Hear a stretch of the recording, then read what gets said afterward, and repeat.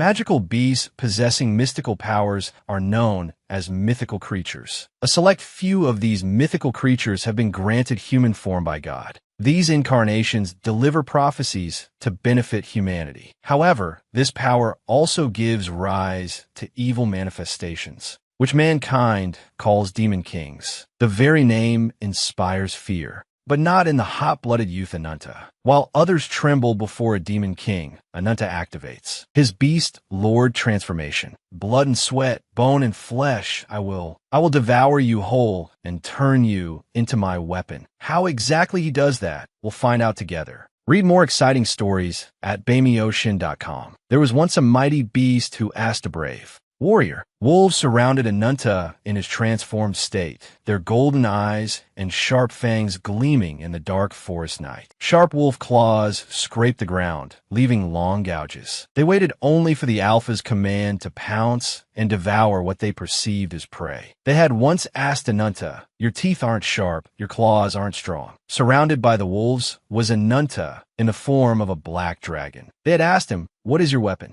He rose up in that colossal form. Seeing their alpha howl the signal, the wolves rushed towards him. Ananta lifted a wolf in his right hand, then used the sharp claws of his left to slaughter the rest. He answered blood and sweat. He then crushed another wolf with his powerful legs. He declared bone and flesh. Seeing its pack dead, the alpha wolf flew into a rage. It lunged madly towards him. Ananta reached out, grabbed its jaws, and held them tight. He said, "I devour the very bodies of my enemies." Then he bent down, bit into its neck, and drank its blood like a vampire, and thus they become my weapons. Ananta tore the wolf's jaws apart. He declared, "I will finish you and devour you." Magical beasts possessing mystical powers are known as mythical creatures. A select few of these mythical creatures have been granted human form by God. These incarnations deliver prophecies to benefit humanity. However, this power also gives rise to evil manifestations, which mankind calls demon kings. A panting figure ran through the forest. He hoped someone would help him, for he was being hunted. But no miracle occurred. He was struck by an arrow. The perpetrators mocked each other for hitting their mark. They were bandits, killing those who passed through to steal their belongings and sell them. After robbing their victim, they excitedly headed back. They gossiped about rumors of a creature stalking them. Their leader suddenly noticed something ahead. The corpses of wolves scattered across the ground. One of them thought the wolves had fought amongst themselves for territory. Maan suggested they had been slaughtered. Suddenly, one screamed, spotting the body of a mythical creature, Ananta, leaning against the alpha wolf's corpse. The bandits gathered around him. One reached out towards him and was bitten painfully by Ruby. Enraged, the bandit wanted to kill Ruby, but by then Ananta had awakened. He punched the bandit who threatened the lizard hard in the face. The bandit died instantly. Ananta scowled at the group. "I forbid you to touch it," he warned, "or you'll face the consequences." The bandits yelled back, accusing him of starting trouble. One even claimed Ananta had killed Han. They surrounded Ananta, threatening to kill him. They didn't know that by touching the beast, they had sealed their fate. Ananta took a defensive stance, waiting for them to attack. Then, with lightning speed, he darted back and forth, severing the bandits' limbs. The bandits screamed in pain, but stubbornly continued to surround him. Their leader trembled in fear. One bandit, unable to bear it any longer, raised a crossbow. Others followed suit, aiming their crossbows at Ananta. Turning, Ananta saw this. The leader shouted, "Fire!" The sharp crossbow bolts flew towards Ananta. Unafraid, he shielded Ruby with his arm. Then, he unleashed his power. The bandits watched in growing horror as Ananta transformed. His back darkened, then erupted in red streaks, like a volcano. The spirits of the beasts he had slain appeared, merging into one. Witnessing this, the terrified bandits cried out, "Demon King!" Suddenly, Ananta's blood-red eyes returned to their normal golden color. He retracted the power he had just unleashed, then leaned on the ground, breathing heavily. It seemed using so much power had drained him. The bandits tied Ananta up and brought him back to their camp. The leader stared in astonishment at the giant alpha wolf. He asked his men if Ananta had done this. Ananta advised them it would be best to burn and send it off. But Maan angrily roared. The leader stopped him, approaching Ananta and asking, "Stranger, what is your name?" Ananta replied, "Ananta." The leader asked his purpose. Ananta simply said he was hungry. The leader looked disbelieving. Maan chimed in, reminding him of Ananta's transformation. He spoke of recent rumors, saying people were talking about a corpse-eating demon king in the area. The leader thought Ananta was human, but Maan insisted he was the demon king in disguise. Ananta denied it.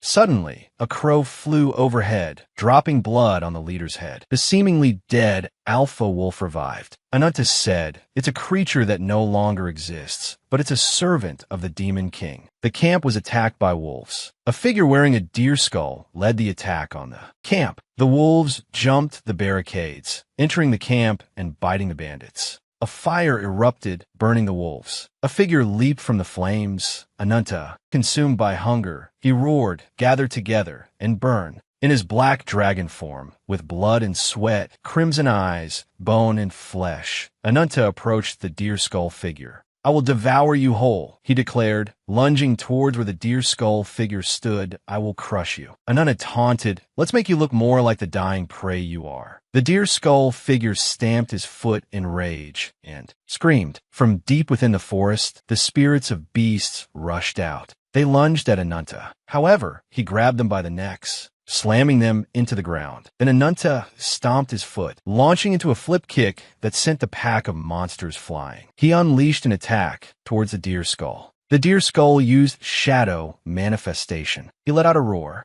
then activated his power. Both Ananta and the deer skull charged at each other. A loud boom erupted. The two exchanged blows fiercely. Ananta bared his sharp fangs, and the deer skull jabbed at his back. Suddenly, he caught the deer skull's hand, surprising him. Ananta delivered a powerful punch, sending the deer skull flying with a headshot. Ananta grabbed the deer skull's hand with his claws and slammed him down hard. The deer skull lay gasping, covered in blood, on the ground. He slowly approached the deer skull. Ananta choked him. The image of a girl appeared beneath the deer skull. He was utterly surprised. He realized this person was no longer conscious. Then what? A sudden noise came from behind. Ananta turned to look. Something whizzed past, cutting his shoulder. A giant crow appeared in the sky, landing near him. Ananta realized that, in fact, this bird was the true corpse-eating demon king. The bird transformed back into a man. He said incredulously, "Impossible. My beloved shadow puppet has never been defeated by anyone." He continued, "I've had my eye on you since you arrived here." He reproached Ananta why.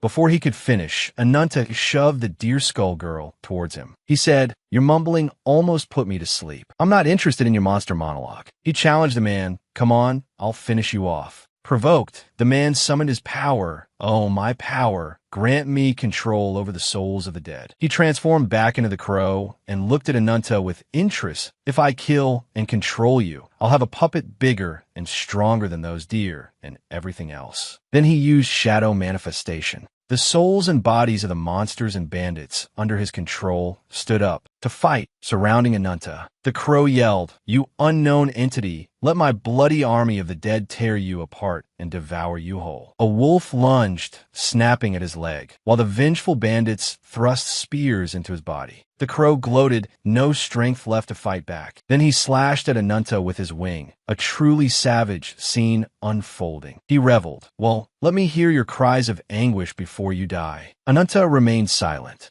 then suddenly burst into delirious laughter. He activated his power, creating a blinding red aura. The crow was surprised what? Zooming in on his eyes, the silhouette of a monster appeared. "This is..." Ananta unleashed the monster souls, bearing their fangs and claws. He laughed. "Let me hear the roar of the beasts." I told you. He opened his mouth wide, as if he wanted to devour that guy alive, and he caught the crow's head. Inside his mouth, the crow must have smelled the stench of his breath and vomited blood, crying, "Ack, ack, ack." The soul monsters inside Ananta saw their friend and rushed out. The crow cried bloody tears in fear, then dissolved into them. The deer skull girl opened her eyes and saw Ananta absorbing power. She sat there dumbfounded. Ananta seemed to notice as someone watching and turned his eyes were crimson red at that moment. Seeing that, the deer skull girl gulped nervously. In fear, Ananta walked closer to the girl, and she was very surprised. He announced that she was no longer controlled by the Demon King. The girl raised her hand to her head, remembering, at that time, I had a pair of glowing wings. Ananta was suspicious. Could it be that you were also a victim of those wings? The girl didn't understand. A victim of the wings? She asked Ananta, who are you? He replied, Ananta, descendant of the Black Dragon, the survivor who eradicates all demon kings in the world, and will be the one to kill the embodiment of the wings. The sun gradually dawned in the sky, and under the flickering sunlight, the horrific scene of corpses piled upon each other appeared vividly before their eyes. Amidst the devastation, Ananta stood before the girl and introduced himself. Ananta, descendant of the Black Dragon, the survivor who eradicates all demon kings in the world, and will be the one to kill the embodiment of the wings. After hearing Ananta's grand profile, Nadia was so scared she broke out in a cold sweat. She said, I really don't understand what you're saying. At all. She expressed, Black Dragon, or embodiment of the wings, or whatever, I don't understand. Her eyes suddenly contracted, the meaning of both. Before she could finish, Nadia collapsed. Ananta looked at Nadia with a cold expression. I suppose you've caused quite a bit of trouble, haven't you? His expression turned serious. In her dream, Nadia was running as if her pants were on fire. She was panting heavily, and the deer skull suddenly appeared before her eyes. Nadia turned her head and, seeing the deer skull chasing her, ran at breakneck speed. Suddenly, she tripped and fell face first into the ground. When she looked up, her entire body was covered in fresh blood. The deer skull's shadow was reflected in the lake of blood. Nadia looked around in surprise and saw corpses scattered around the lake. She let out a few frightened cries, and suddenly the embodiment of the wings appeared, illuminating the dark space. Nadia turned around to look, and it smiled radiantly. The dream ended there, and Nadia woke up. Wyfoot noticed and asked, Oh, you're awake? She stretched and inquired, You were frowning in your sleep. Did you have a nightmare? Nadia thought the transformed person. Suddenly, a call of Ruby rang out. Ananta ordered it. Begin. Ruby gathered fire in its throat and then spewed it out like watering a plant. The fan-shaped flames were burning, those controlled by the Demon King. From the flames, dark shadows emerged, then flew up and turned into ashes.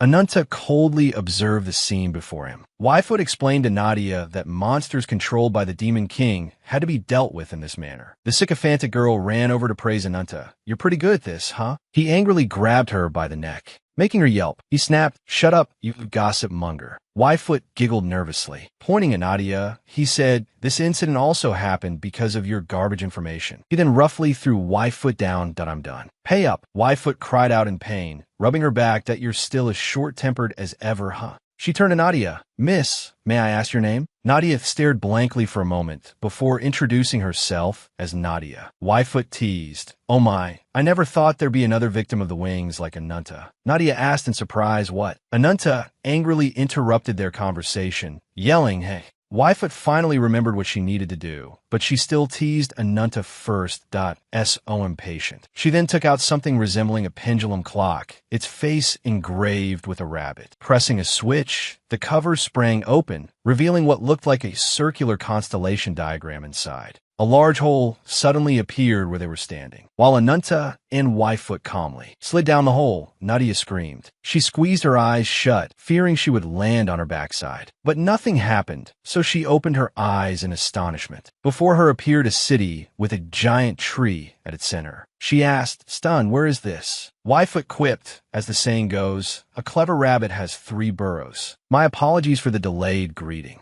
She then introduced herself. I'm a member of Thak-Kuak, the largest information network on the continent, the adorable, fair-skinned messenger girl. She gestured towards Ananta. And this is Ananta. We've known each other for quite some time now. She continued, This is Cafes, the largest trading city in the south. The giant tree in front of us is often called the Sacred White Lotus. At the top of the tree is where Nadia scowled, interrupting her. Enough. I'm grateful that you saved me from the Demon King's control, but I don't want to hear your monologue anymore. If you want to continue this conversation, answer my question first. What's your purpose in bringing me to this hidden city? Ananta told her to shut up and follow him, and he would give her the answer. Entering the marketplace, Nadia asked him about the embodiment of the wings. He said it was a disgusting monster. She still seemed confused, so Wyfoot explained, the incarnation is given human form, and the embodiment of the wings grants power to others, an incomplete power. They arrived at their destination, the cafe's slave market. Inside were foreigners, vagrants, and even mystical creatures, all captured and enslaved. Nadia was puzzled. What does this place have to do with the embodiment of the wings? Ananta kicked her down into a pit, filled with people who were to be sacrificed alive to the embodiment of the wings. Ananta intended to use her as bait for a trap. After locking Nadia up, Ananta said to Whitefoot, "The rest is up to you." Whitefoot agreed. Suddenly, Nadia called out after them. She asked, "Were all the people in prison with you captured by them?" She yelled at Ananta, "Using innocent, vulnerable people to achieve your goals. Don't you feel any remorse?" Hearing this, Ananta challenged her. "If you want revenge, take it. Just don't get your hands dirty." Nadia was furious. Whitefoot agreed. How much pain will those pitiful people suffer at the hands of the embodiment of the wings? Having said that, Whitefoot teased Nadia and was scolded by her. Whitefoot exposed Nadia. "That's why you were controlled by the demon lord and killed so many people. You don't care about those insignificant lives either. Not doing it intentionally doesn't mean nothing happened." She told Nadia, "Our common enemy is the embodiment of the wings." In the corridor of the arena, Ananta sat in contemplation for a moment. Whitefoot approached him and said, "You said a bit too much. We didn't do anything to those sacrifices, did we?" Ananta asked with concern, "How is she?" Whitefoot replied, "I asked Nadia if she wanted to cooperate." She explained, "Just as planned, they were taken to the White Lotus Temple by the guardians of the wings." At this time, Nadia had been led to the front of the temple. Whitefoot recounted, "Offering the sacrifice is the first step to meeting the embodiment of the wings. This way, all our efforts to find him won't be in vain." She said, "There's a barrier around it, so even the people of the White Lotus Temple can't break in. To get in, you need a living sacrifice. That problem is taken care of." She continued, "If you can touch a branch of the White Lotus, the symbol of the victor, you will soon meet the embodiment of the wings."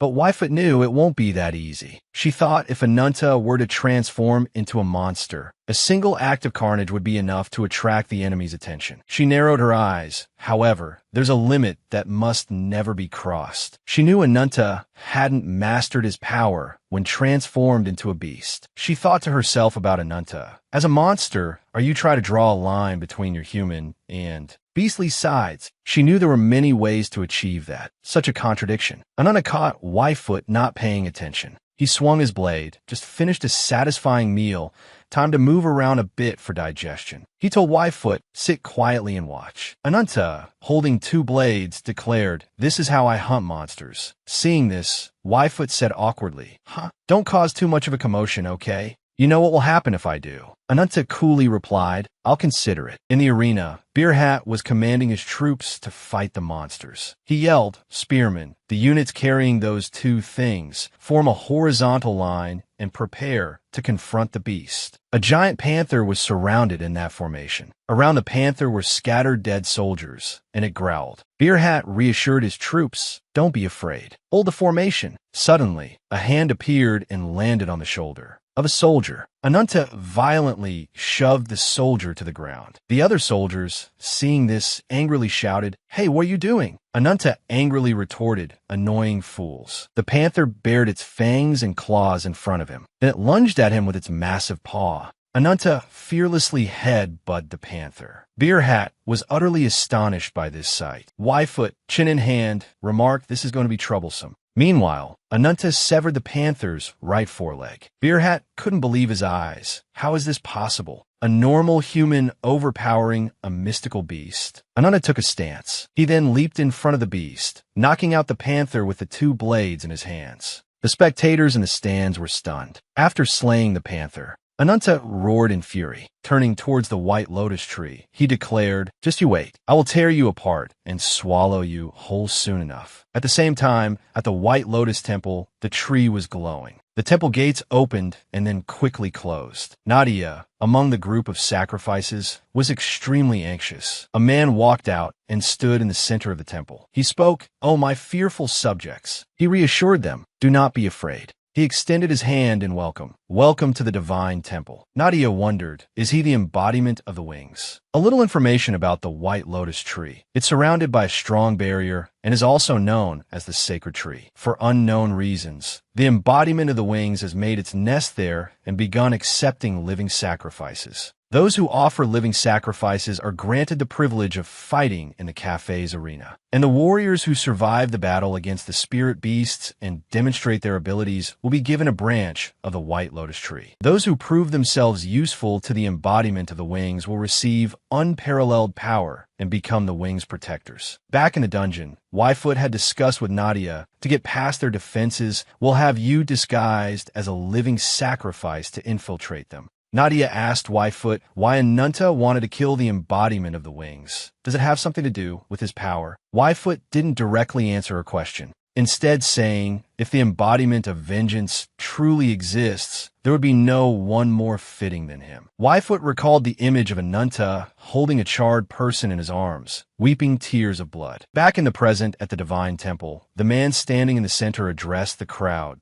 Oh, you people who have overcome countless hardships, look up at me. The group of sacrifices looked at him, some even praying to him. He introduced himself as the very God they all worship, the master of the White Lotus tree, and the embodiment of the wings who brought the sweet mist to this dark world. He said his name was Banzak. Banzak's voice deepened, that I will show mercy to you sacrifices. Prepare for the coming liberation, and offer your bodies to the wings that will save all beings. A young girl suddenly knelt down and pleaded, oh, embodiment of the wings, please have mercy on us. My sister and I are innocent. Please spare us. She begged, please, even if you only spare my sister. Hearing this, Banzak smiled. He raised his hand that, oh, my beautiful, thoughtful subject, I shall reward you. Hearing Banzak's words, the young girl was overjoyed. Boom! Her head exploded. Her words of gratitude died before they could leave her lips. The younger sister stood next to her older sister, terrified. The members of the sacrificial group trembled uncontrollably at this sight. Banzak, sitting arrogantly on his throne, declared before the threshold of death, all beings are equal. He pointed his foot towards the younger sister. Your sister has just been freed from fear and repentance. You will soon be reunited with her in nirvana. Hearing his pompous decree, the members of the sacrificial group became even more afraid. Then, a subordinate drew his sword, intending to strike. However, the skies suddenly darkened. It was Nadia. She had activated her power. Banzak, still smug, said, there are no saviors here. Nadia growled at him. You're nothing but a remorseless killer. Banzak rested his chin on his hand indifferently. That I wonder which lucky living sacrifice will become the embodiment. At this moment, Nadia was still radiating her power. Suddenly, she heard the people around her calling her a monster. Looking at the shadowy manifestation of herself, Nadia faltered. She remembered Yfoot's words. Whether intentional or unintentional, what's done is done. There's no turning back. She recalled the scene where she, controlled by the Demon King, had killed so many people. An encouraging voice rang out, don't lose. Nadia seemed to awaken from a nightmare. She looked towards a child who had spoken and smiled. Then, she activated her power. Bushes erupted from the ground, surrounding the group of sacrifices. Other vines wrapped tightly around the subordinates, suspending them in midair. The remaining bushes formed a protective layer around the sacrifices. Nadia reassured them, don't worry, everyone. I'm here. While Nadia was startled, Banzak attacked her. He taunted, little dear, don't make promises you can't keep. He insulted her, a nameless embodiment like you, daring to oppose me. Behind the veil of dust, Nadia's figure appeared. She declared, I have a name. My name is Nadia, embodiment of nature. Deer antlers sprouted along with her words. Bonzoklev dedi shive. Ha ha, insolent woman. Nadia used her power again, causing vines to grow rapidly. She wondered, an invisible wave or remote control. She realized that although she had inadvertently blocked all his attacks, they didn't seem phased. So, she decided to use cellulose, a technique where the vines intertwined to form a mushroom-like shape. Nadia thought, with this power, I will crush him. Seeing her use this powerful technique, Banzak simply smiled. Then he flew up and commanded, shatter! In the arena, Anunta looked towards the temple, sensing something was wrong. The spectators in the stands murmured amongst themselves.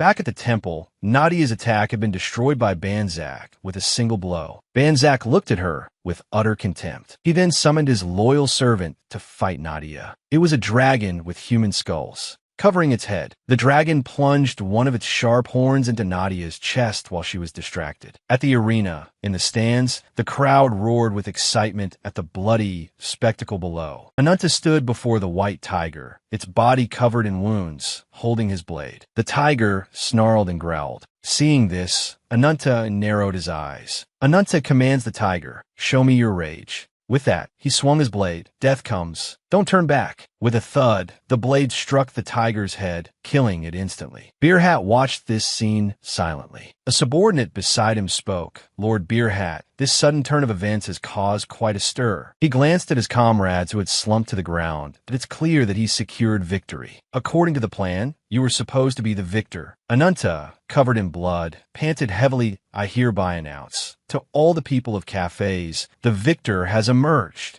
The subordinate anxiously said, "My lord, what should we do?" The MC announced, "Oh, glorious champion, your reward is a branch of the white lotus tree, bestowed upon you by the protectors themselves." A group of masked figures, led by their leader, emerged carrying a box. Beerhat advised his subordinate, "Calm down, don't get agitated. The plan remains as discussed." He was certain, no matter what happens, the White Lotus branch will be ours. The group approached Ananta. Ananta's expression turned serious. The box was opened, revealing a branch of the White Lotus tree. He took it, staring at it intently, as if wanting to devour it. He had to kill the embodiment of the wings at all costs. Elsewhere, at the divine temple, vines had grown rampant. Inside the protective barrier, two children peered out, observing Nadia's situation. Ambushed by the dragon adorned with skulls, Nadia was severely weakened. She pulled out the sharp horn, then knelt on the ground, gasping for breath. The monstrous creature stood towering before her. Banzak taunted Nadia. "You said you would do your best to protect those sacrifices. How deceitful." He mocked her. "Look at those pitiful faces.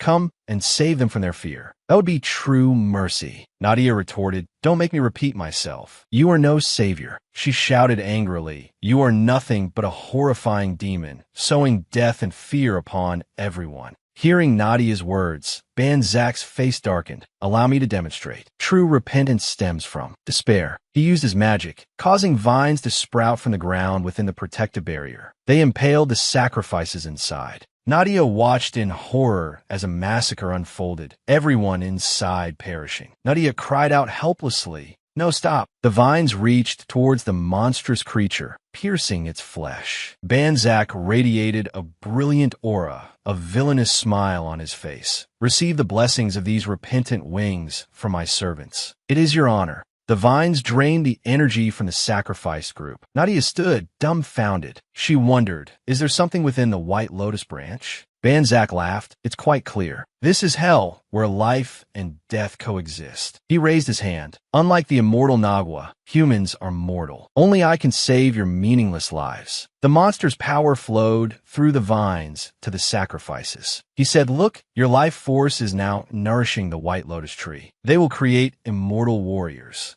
A cycle of life, reborn to become the light protecting the White Lotus tree." The monster screamed, announcing its coming, the blessing of the wings. Nadia questioned Banzak. "What kind of monster are you? How many people have died already?" "Bonzok Betskonet," and a branch from the ground shot up, wrapping around Nadia. He answered her question. "So many, it's pointless to even count." He sneered. "What a stubborn woman." He asked her any last words. Nadia told him, "Go to hell." Banzak chuckled, and suddenly something black flew quickly towards him. Banzak turned and slashed. The sacrificed person's head, half drained of life by the White Lotus tree, flew away. At the same time, Ananta jumped up, aiming for Banzak. Banzak's pupils reflected Ananta's image. He thrust the newly rewarded White Lotus branch straight into Banzak's eye. After the stab, Ananta landed on the ground, looking incredibly cool. Nadia, seeing him, cried out joyfully, "Ananta!" He turned to tease her. "You're still alive? Pretty lucky." Banzak realized the thing stabbed into his. "I was a branch of the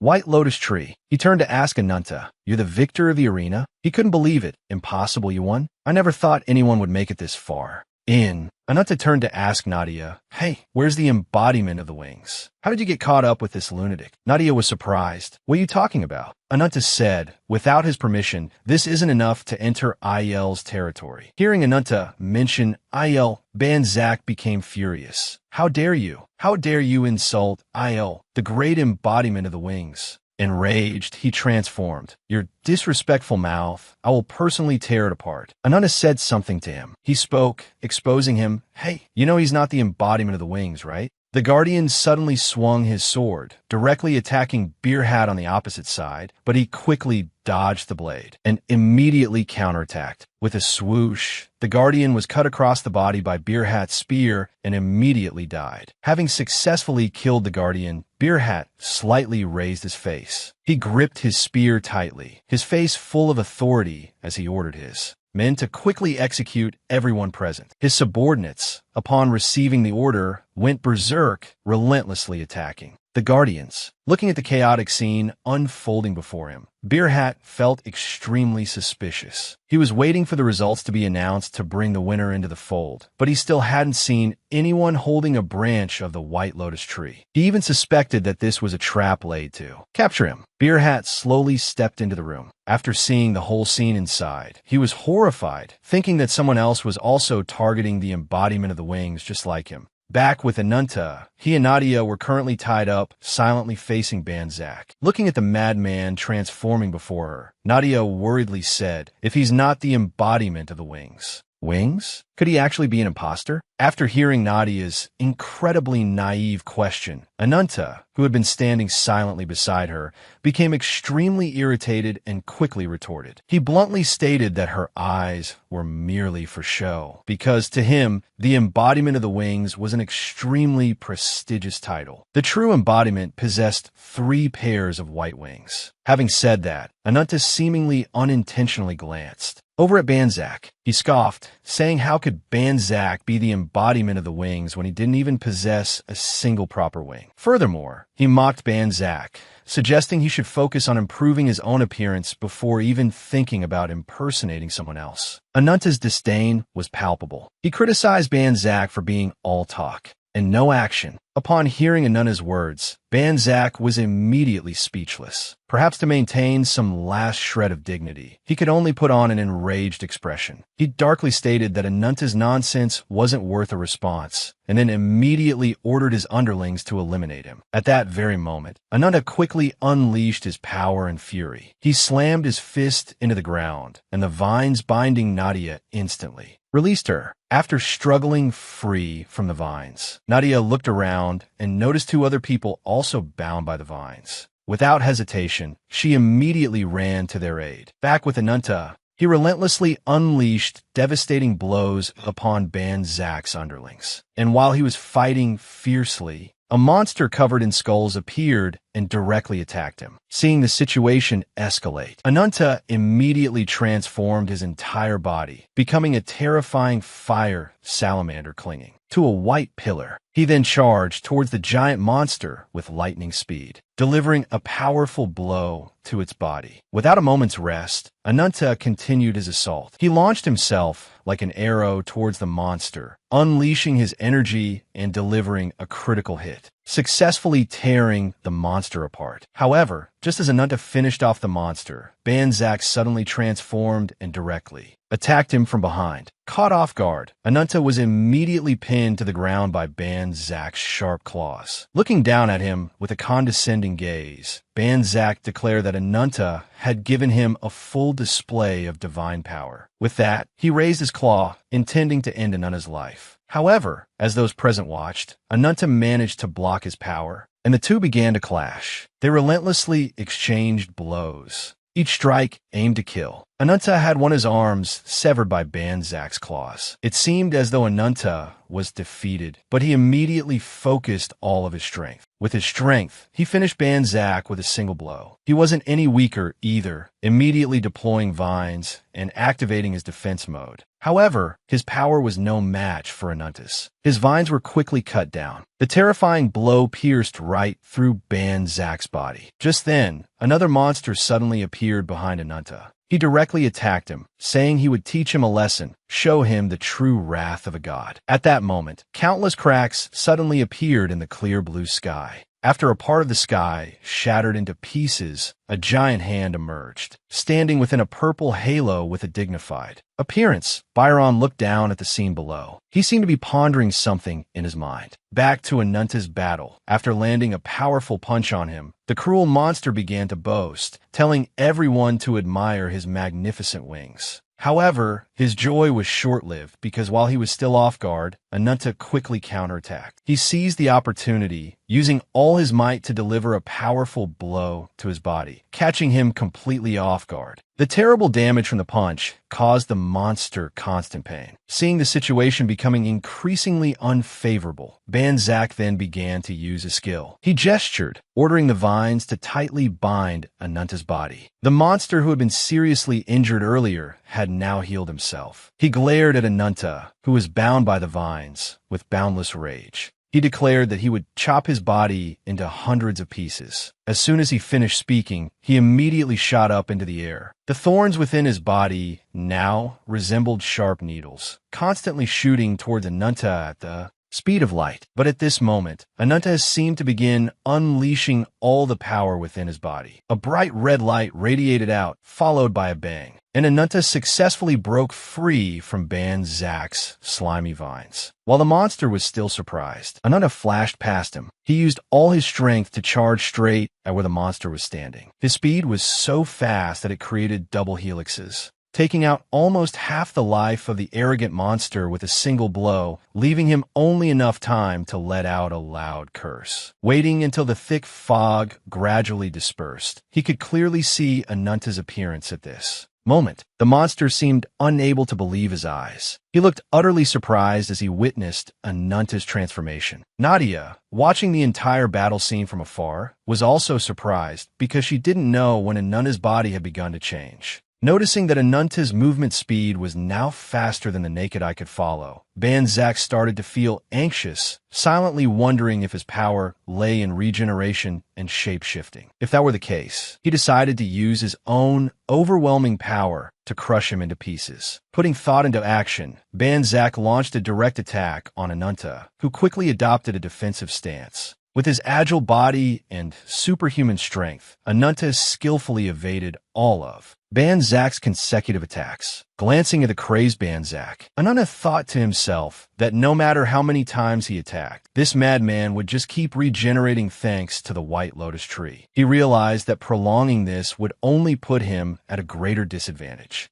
Just then, Ananta happened to glance at the nearby ceiling. Seeming to have thought of something, he took a running start and launched himself into the air, destroying the ceiling with a single punch. Banzak then used vines to bind Ananta's feet, suspecting he was up to some foolish scheme. However, faced with his words, Ananta didn't respond, instead stalling for time by asking roundabout questions. Sensing the opportune moment, Ananta declared that it was time for him to pay for the lives he had taken. As soon as he finished speaking, his body transformed once again. While Banzak was still stunned, he immediately summoned ghosts. The summoned ghosts appeared in increasing numbers. All of them, swift as lightning, charged directly at Banzak, terrifying him to the point of incoherent screaming. Witnessing the scene unfold before her eyes, Nadia was momentarily dumbfounded, filled with questions. However, she soon realized that they were the sacrifice people. At that moment, a brilliant light suddenly appeared in the space. When she opened her eyes, Byron was before her, bowing respectfully. By the time she turned around, the white-haired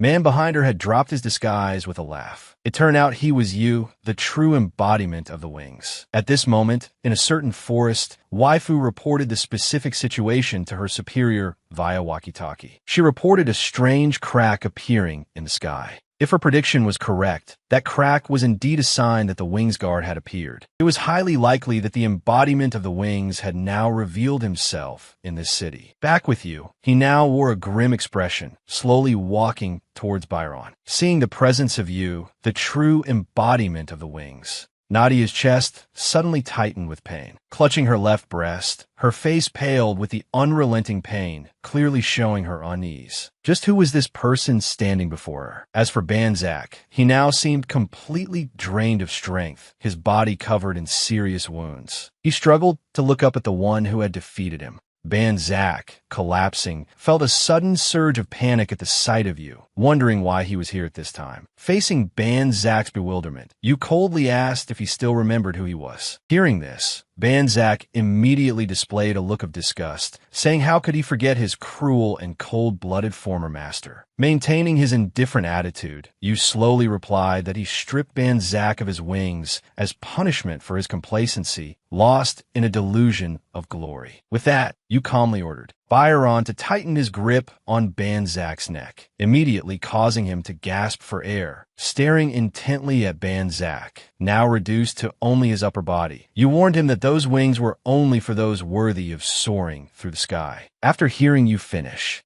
Banzak immediately became enraged, believing you was speaking nonsense. To him, the truly wicked and terrifying one was the one who sacrificed thousands, even millions of lives just to create a body for a monster, and he simply wanted to reclaim the wings that rightfully belonged to him. However, Banzak's outburst only made you see him as a foolish, useless pawn, and those who had outlived their usefulness were only fit to be discarded. With that thought, you slowly exerted his power. A blinding light flashed, and Banzak instantly turned to dust. Anana witnessed the entire scene, his eyes filled with rage and hatred. Some time ago, the villain you had told him that he had a small dream. He wished to pierce the heavens, find the clouds that led to the land of the gods, and until that dream became reality, he would not stop, even if he had to become the enemy of the entire world. Remembering the sight of his entire tribe ravaged and destroyed, along with the gentle smile of his sister Asita, praying for his safe return, and finally, the moment his beloved sister burned to ashes, Ananta furiously roared Yu's name. Meanwhile, Byron and you were discussing the White Lotus Tree. Byron said that the White Lotus Tree was simply the name of a tree in the Kingdom of Paradise, having nothing to do with what you desired. You slowly picked up the White Lotus Tree, stating that compared to the World Tree, it was merely a counterfeit. What he cared about at this moment was the connection between Nadia and his own existence. At that very moment, Ananta burst forth from within the throng of ghosts. He charged towards you with furious hatred, but was quickly intercepted by Byron's agile movements. Ananta was now consumed by a terrifying rage. He relentlessly unleashed his full power, landing devastating blows on Byron. The guard now also took a defensive stance, ready to attack him at any moment. He and Byron continued to clash. But on the other side, he was also staring at Nadia with a look of great amusement. The moment he reached out his hand, intending to do something to her, Borat appeared just in time with his spear, successfully thwarting Yu's wicked intentions. At this moment, Ananta activated his power to its maximum. He stood facing you and roared furiously. Looking at him like this, you excitedly said that he was seeing a familiar face again, because Ananta had completely transformed into the Black Dragon Azadahaka. Looking at the surrounding scene, Ananta stood dumbfounded, his face filled with bewilderment. He didn't know where he was, why he was here, but above all, he had a bad feeling about this place. Thinking this, Ananta decided to quickly find a way out. But even if he escaped, he didn't know where he would go. Just then, the Black Dragon Azadahaka suddenly appeared behind him. It reminded him not to forget the one who had taken everything from him. Noticing the Black Dragon's presence,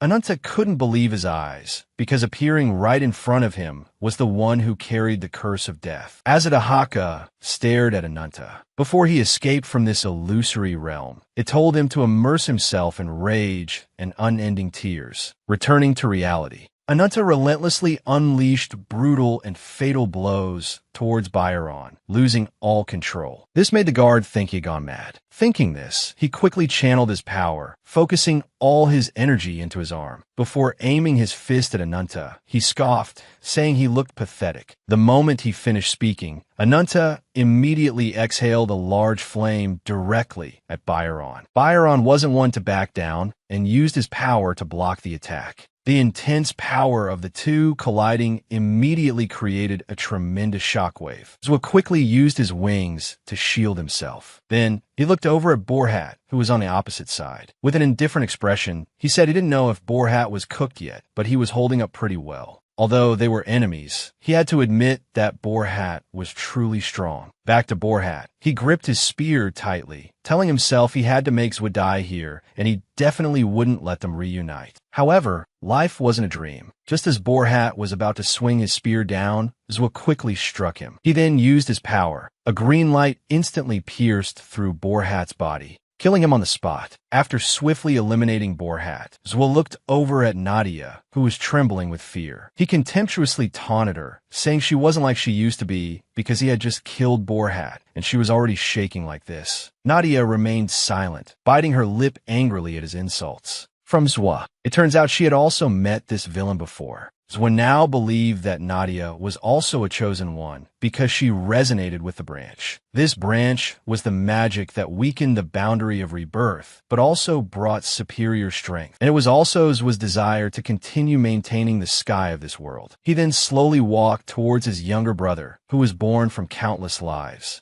but could only stay in a cage. Hearing this, Nadia couldn't help but curiously ask the name of his younger brother. He gave a creepy smile and said his name was Zit. Back to the fierce battle between Anunta and the guard Byron. The two were fighting intensely. Anunta powerfully spread his wings and shot straight up into the air. After reaching a certain height, he focused all his strength and blew out a large fireball. He shouted the incantation, Heavenly Fireball, and the fireball immediately shot down like an arrow. Zwa stood below, calmly watching the fire approaching, believing that Anunta was underestimating his abilities. Zwa slowly raised his hand, slowly displaying his power, not forgetting to say that heaven had no place for someone like him. He then began to chant a spell, accompanied by a blinding green light. Emitting forth, everything finally came to an end. This was probably the end of the White Lotus Tree, because after the battle that broke out at the White Lotus Tree, due to suffering the intense destructive force from the power of the wings, Anunta, the trump card, the embodiment of revenge, had completely failed. In a desolate field, Ruby was running for his life to escape the clutches of the hounds. Because they didn't have much strength left, they quickly caught up to Ruby. But fortunately, at the critical moment, Anunta quickly appeared and blocked them with his axe, successfully saving Ruby's life. The remaining hounds, seeing this, were frightened and ran away. Knowing that Anunta was the benefactor who had saved him, Ruby insisted on following him everywhere, which Anunta found extremely annoying. A moment later, he looked at Ruby with some annoyance, questioning why he kept following him, even saying that he had no food for him. Although Anunta tried his best to chase him away, Ruby remained stubbornly there, leaving Anunta with no choice but to use force. But as soon as Anunta raised his hand, Ruby immediately breathed out a large flame, startling Anunta. While he was still stunned by the sight, a loud noise suddenly came from behind him. Anunta turned around with worry and saw a giant monster appear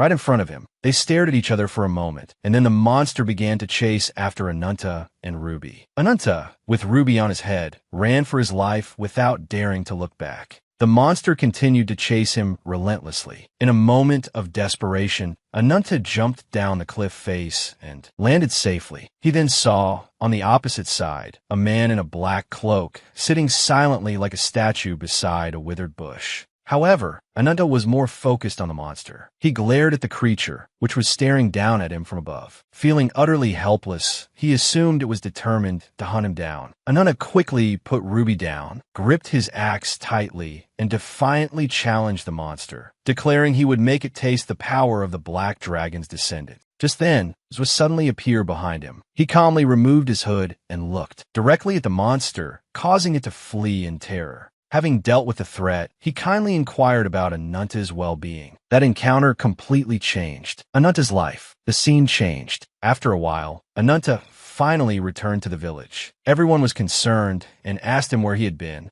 and also questioned him about Zwa's identity. Just as he was about to explain, Asita suddenly appeared. She sternly asked Anunta if he had gone to the Mystic Beast territory again. She also inquired about the identities of Ruby and Zwa, who were standing beside him. After listening, Ananta introduced his sister to Zwa. However, as soon as the introduction was made, Asita suddenly covered her mouth and coughed violently, coughing up a large amount of blood. Seeing this, Ananta was shocked and urged his sister to come inside and rest. Zwa observed everything that had transpired. The scene changed. Now inside the camp, the chief hospitably invited Zwa to enjoy a meal. Because outsiders rarely visited the village, he felt obligated to treat the person who had saved members of his tribe well. Furthermore, to show his hospitality, the chief allowed Zwa to stay as long as he liked. This warm welcome pleased Zwa, who gratefully thanked the chief. His gaze then fell upon Ruby, and with a single glare, he frightened Ruby, who quickly sought a place to hide. While Zwa remained in the tribe, Ananta would be responsible for acting as his guide, as per the chief's orders. The chief then looked at Zwa, curious as to why he had come to such a remote place. Zwa immediately replied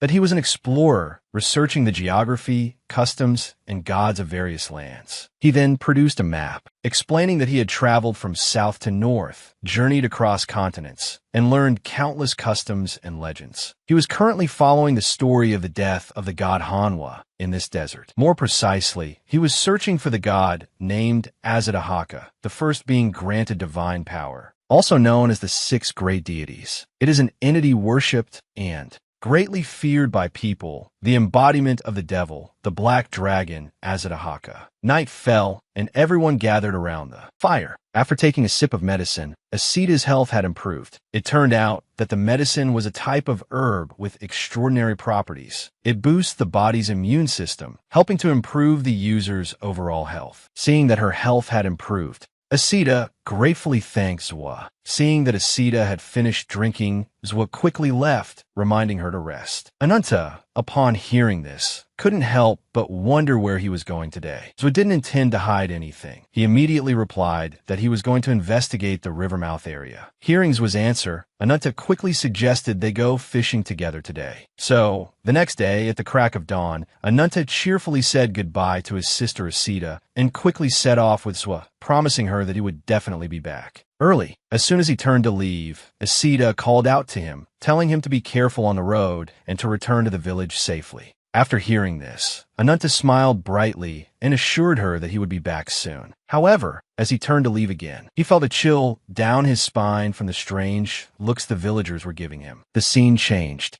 and now Ananta and Zwa were grilling fish by the seashore. Ananta held a fish skewer in his hand and curiously asked Zwa if he was going to stay in the village for the whole week, also inquiring about the progress of his investigation. Upon hearing Ananta's question, Zwa gloomily replied that success wasn't easy to come by. For him, finding a few more fragmented pieces of history from the descendants of the Black Dragon was already good enough. It turned out that long ago, human ancestors had faced incredibly cruel and terrifying invaders. But thanks to the help of the Black Dragon, they had successfully defeated them. Afterward, the descendants of those human warriors worshipped the Black Dragon, the benefactor of their tribe. All of that was all the knowledge about the descendants of the Black Dragon that Zwa had gathered. After saying this, Zwa sighed softly and said that none of the villagers would say anything about the Black Dragon, as if they were deliberately hiding something. Hearing this, Ananta immediately reacted, saying that Zwa was overthinking things. Zwa didn't say anything more and changed the subject, asking Ananta if he was still sneaking out to hunt without telling Asita, as the number of wounds on his body had recently increased significantly. Faced with Zwa's questioning, Ananta seriously asked him to keep this a secret, adding that while there was still prey, he needed to hunt as much as possible. Actually, Ananta's parents had both fallen ill and died when he was a child, which was why Asita was so protective of him. As he spoke, a look of sadness flashed across Ananta's eyes. He told Zwa not to worry about his business and then try to show that the wounds on his body didn't hurt at all. To break the awkward silence, Ananta quickly changed the subject. He couldn't help but wonder why Zwa was looking for the first gods. After listening, Zwa slowly explained that he wanted to find the Lord's treasure. It turned out that these gods held the sources of the Lord's power. It was a power that transcended all the laws of the world and human understanding. The treasure consisted of 6 artifacts containing the power and authority of the gods. If anyone were to lay their hands on it, that person would surely become an entity far surpassing this world. After listening to Zwa's entire explanation, Ananta anxiously asked about the old scale. This immediately made Zwa suspicious, thinking that Anunta must have learned something. Realizing his earlier attitude had been a bit careless, Anunta scratched his head helplessly and decided to tell Zwa everything. It was a story he had heard from his sister when he was young. The black dragon, in its rage, couldn't stop at just driving out the invaders, but continued until the entire grassland was reduced to ashes. The black dragon entrusted one of its scales to their ancestors to restrain itself, and it fell into a deep sleep after dividing its power. Afterward, Anunta's ancestors built a temple in the canyon to worship the black dragon and sent the village's elite warriors to protect it, preventing the scale from falling into the wrong hands. Hearing this, Zwa stammered, about to ask Anunta to take him there, but before he could speak, Anunta saw through his intentions and refused. Seeing that he couldn't go there, Zwa asked Anunta to take him somewhere else. A while later, they finally arrived. Looking at the majestic scene before him, Zwa said he wanted to pierce the sky and find the cloud that would lead him to the land of the gods. He declared that he wouldn't stop until his dream came true, even if he had to become the enemy of the entire world. With that said, Zwa stared at Anunta's incredulous expression and slowly said that it was all caused by the black dragon's curse. The demon king's servant, the ruler of curse and death, who defied everything to become a minion of such a malevolent god, entrusted the Lord's treasure to a mere tribe. The deaths of Anunta's parents and his sister's serious illness were all caused by the black dragon's curse.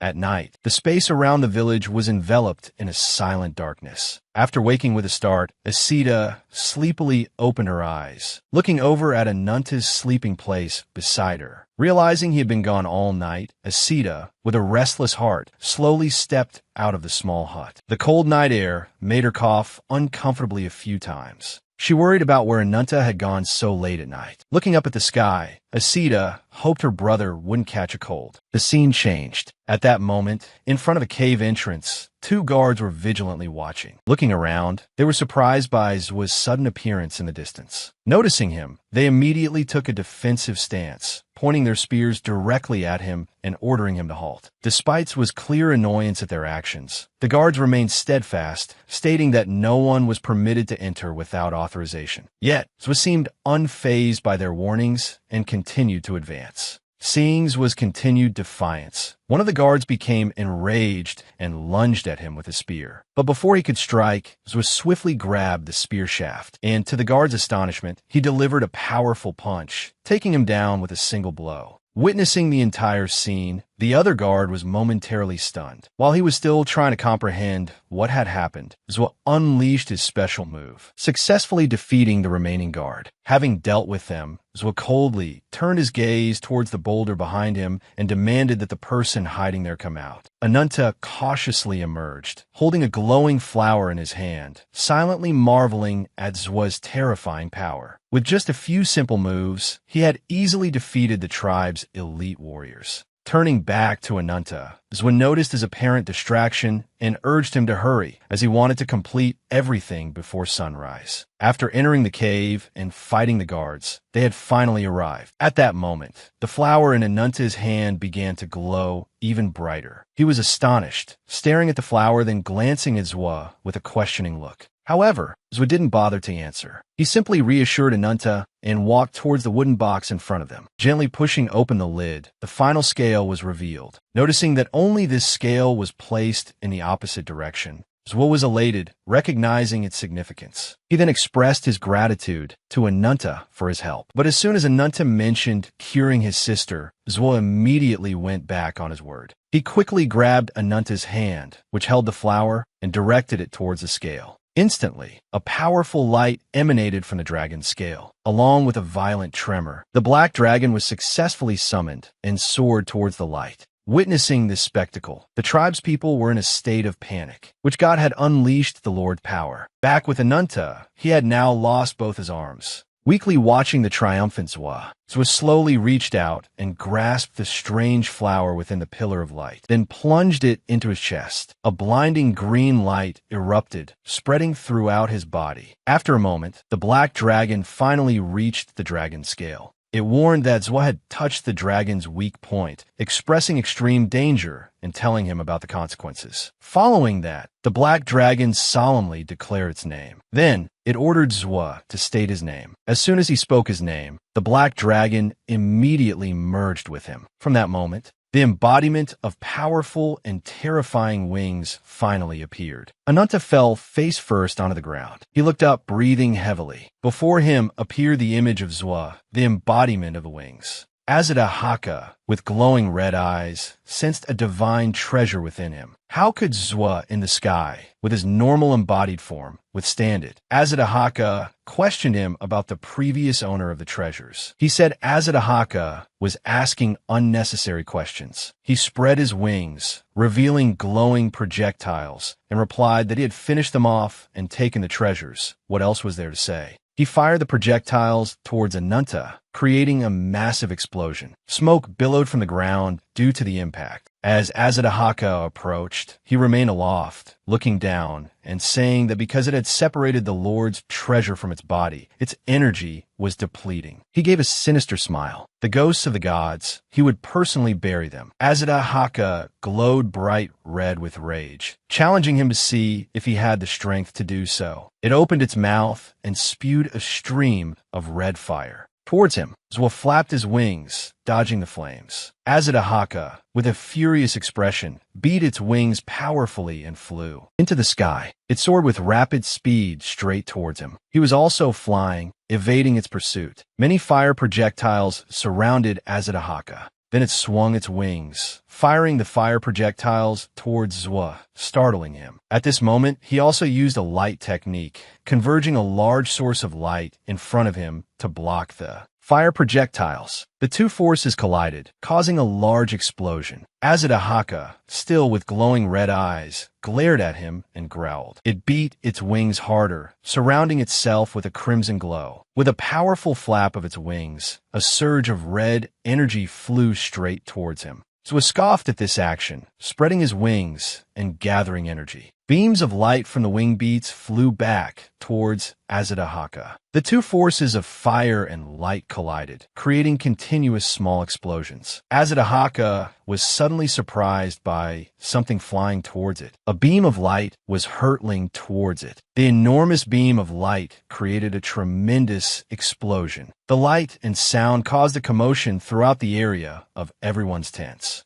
Asita clenched her fists, looking up at the scene in the sky. Ananta, now covered in wounds, trembled with each sob, blood trickling from his mouth. Both of his arms were gone. He knelt on the rocky ground, breathing heavily. Ananta looked towards the distant sky, whispering, "Sister." Azadahaka crashed to the ground, causing a powerful tremor. Now it lay on the ground in a precarious state, surrounded by a thick cloud of dust and smoke. Yeo looked down, a triumphant smile on his face. He smirked and declared that Azadaha had lost. Its heart was completely broken. After speaking, he didn't forget to laugh mockingly once more. Yeo looked up at the sky, flapped his wings, and smiled with satisfaction. Finally, he could ascend to heaven. He soared away, creating a streak of light that shot up into the sky. Ananta's eyes welled up with tears. Why did it turn out like this? I did everything for you, sister. Suddenly, he was startled by Azadaha's voice. It spoke, dying, "You helped this embodiment of the wings." Tears streamed down his face, and his whole body trembled. He begged for forgiveness, saying everything he did was for his sister. Azadaha's eyes glowed red. Facing death, it was not happy. Its entire body glowed crimson. It would tear him limb from limb. Azadaha struggled to use its last remaining strength to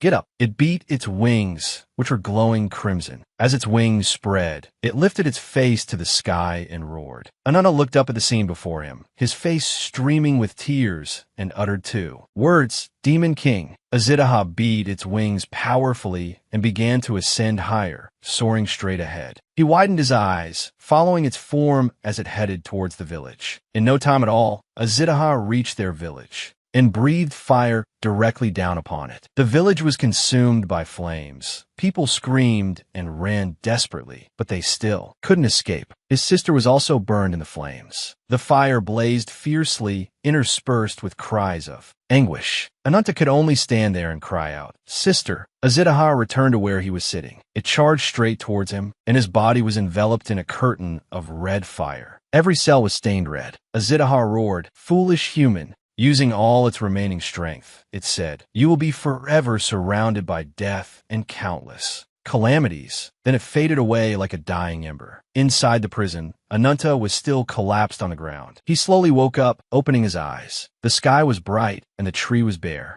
Yuyo and Rit looked into the distance, an unexpectedly long road ahead. Nadia was still staring blankly, motionless. A crack appeared, and Yuyo spoke, "Return to their sanctuary." Bahirin struck the crack, revealing another space. Yuyo paused when he heard Nadia speak. Her clear eyes also caught Rit's attention. Nadia said they called him a lowly creature. They deceived themselves into thinking they were gods. But the child right in front of her was the true God. She hugged herself. Before meeting him, she had no memories. "Tell her," she pleaded. Yuyo smirked, confirming it was that brat Ananta. "Everything is a result of cause and effect. When cause and effect cease to exist, they will disappear." He gave a wicked smile, his eyes gleaming brightly. Such is fate. He looked forward to the day he would see her again. Nadia frowned at his words. At this moment, Rajelsa Enhaza was bathing in the stream. She let her fiery red hair cascade over the edge. Muir and Scan came to report. "News has arrived that Lord Beerhat has returned from the southern garrison." She suddenly straightened up. It had been a while since she'd heard such good news. As she walked forward, she said, "Luckily, if it were bad news, I wouldn't know what to do." Rajelsa had her cloak placed on her by Muir. Scan continued the report. According to the information received, an embodiment and 2 humans accompanied him. She asked, "Does the embodiment have wings?" Muir replied, "It would be best for your highness to see and judge for yourself." She gave a satisfied smile. At a large mountain fortress, Beerhat and his entourage entered. He was accompanied by Nadia. Much like Ananta,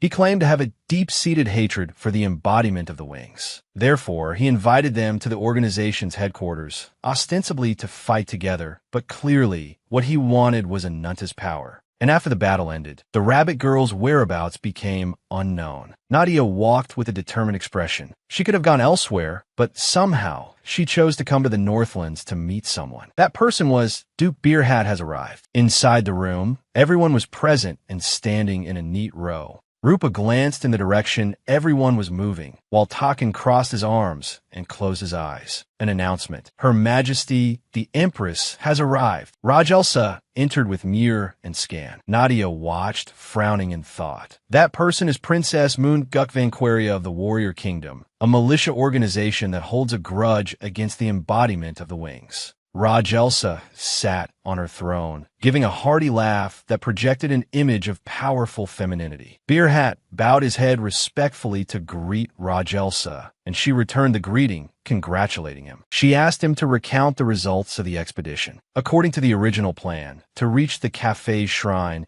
they eliminated a group of arena participants and disguised themselves as them. There were some unexpected incidents, but he finally managed to infiltrate the shrine. There, he met the embodiment of the wings, Yiyo. Everyone, upon hearing his name, looked up. Rajelsa continued to ask about the unfolding events. Beerhat calmly recounted how he immediately engaged Yuyo in battle, but shamefully, he was defeated. Hearing this, she frowned and rebuked him. "So you returned empty-handed, humiliated like this?" He felt very uncomfortable. Victory and defeat were part of a warrior's life, and no matter how many times he lost, one day his own hands would end Yuyo. She chuckled at his attitude, then burst out laughing. "That's the Beerhat I know." Now, Rajelsa noticed the person beside him. Nadia bowed her head in greeting and was introduced. She is the embodiment of nature. She's part of a group searching for the embodiment of the wings. Beerhat respectfully said to Rajelsa, "Nadia is a new ally who will lend further strength to."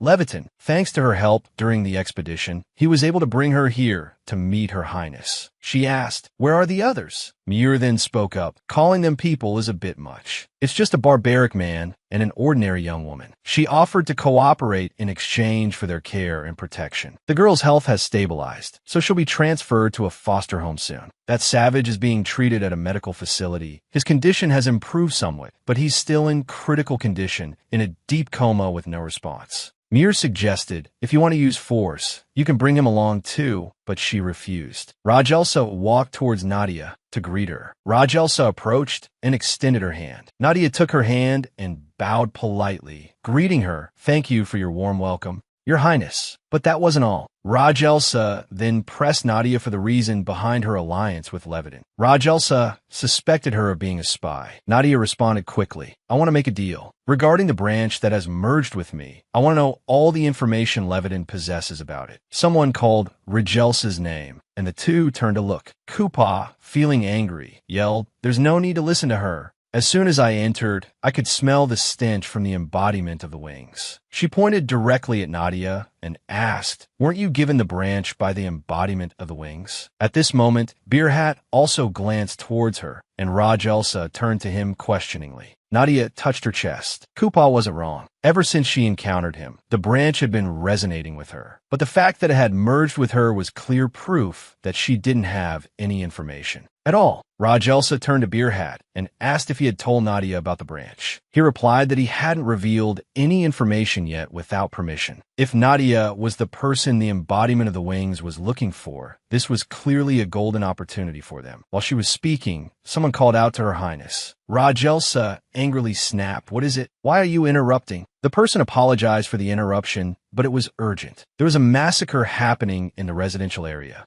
At that moment, the image of a fiery red Ajitahaka appeared. Remembering the time it had invaded his body, Ananta felt like he was no longer himself, his mind losing its clarity. It tilted its head up and growled, and an entire area was set ablaze. It advanced step by careful step. It stomped on the ground and flew up, then charged forward at full speed. It stopped in a high open space and roared towards the sky. Ananta stared in disbelief at the sight of the burning village before him. Everything, from the people to the huts, was gone. He emerged from his shell, his broken body dragging along with each step. The image of his beautiful, gentle older sister appeared with a smile and her voice. Ananta, be careful on your way. His beautiful older sister had been burned to death. Ananta stared at her charred body. He cried out and embraced her remains, trembling. He sobbed with grief. Tears of blood streamed from his eyes as he screamed in despair. Filled with hatred, he vowed to kill Ruyo with his own hands. Ananta opened his tear-filled eyes, sitting up, unaware of where he was. A lovely little girl was sitting by the bed, looking at him.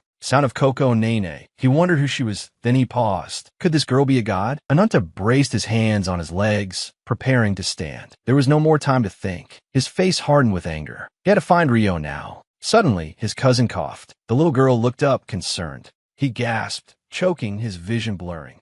Then he collapsed, the price of abusing the power of the curse. The little girl ran outside. He frowned, looking ahead. A large crowd within the city stared towards the other side. There, Ananta, wounded, walked forward step by step. He looked around. Where is this? A vast space, but no sky. Was it an underground city? Someone demanded he stop. He looked suspicious and not like a resident. They pointed spears at him, demanding he surrender or they would use force. He exhaled and challenged them. At that moment, someone stepped forward, scratching their head and asking, Has anyone seen his kid? Ananta looked at the symbol on the person's hand. He had memorized a symbol that would help him find the embodiment of the wings. Those on his side would definitely have this symbol. Ananta reached out and touched the person. Suddenly, a knife blade flashed before his eyes. The person swung, slashing at Ananta. His eyes gleamed. He didn't like being touched from behind. He quickly retreated, can't get past him today. He winked, formidable. He looks ready to die. Ananta's body blazed with red fire. How can you have such an attitude? Ananta asked about the symbol on the man's right hand.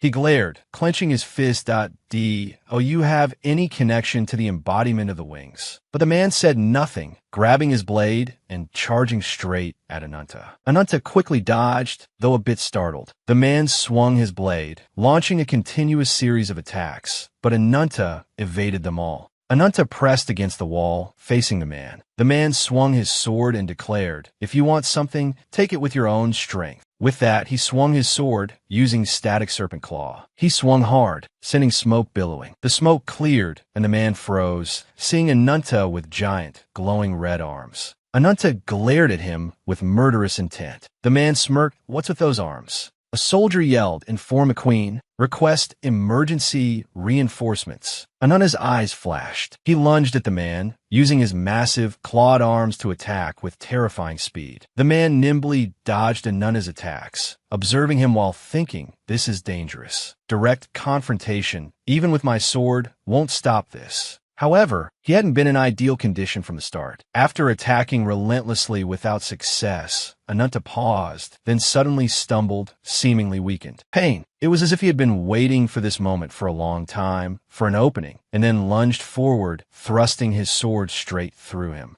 Ananta. A growl emanated from Ananta. His face had now transformed into the face of a monster. He quickly withdrew his sword and retreated. Ananta roared, and his entire body transformed into a giant, ferocious beast. He bent down, preparing to draw his sword and fight. He was startled. Was he actually afraid? Suddenly, a voice rang out from behind him. Back away. Ananta. Rajelsa charged forward from behind, sword in hand, slashing hard at the monster's head. Nadia hurriedly spoke up. Please wait. He's not the enemy. Don't kill him. Rajelsa, her expression stern, said coldly, if he harms my people, no matter who he is, I will not spare his life. You ugly monster. I will finish you off right now. Ananta, in his monstrous form, suddenly began clawing at himself. A horrifying sight. The soldiers stared, disbelieving what they were seeing. Is he strangling himself? The monster crashed to the ground. Nadia looked on anxiously at Ananta. Rajelsa approached and saw that the monster had reverted back to Ananta's form. She was utterly astonished. What is the meaning of this? Rajelsa and 4 others sat around a round table in the room. Scan stood beside her and reported, as per your command, the barbarians have been imprisoned in the dungeon, and the embodiment of nature is under the surveillance of the royal army and has been ordered to await your further instructions. We have been vigilant of their every move, but chaos still ensued. Rain, standing beside him, continued. Rumors spreading throughout the fortress are only a matter of time. Rajelsa spoke up. I believe everyone is aware of the situation. We will now commence the leadership meeting. The main topic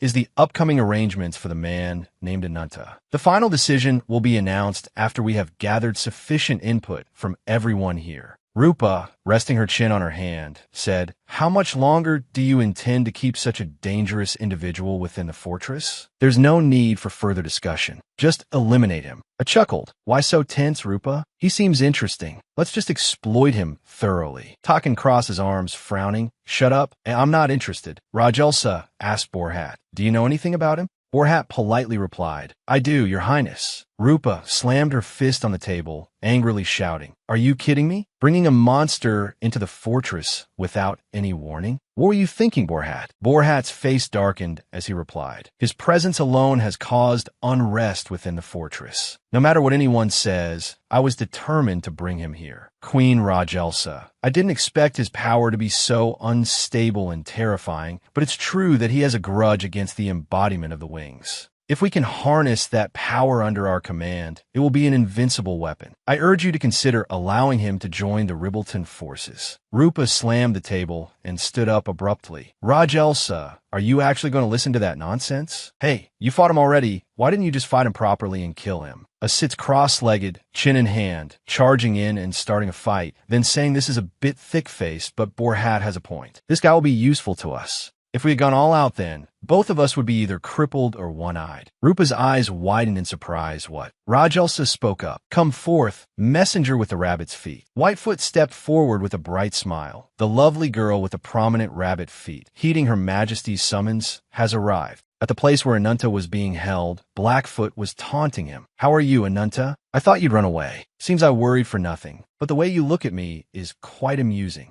Whitefoot took off her hat and greeted everyone with a bright smile. Presenting myself before the queen and noble heroes, this humble messenger greets you. Rupa, seeing the stranger, questioned her incessantly. Who are you? How did you get in here? I looked towards Whitefoot and saw something peeking out. From behind her, it was Raclette. O laughed happily and held out her arms to welcome her as she ran towards her. I take my eyes off her for a second, and this troublesome little one disappears again. Bornhard asked about Whitefoot. Queen Rajelsa, who is this? Rajelsa replied, there's no need to panic. She has the ability to traverse space. A high-ranking member of an elite organization called the Kuok. Before you returned, they came to make a deal with me. She recounted what Whitefoot had told her. You have no interest in the power to eliminate the embodiment of the wings? I only saw it as a half-hearted gamble, but it's clear she foresaw everything from the beginning. Looking at Whitefoot, she said, "That offer is tempting. Tell me, what are your conditions?" Whitefoot smiled and clapped her hands that you're quite perceptive. "I want though Kuok and Lavitan to have a long-lasting alliance. In return, though Kuok will devote all its power to defeat the embodiment of the wings and hand over the embodiment of vengeance to you." What a load of garbage. A loud voice rang out, startling Whitefoot. Everyone turned their eyes towards the source of the voice. It was Anunta. He criticized Whitefoot. "You've caused so much chaos, and you still dare to deceive others with your words. I don't need any covenants or agreements." Ruby, lying quietly in Racklet's arms, heard Anunta's voice and jumped up, running quickly towards him and climbing onto him. He pointed at himself defiantly. "The one who will finish off the embodiment of the wings is me." Rupa seemed to be on fire, her hands transforming into claws that a criminal should stay in prison. "Give me the order, Rajelsa, and I'll take care of him right now." Rajelsa didn't seem to be in a hurry. "Calm down, Rupa. I want to know everything clearly." Her eyes carefully observed Anunta. "Interesting. Every scar on his body is a testament to the battles he's been through. The murderous aura hidden beneath his skin is overflowing at a formidable level, far surpassing anyone I've ever met. The embodiment of slaughter." Whitefoot approached Anunta. "Everyone, this is Anunta, though Kuok's strongest card." A question arose in her mind. Is this guy really the embodiment of vengeance? Anunta used his large hand to push Whitefoot's small head down, his eyes bloodshot. "Since when did I become your stolen merchandise? Are you tired of living?" Blackfoot stood beside him, clinging to his arm coaxingly. "But hasn't Anunta already lost to the embodiment of the wings? You can't fight him alone. Let's form an alliance." He glanced at her, gritting his teeth. "Damn it." Blackfoot teased Whitefoot. "You look uncomfortable, don't you?" Whitefoot, still held down by Anunta, gave a wry smile. "You see, more importantly, it seems like he's not very stable, but it looks like Anunta's adjustments are complete." Rajelsa asked Anunta, "Can you really kill the embodiment of the wings?" Before Anunta could answer, Whitefoot spoke up. "Your Highness, as I said." Rajelsa's face darkened, her voice deepening. "Whitefoot, I'm asking Anunta." She looked at Anunta. "Where you come from doesn't matter. There's still a place for you. But the problem is I want to see your strength and abilities with my own eyes. The important thing here is your boundless rage towards the embodiment of the wings." Anunta looked at her and asked, "What's your name?" She looked straight at him and replied, "Rajelsa Inhaza." He lifted his hand from Whitefoot's head and made a fist in front of her. "You ask if I can kill the embodiment of the wings? I have a curse that steals the abilities of others. The more monsters I devour, the stronger I become. Therefore, my power is limitless. If you want an alliance, you brats better know your place." Rajelsa wasn't angered by his words. Instead, she laughed, excitedly walking towards him. "In the name of the Queen, I declare that Levitan will ally with you, embodiment of vengeance." She turned and ordered Scan and Mo to bring Nadia here. Elsewhere, Byron opened the door and stepped inside. Zit stood next to the monster's corpse, giving a grotesque smile. Blood splattered everywhere from his face to his limbs and clothes. Zuio, wearing a coat with a wing design, grinned slyly. "This is just a celebration for our third member." Byron knelt and bowed his head. "As you commanded, everyone is present." Zuio ordered, "Open the door for me." Byron immediately used a move that caused sharp ice blocks to appear around them. An extremely dark place appeared before their eyes, filled with madly growling monsters. Zuio looked down from above at the abyss-like place teeming with screaming monsters, his eyes and voice cold. "Don't forget, you have all been abandoned by God, having lost your humanity due to being haunted by evil spirits. There's no way for you to return to your original forms. Wake up." Suddenly, he spread his bright wings and shouted, "Oh, ignorant ones, those despised by the world, and those tormented by injustice. Is this death a worthy end to your sacrifices? Is this truly the meaning of your existence?" He plunged down, landing among the monsters. "I am not from this world, but the one who turns the layers of this place into a bridge leading to God's land. Show me your strength. Whoever endures to the end will receive the grace of the wings." The monsters understood his words, and they went berserk, tearing at each other in a gruesome spectacle. Blood splattered everywhere,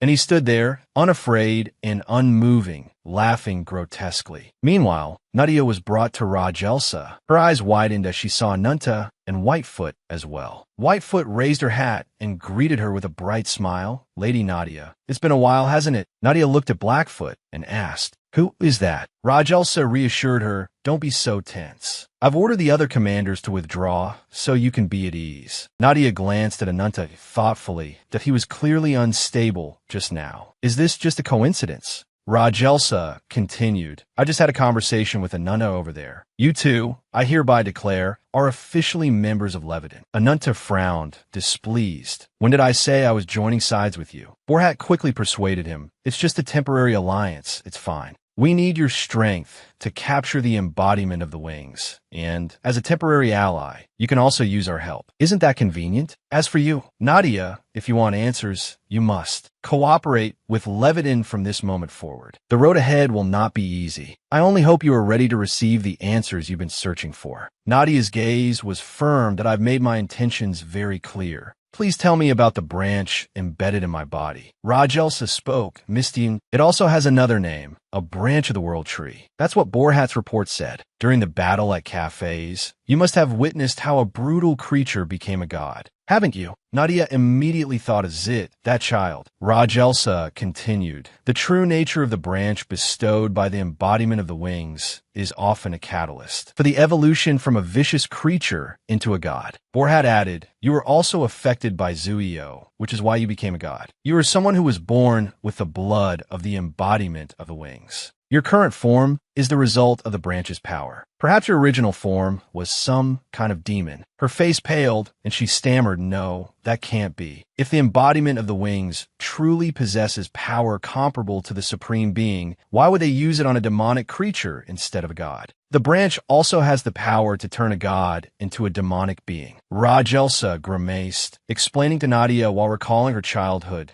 "I witnessed the day my homeland, Valkyria, was reduced to ashes. The god of Valkyria was transformed into a demon by the embodiment of the wings." Ananta, still frowning and with the same annoyed demeanor, spoke up, "That doesn't make any sense. According to what you just said, this girl might be a follower of Zuio or some other evil spirit. No matter how you look at it, she's just a fool who can't even kill a bug." Borat said to him, "That's why she's special. Perhaps she is the being closest to the world's cloud layer that Zuio is searching for." He widened his eyes and asked, "The world's cloud layer?" Rajelsa replied, "That's right. There are quite a few legends in our royal family about the branch of that generation. The world's cloud layer is the dimensional rift that appeared at the same time as the world tree's birth. The incarnation of the wings has always intended to invade the Supreme Being's world through that rift. That's why Zuio constantly tries to create a being capable of becoming a sapling for the world tree. However, the power from the branch is too great. Ordinary beings can hardly withstand it. Those who can wield that power are very few. This is the crux of the matter. We are here to search for the branch in Zuio's possession. With your help, we will be able to restore the royal guards who have been transformed into demons." Rajelsa rose from her queenly throne, gathered everyone, and spoke hollowly, "Present here now. Commander O of the 3 stars, Commander Ruba of the 4 stars. I order both of you to advance to the Pasa region." The soldiers below raised their fists in unison. "Understood." She placed her hands on the sword planted firmly before her. Looking incredibly majestic, her voice resolute, "I, in the name of the Vanguard, establish a friendly forward base in that local area for me. Our objective is to drive out the evil spirits that have seized the Pasa region. I wish you all a successful campaign." 3 days prior, Whitefoot sat talking with Nadia. This is Valkyria's secret fortress in the northern continent. This place has 500 elite warriors under the Queen's command and a small number of mercenaries under Bunhard's orders. Under their protection, thousands of commoners have been able to settle down and make a living. Those commanders all possess power equivalent to gods. Leviton can be considered the strongest resistance organization among the forces opposing the wings. Ananta was defeated in the battle at cafes. Reinforcing our side would be better. Nadia added, "From Leviton's contact to the meeting with the Queen, it seems this was all their scheme.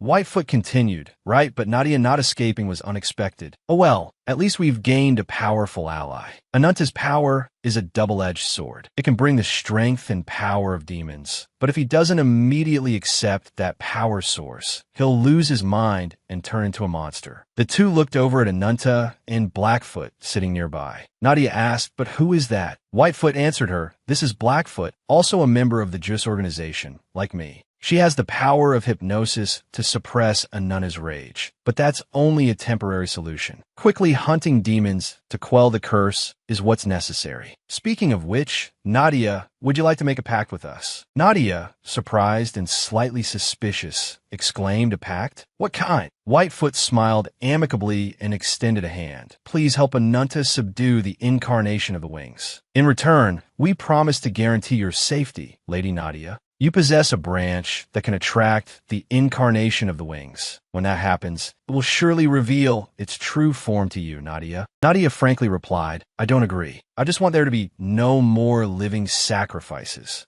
I don't want to just stand by and watch, so there's no need for any exchange. She extended her hand. To protect innocent people from being sacrificed to Zuio. Whitefoot, I will cooperate with you. Whitefoot gave a nervous laugh. This isn't exactly a pact, but she extended her hand to Nadia. Good. The negotiations were successful. Whitefoot stood up excitedly. Now I'll tell you the upcoming plan. Queen Rajelsa will use Ananta's power to recapture Valkyria's ancient capital. They're probably preparing to retake Fakvang right now. A cursed land littered with corpses. The ruler of that land, named Pasa, is... Nadia interjected, the incarnation of the sacred Alikhan. Whitefoot replied, yes, he's the one-horned heavenly horse, one of the 6 primordial gods, and also a servant of the god who protects Valkyria. According to the queen, Alikhan turned into a demon shortly after encountering the incarnation of the wings. Ananta's voice boomed. In short, it's revenge on the monster that ravaged an entire country. A mission so simple, even an idiot could understand. Ananta approached the two women, his fists clenched as if ready to kill. Hey, errand girl, take me to the next hunting ground. Let's go. Whitefoot sighed, exasperated. All right, why are you so impatient? The expedition will take place in 3 days. An alliance of 2 Levitan commanders with a total force of 100 men. Whitefoot opened a dark portal. Fakvang's coordinates have been locked in. You can go whenever you want. Stepped out, hands on her hips, winking, not bad, ladies.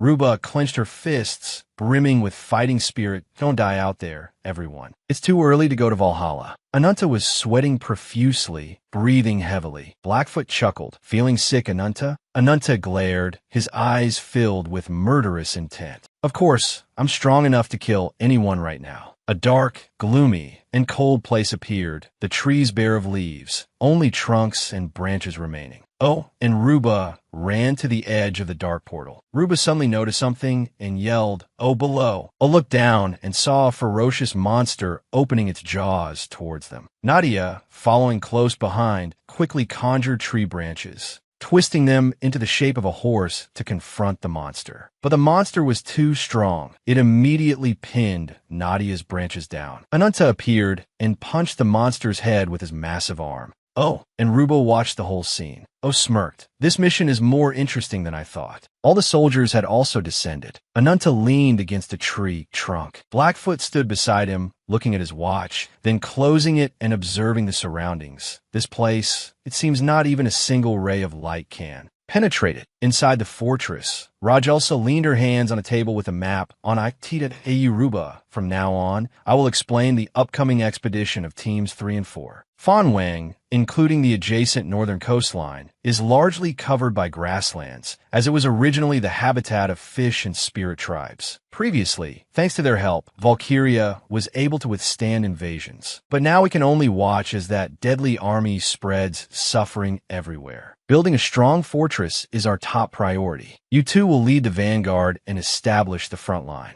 I asked her, is it absolutely necessary to build a whole fortress? Why don't we just utilize Weifu's power, the incarnation of the rabbit? If there are any flaws in the plan, it'll be Weifu's fault. Rajesha replied, if we could directly use the royal road, it would be great, but Weifu's power can only take us from the starting point to the safest location. Currently, we can only reach the forest south of the royal road. Without proper preparation, going further is impossible. It also means someone has to accept the danger of traveling thousands of kilometers away from the royal road to ensure safety. To prepare for this, Ananta and Nadia must join the allied forces. Ruba reassured her, "Don't worry, Rajesha, and I are enough." Rajesha seemed to ignore Ruba's words, her expression still extremely tense. "Commander Ruba, this is the Queen's order." 1 week after receiving the order, rendezvous with Ananta's group at headquarters. And also, don't die. Return safely to reunite with your comrades. At Ananta's location, Nadia looked down at Ruby crawling on the ground. "Thanks, Ruby."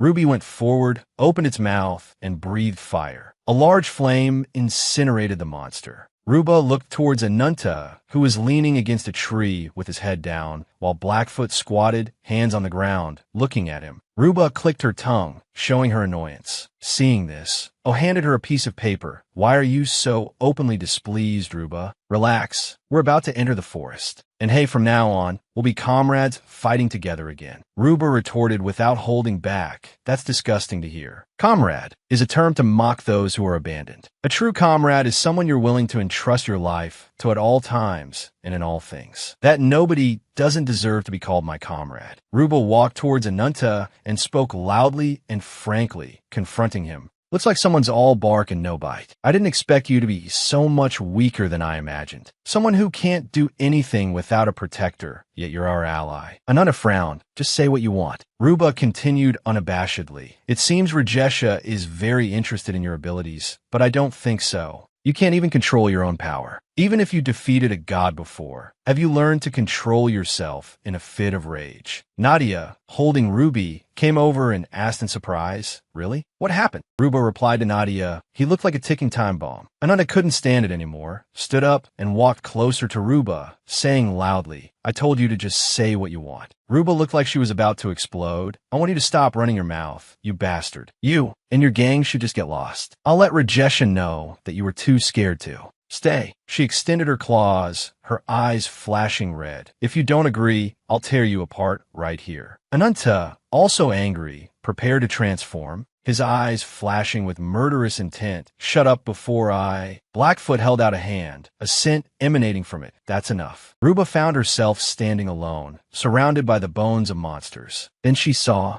Rajelsa. So, Blackfoot used hypnosis to erase Rupa's mind. "Ananta, you stop too." Ananta remained furious. "She provoked me, and you still want me to stop?" Blackfoot continued hypnotizing Rupa. "You're still going to continue with this?" He grunted, then suddenly widened his eyes and shoved Blackfoot away. A giant python, its mouth gaping terrifyingly, lunged towards him and Rupa. The python snapped, its body coiling around a tree. "Oh!" With a worried expression, yelled Rupa. Then, turning to the soldiers, he ordered, "Get 10 more men over here. Quickly pursue them." A horde of monsters charged towards them. Nadia's branches surged from the ground, impaling the monsters. Gripping a branch, she shouted, "Everyone prepare to fight. The whole pack is coming." Ananta covered Rupa's mouth, hiding behind a tree to evade the pythons. He whispered to her, "Keep quiet," rewinding to the moment they were swallowed by the python. He placed the still unconscious Rupa inside the python's belly, then punched his way out with his giant arm. The python's eyes widened.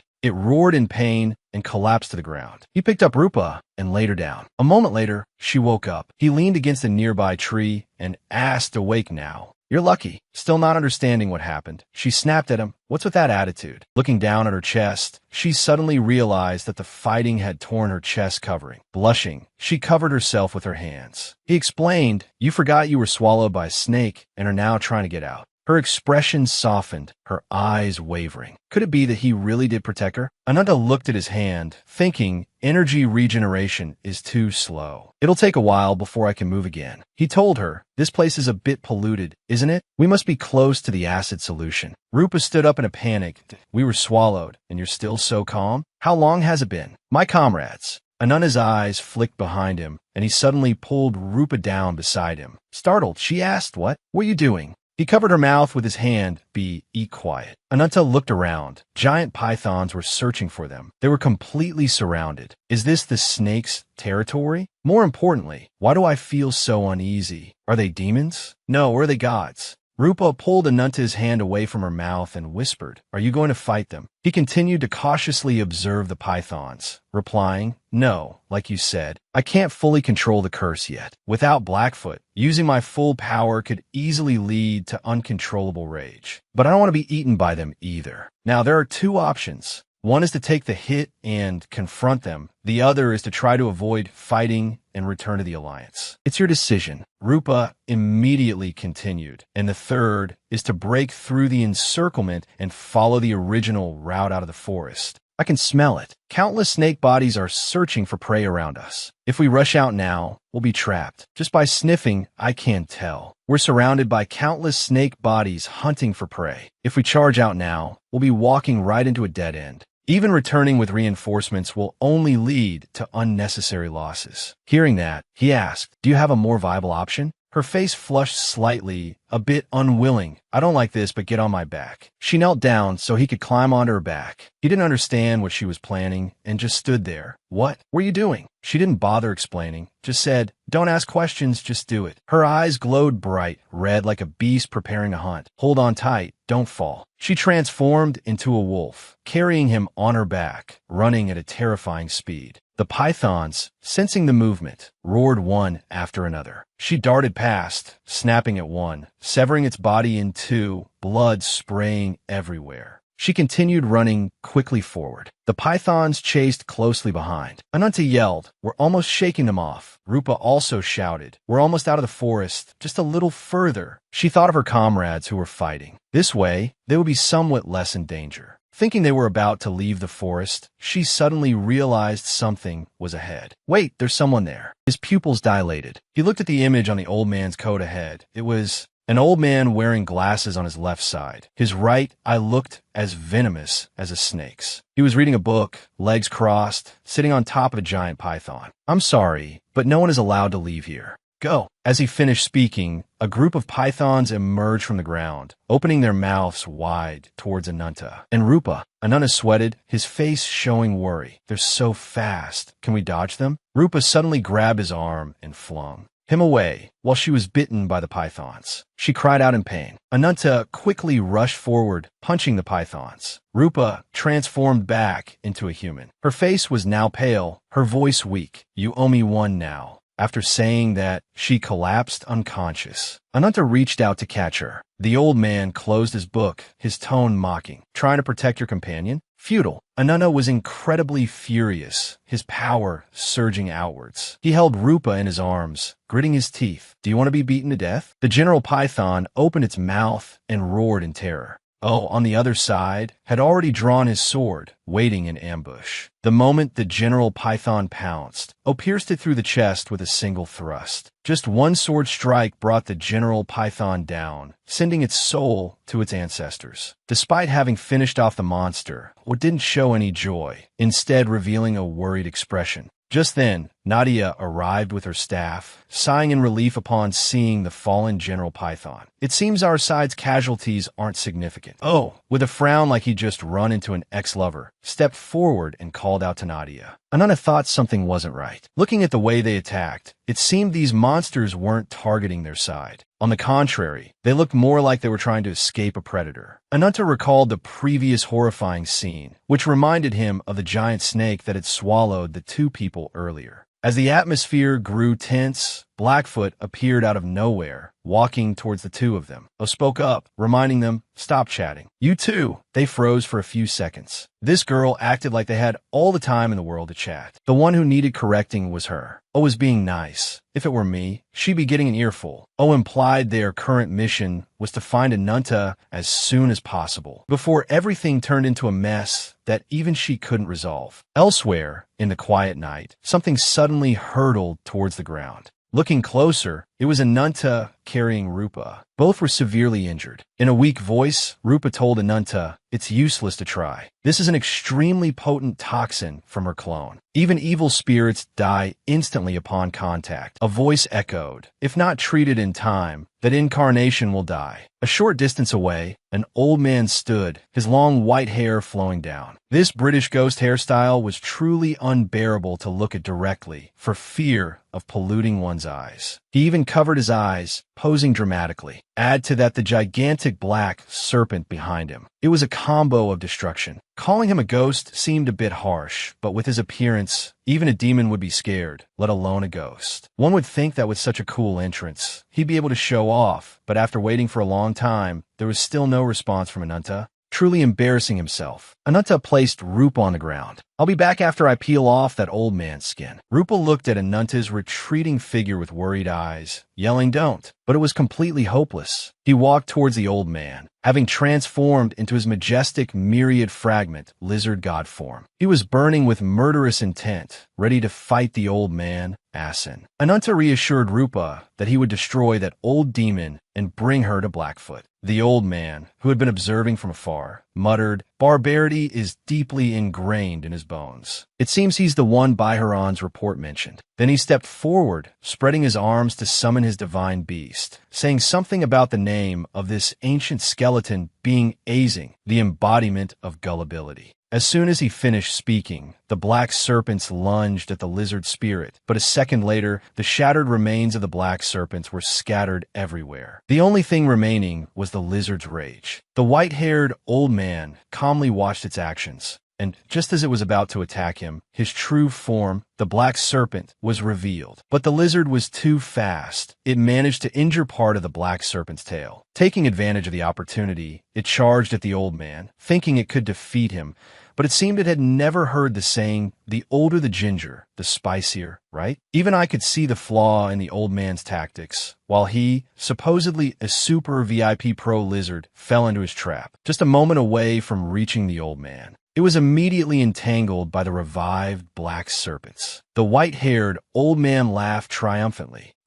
Speed, strength, accuracy, all perfect, but still not enough to fight me. This old man's age was directly proportional to his narcissism. I've seen plenty of handsome men and beautiful women who are narcissistic, but this is the first time I've seen someone with white hair, still so self-absorbed. Rupa struggled to crawl towards the ongoing battle. After a few steps, another figure appeared, blocking her path. It was Lajitha. Rupa wondered how she could risk her life fighting for others. Lajitha cheerfully replied, "Comrades are people we can trust and entrust our lives to at any time, and moreover, if it were for Rupa, Lajitha would be willing to trade her own life." Hearing that, Rupa's eyes filled with sorrow. She reproached herself for being useless and begged Lajitha to promise to return safely. Given the situation, Lajitha couldn't promise anything to Rupa. She was afraid she couldn't keep her promise to Rupa this time. Entering the battle, Asin had just raised his hand to attack when, in an instant, his hand was severed. He stared in astonishment as his claw was completely cut off and fell to the ground beside the ferocious wolf. The wolf was ablaze with fighting spirit, while the blue dragon was still confused about what was happening. It couldn't even see anything. What was really going on? But that didn't matter anymore. What mattered was the battle before it. There was no time left. It was all too late. A dark shadow rushed forward, tearing it apart with Tahuyet Cam. From all sides, its body was now covered in wounds and blood. The wolf raised its head arrogantly, a privilege of the strong that the loser could not enjoy. The defeated one continuously howled. Seeing that, Ananta came closer and taunted, how like a monster. Truly a pathetic merchant, his body shattered, his spirit also tortured. So Asin tried to roar, but the result was still a meow-like howl. He tried, but it was insignificant. Even Mist's branch, the branch of the world, had been broken. In the dark night, the silver-haired old man sat atop his mount, soaring into the sky, covered in blood, seemingly seriously injured. He stared with pensive eyes, blaming himself. The embodiment of conquest, the mission to repel the invaders this time, had failed. Seeing his state was pitiful, but also deserved. Who told him to be so arrogant in his old age? By some supernatural force, the blue dragon from before had returned, stronger than ever. It taunted the monster. "Where's your arrogance from earlier? It seems that promising me a fight to the death was just empty words." The lizard's thoughts raced. He was wrong. It couldn't control this curse any longer. Letting the curse consume his malice was no different from suicide. If it couldn't completely subdue its enemy, the power of the curse would engulf everything. It looked towards Rupa in anguish. If it didn't want Rupa to interfere, It had to find a way. The name Tahuyet Kam was called out again. All that remained was the night and the color of blood. Legitha had acted first. The rest depended on Ananta. Legitha's body fell to the ground. All hope now rested on Ananta. Ananta roared madly, power surging through every fiber of his being, as if wanting to swallow this unquenchable fire whole, but still wasn't enough. Ananta looked up at the old man soaring in the sky and shouted. His power shook the heavens. It had to be even stronger. Everything had to end, and the one hovering up there should die too. Ananta launched himself into the air to fight, vowing to devour everything. Below, Rupa lay motionless, exhausted. Above, the image of the old man remained fixed in his eyes. Ananta's eyes were filled with hatred. He remembered Legitha's words, "The rest is up to you." This further fueled the fire burning within him. The scene shifted to inside the forest, where two guards stood watch in front. Inside, everyone was huddled together. Something seemed to have happened. Rupa slowly opened her eyes. The hazy image before her was Nadia. Seeing her awake, everyone rejoiced. Rupa looked around in confusion and asked where she was. She sat up, her whole body aching. Nadia worriedly said, "You're still injured. Don't push yourself. The antidote, any later and you would have been beyond saving. It's a good thing Ananta brought you back here right away, or something terrible would have happened." Hearing this, Rupa exclaimed in alarm, "That idiot, how is he?" Nadia beside her was startled. Birds of a feather, indeed. Before she could answer, Ananta's voice rang out, "Instead of showing gratitude to your savior, you call me an idiot?" The nerve. Ao from behind teased, "Are you two bickering again?" Rupa frowned at Ananta. "How's your body?" Ananta coldly retorted, "Don't worry about me. Worry about yourself first. Stay put and stop thinking about stupid things. I don't want to be further indebted to you." "Oh my God, he's so bossy, but I like his bossiness." Rupa fell silent. What else could she say? He was injured and near death, yet she couldn't even get a kind word. Truly exasperating. Nadia started to speak. But before she could finish, Rupa called her an idiot, silencing her. They truly were a match made in heaven, equally matched in their temperaments. Ao said to everyone, "Rupa will recover soon. Her recovery ability is no joke." He bowed his head and sincerely thanked Ananta, expressing his gratitude on behalf of his comrades. Ananta just grunted and remained silent. Nadia asked, "Did you fight someone following Zuyo's orders?" Ananta frowned in annoyance and replied, "It was an old man named Asin. He has the power to summon snakes from his shadow, but the snakes are mindless clones, so they can only perform simple actions." Recalling the scene, there were no corpses around. It seemed they were more interested in driving away the invaders than taking their lives.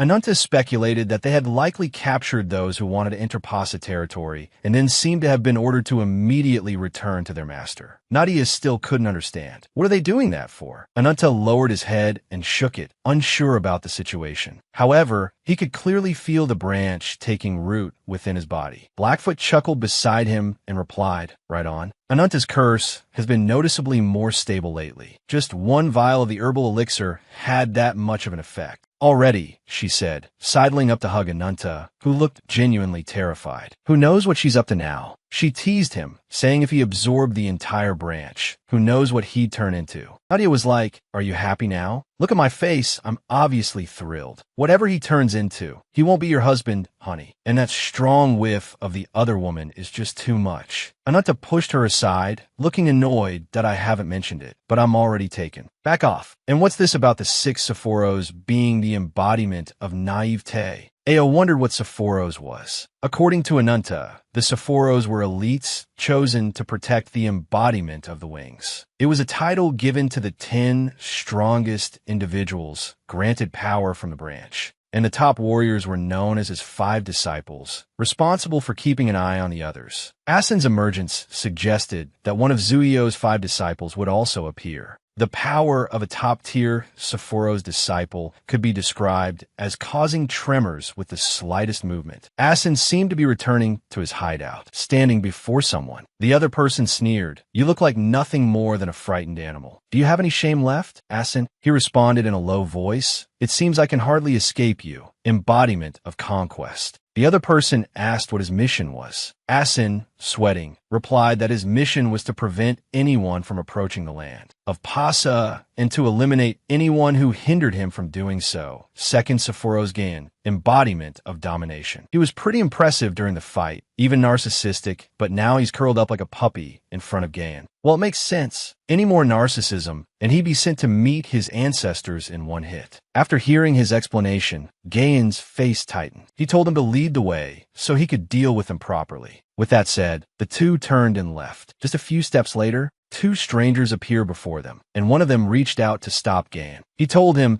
the embodiment of domination not to act rashly. Gain gave him a death glare and sneered contemptuously, "You're telling me to stay put? Do you know who my father is? You lowlife scum." The leader, both sides exchanged intense stares, as if whoever dared to make the first move, the other would immediately clash. The most powerful one, seeing the dispute, spoke sarcastically to Gain. "You seem full of energy. Listen to my request." Hearing this, everyone bowed, ready to receive orders. Ready to receive orders, embodiment of the wings. Even the arrogant Gain was no longer haughty. He clasped his hands, bowed his head, and exclaimed, "It's hard to disobey your orders, embodiment of the wings." It's rare to see him so obedient. I thought he was so arrogant, but it turns out that even he holds his breath in front of the embodiment of the wings, just like a half-baked gangster. In the end, they're all just talk. Zuio announced news of the Queen from spies in Leviton. They are organizing an expeditionary force to advance towards Pasa. Gain began to mutter, questioning life itself. Is that really her goal? Zuio wasn't sure about this either. He guessed that she wanted to follow the old trails he had left behind. He even profoundly imitated on Huan Hoa Hong, adding a philosophical statement, a futile effort to exploit that flawed creation from the branch to reclaim the other branches. Asin bowed and pleaded, "Please, Lord Zuio, entrust this task to me. I will personally annihilate those insignificant humans." This is the first time I've seen someone volunteer to serve capital so unconditionally. Zuio frowned and asked Asin if he remembered Banjiak. Asin, slightly bewildered, asked back, "Do you mean the one who once held the 10th position of Koyingwen?" "That's right. It's him, a human cursed by the Black Dragon Izahaka, and the one who defeated Banjiak is currently in Leviton. He's a formidable figure who faced both him and the embodiment of the wings, yet survived. Appearing now beside the embodiment of conquest to offer a warning shows he's still quite astute." Gain curiously asked for his name, but that curious look seemed a bit perverted. This guy is probably planning some domineering CEO scenario. This guy is interesting.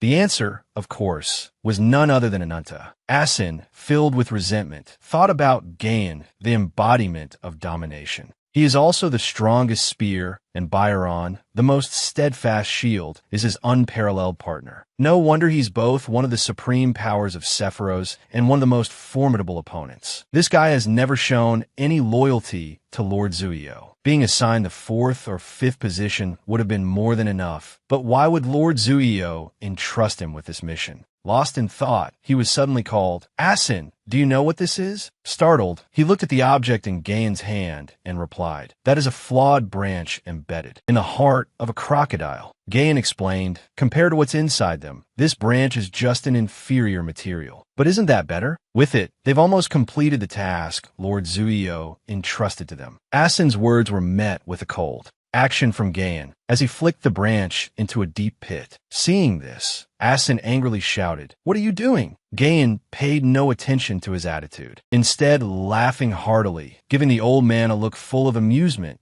"I told you. I said I would do it, and I will personally conquer them. They really are birds of feather, always boasting so loudly." Last time, old Asin also casually flexed, then lost, and ran back to his big brother. Now it's Gain's turn. This team is truly strong, each one boasting louder than the last. Thursday left behind fallen leaves. Gain left behind a pensive Asin. Gain chuckled, muttering something about the evil lord ruling the land of Pasa and his invincible army of demons. What do you think the outcome will be? By now, even Asin was scared witless by this reckless young man, stammering and unable to form a complete sentence. Gayan held something in his hand, looking at it thoughtfully. He already had a new toy to admire. The strongest spear and the embodiment of the wings. If he fought them and survived, that would be astonishing. The cold and aloof Gayan resolved to prepare a worthy arena for Ananta. Whether our protagonist heard him or not, Gayan's heart remained devoted to him, silently urging him to come quickly.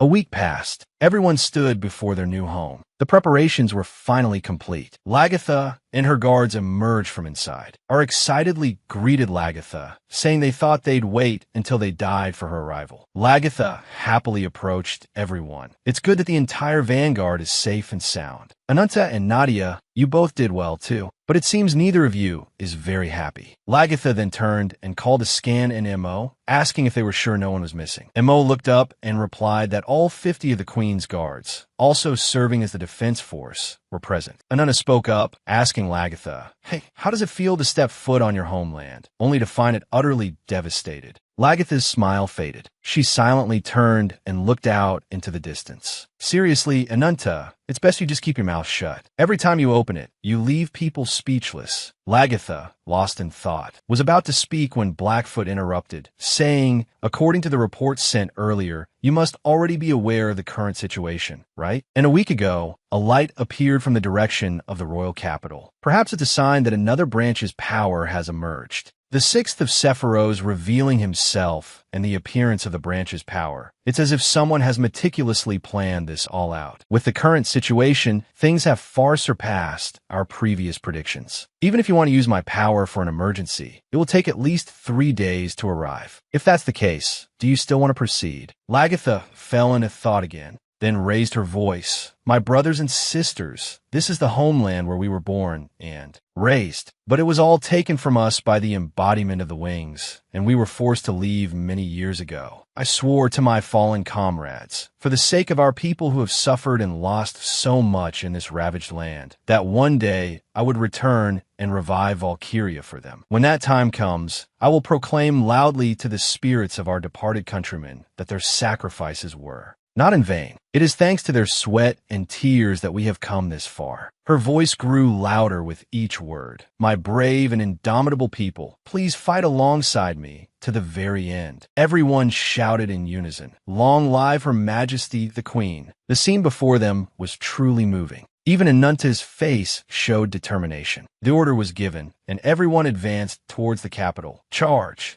The expeditionary force's route followed the predetermined plan. That night, back at camp, Blackfoot sat talking with Whitefoot. Orders had come down that those not participating in the battle were to wait there. Hearing this, Blackfoot's face fell. Though not fighting, she wanted to watch Ananta from the sidelines. Sitting here felt like being a guard dog. Good heavens, this is ridiculous. She's obsessed. Let others fight. If she went, she'd be a ton of dead weight. Whitefoot, understanding her sister, teased, so someone's upset about not joining the expedition. But I think she's just sad she can't see Ananta. If he were here, she'd probably forget all about the expedition. Whitefoot, also understanding her sister's feelings, comforted her. Ananta's rage is more stable now. Don't worry, you don't need to go to the front lines. Whatever the outcome of this expedition, your abilities are a lifeline for everyone and the Queen. We need to be protected at all costs. It's not protection, it's surveillance. The way they're protecting us, it seems they still don't trust us. Blackfoot didn't understand how her sister could be so sure, especially since they hadn't done anything. Besides, the success or failure of the Queen's expedition is still unknown. Whitefoot smiled enigmatically. The outcome of this expedition is irrelevant to us. It doesn't matter. The key is Ananta. I want him to become stronger, even if it means destroying everything. What a scheming woman. No one would guess from her appearance that her thoughts could be so venomous. The more beautiful the woman, the more deadly. From the sky, an arrow shot towards a dark serpent with the speed of light. Boom! The arrow pierced the serpent's head, and it roared in pain. Mo and her comrades then proceeded to eliminate the inhuman dark serpents. But they kept appearing in greater numbers, all heading towards their army. Lagatha yelled out commands, urging everyone to press forward. The enemy is concentrating their attack on the right flank. Focus! Everyone locked shields, forming a large barrier to block the dark serpents. Ananta, seeing the dire situation,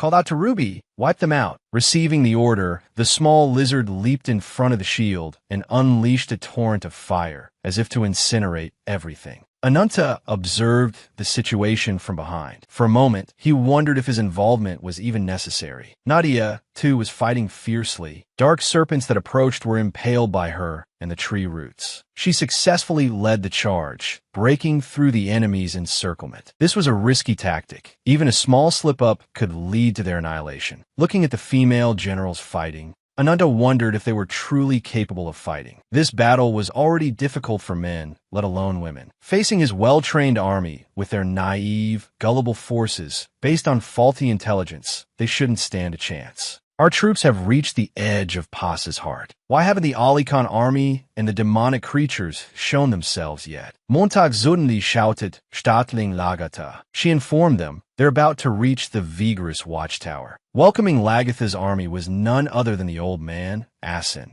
He gave a savage grin, looking down. "Welcome, you who dare to deny the embodiment of the wings. Let me see how miserable your end will be." He spoke, then with lightning speed, caught Skane's ambush arrow. But Skane, in that instant, decided not to continue the assassination attempt. Now is not the time to discuss endings. Asin's face hardened with determination. "Soon, you will witness the wrath of this old man." He then summoned his true form, which carried something incredibly horrifying. Even Lagatha paled at the sight of it. Sensing the danger, she quickly ordered everyone to hold their defensive formation. Immediately after, Asin released the horrifying thing into the midst of Lagatha's army. Upon landing, the slimy substance began to writhe and churn, forming savage alicons. Their mouths babbled incessantly in something that wasn't even human language. Like, what the hell is that gibberish? Lagatha, horrified, quickly ordered a retreat to preserve their lives. The alicons were merging, the slime rapidly engulfing Lagatha's troops. Mo and her comrades fought back fiercely and warned everyone not to touch the creatures. The slimy mass continued to churn and surge, its first horn forming and piercing the sky. Piled on top were incredibly grotesque demons. Then came its head, which was undeniably hideous, with sharp teeth in 4 overlapping layers, jutting out in a way that defied any sense of beauty. And to top it all off, it had a long, writhing tongue. Its lower body began to form, spraying slime towards Lagatha's army. Asin, above, muttered to himself, "I will no longer underestimate you." He then commanded the Ali Khan to attack. Show them what overwhelming power truly means. With that, it lunged forward like a moth to a flame, immediately clashing with Little Ruby, followed by Ao's physical attack and wrathful serpent strike combo. Rupa also charged in with a Kuyet Cam. Facing the relentless assault, Asin's Ali Khan recoiled slightly. Then El joined the fray. "Don't worry, Ali Khan. As their ally, I will personally finish you off." Ananta roared furiously, his eyes blazing red as if to devour the Ali Khan standing before him. But the Ali Khan was no easy opponent. It raised its head high, its long, writhing horn reaching towards the sky, creating a mystical circle of darkness. Each of their steps felt like an impending earthquake, making the surrounding atmosphere incredibly tense. It then hurled the newly created darkness towards Ananta, gradually engulfing his form. Rupa, witnessing the scene, couldn't help but cry out Ananta's name. Seconds later, Ananta's shadow slammed into the ground, followed by a barrage of blasts in all directions. This time, Rupa lost all control. She spun around reflexively, still whistling curses at him, calling him cruel. Her demeanor was fiercer than ever, as if seeking revenge for all the pain Ananta had caused. Suddenly, from that Ali Khan, several tentacle-like shapes began to emerge, dark forms writhing and dancing with mesmerizing, razor-sharp teeth. This entity was so disgusting that even demons would envy its horror. All the tentacles were reaching towards Rupa, causing her to pause ominously. Before she could react, Ao suddenly flew up from behind with his powerful inner strength, bravely stepping forward to fight. Continuing to display his agile movements, he repelled the tentacles, forcing them into a defensive position. Seeing this, Rupa charged forward, her eyes now devoid of any human semblance, her mouth constantly roaring, viciously commanding them to die. From somewhere, a strange blue object suddenly flew towards where they were fighting. Fortunately, Ao noticed it in time and intercepted it. However, the object's power was too great, sending both of them flying back and crashing to the ground, seemingly injured. The impact made the atmosphere heavier and tenser than ever. Asin, that vile old man, was standing high on the tower, reciting curses towards Lagatha's group. "You whores who stole my right arm," he roared, "I will personally crush you to pieces." Having said that, the eyes of the familiar on his shoulder began to glow, and he opened his mouth to release blue objects towards Lagatha's group who were fighting. At the foot of the hill, chaos spread. Fear and tension filled the air as the objects flew down like a relentless attack. Ao watched the scene unfold, sweat dripping down his forehead. He realized that things had become much more complicated, and before he could regain his composure, a blue object struck near him. Fortunately, Rupa reacted quickly and saved Ao from danger, pulling him to safety. While the two were still reeling, Asin's familiar was pierced by Skane's arrow, forcing it to dodge just in time. But it couldn't avoid it completely. Its wing was pierced by her arrow. Asin couldn't believe his eyes when he saw this. Skane continued to summon her power, saying to the free-spirited wind spirit, "Grant me the power of the wind to tear apart those enemies." The young woman, with the bearing of a valiant warrior, aimed her bow towards Asin, looking incredibly majestic. Mo, on this side, also boosted the morale of the soldiers, directing teams 3 and 4 to support the commanders, while the entire army launched a fierce attack. Everyone was filled with fighting spirit, ready to plunge into battle. Asin, after merging, became even more terrifying, his eyes flashing with a dreadful light, turning towards Ao's army. He let out a mocking laugh. "Useless, you worthless humans." Rupa, enraged, jumped up, stood right next to him, and taunted, "You dare speak, you fool? Where's your right arm?"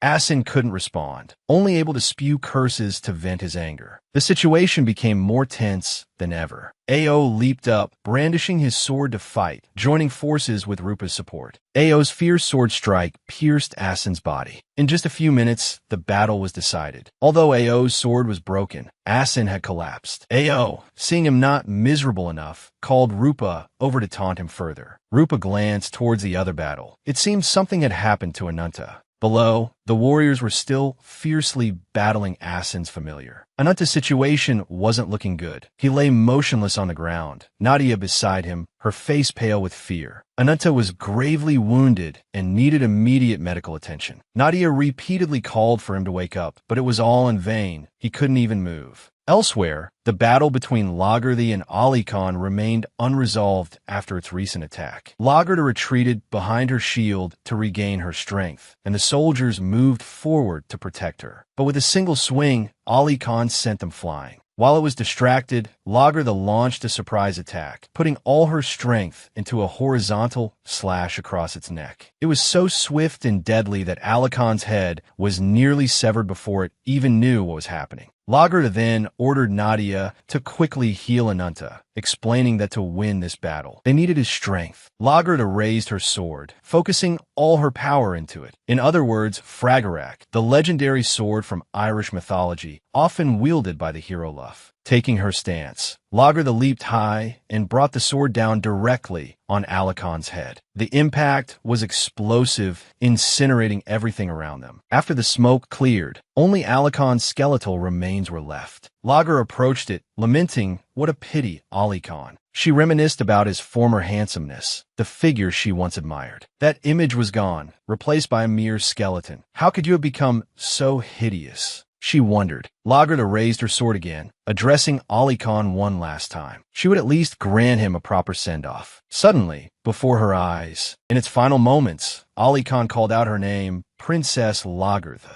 The words echoed through the air. The atmosphere grew heavy and tense as all eyes turned towards the towering spire, where danger seemed to lurk. Skin worried that it would be dangerous there and urged Lagartha to come down with them. Amidst the tension, a voice suddenly rang out. "Ha ha, Scan, you're still as timid as ever, aren't you?" They turned around, startled, to see the figure of Ali Khan as he once was. He called out to Lagartha, asking why she had climbed to such a dangerous place. Lagertha responded haughtily, "You worry needlessly, Ali Khan. I am already above all others, so why should I fear heights?" The scene felt familiar, a callback to their childhood, when they were carefree children. She had climbed to a high place, just like this while playing, and Ali Khan had always been there to protect her. Ali Khan had promised to always be by her side and protect her, so that she could become a magnificent queen. But looking back at the harsh reality, before her was nothing more than a skeleton, a corpse that kept calling her Princess Lagertha. For a moment, Lagertha's sword hesitated. She faltered, seemingly unable to forget the imposing figure he once was. Alakon's mind suddenly seemed to awaken. He raised his hands, wondering if this was his current form. Even he didn't recognize himself. Lagertha, in her moment of weakness, wondered if Ali Khan had regained consciousness, if he could still recognize her. As his mind gradually recovered, a voice echoed in Ali Khan's head, urging him to wake up. A scene of carnage flashed before his eyes. The massacre Yo-Yo had orchestrated earlier. When he invaded this place, everyone who resisted was mercilessly sent to their graves. At that time, Ali Khan was utterly exhausted after the fierce battle, and Yo-Yo had also taken what was considered his second life. Everything descended into chaos. Lagertha and her warriors also fought a life-or-death battle, but it was all in vain. Yo-Yo had successfully seized their territory. Alakon's body suddenly stirred. Lagertha momentarily let her guard down, and Ali Khan and the demon controlled by Yo-Yo merged, seizing control of his consciousness.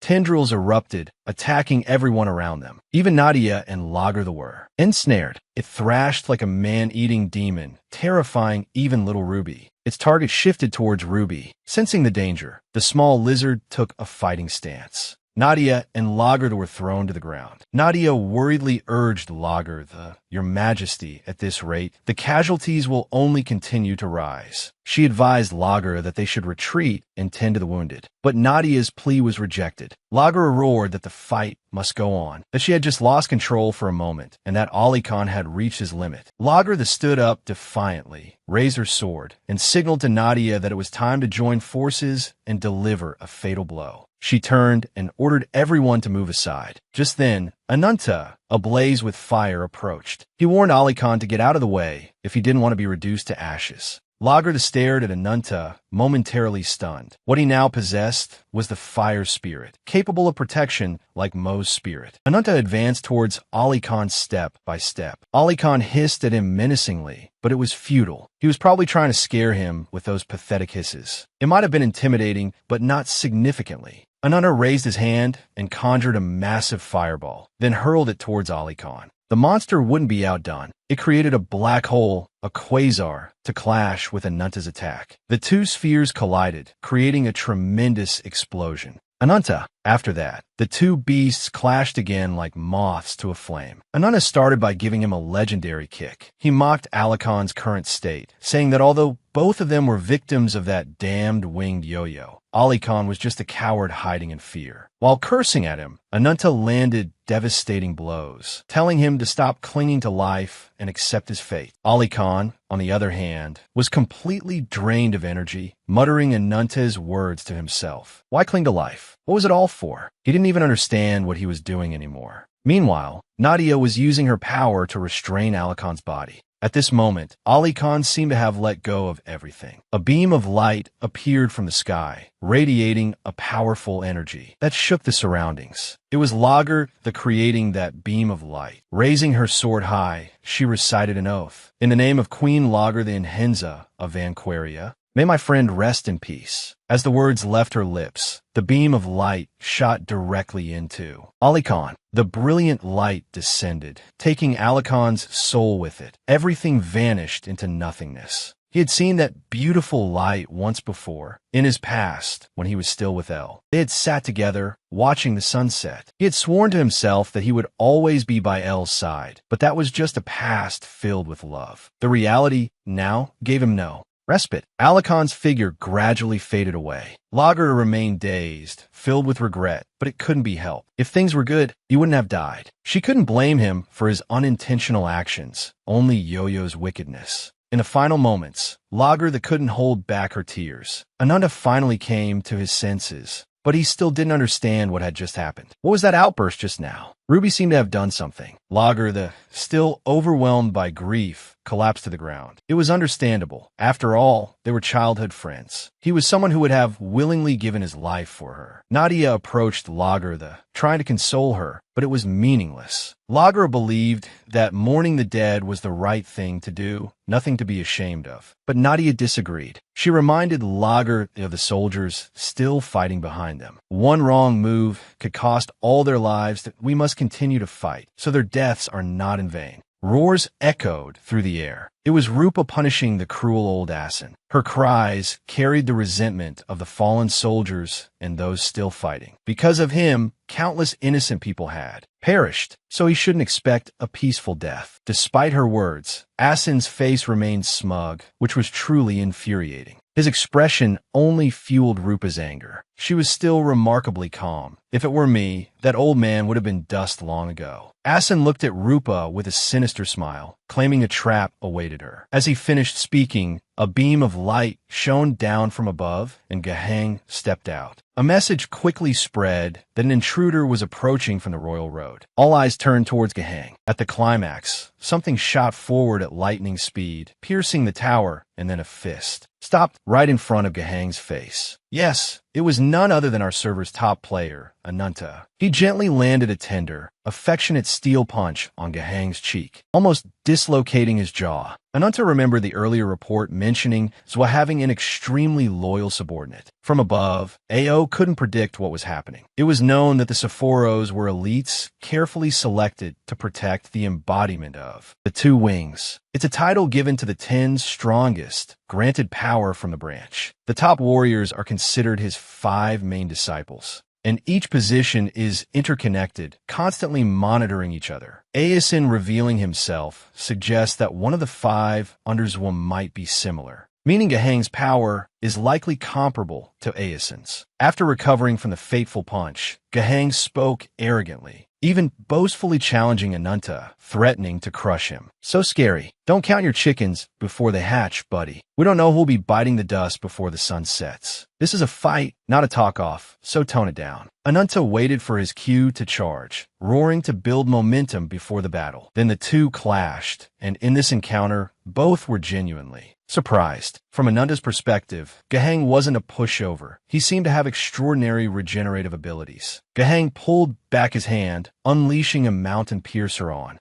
Ananta, followed by a great mountain toss. But he was sorely mistaken. It wouldn't be that easy. Ananta called Ruby from behind, and their combination was superb. Even from Vietnam, you could feel the heat radiating from him. Strong he was, but he followed procedure, starting with a roar to wage psychological warfare. Surprisingly, it worked. Gaheng froze, staring at Ananta. Lager also watched Ananta intently. His current state seemed almost godlike. Ananta unleashed a torrent of fire towards Gaheng, leaving him practically paralyzed. What was there left but despair? He hadn't even reached the top and was already about to fade away. Seeing this, Nadia also used a skill to assist. In moments, everything was ablaze. Ananta stood tall and imposing, while Gaheng was a blackened figure obscured by thick smoke. Gaheng went berserk, roaring and even acknowledging Ananta as a worthy opponent. The audacity! He was about to be obliterated and still delusional about being on the same level. After completing his task, Ananta allowed Ruby to rest. He had worked hard. Now it was time for the top pro show. Ananta strode confidently towards the punk Gaheng. He'd also changed his avatar to some kind of guardian beast, looking quite impressive at first glance. Gaheng, still not backing down after that near-death experience, was all like, "There's my enemy." He even vowed to beat Ananta into submission. Pretty confident, huh? He might just get his face smashed in so bad his parents won't recognize him.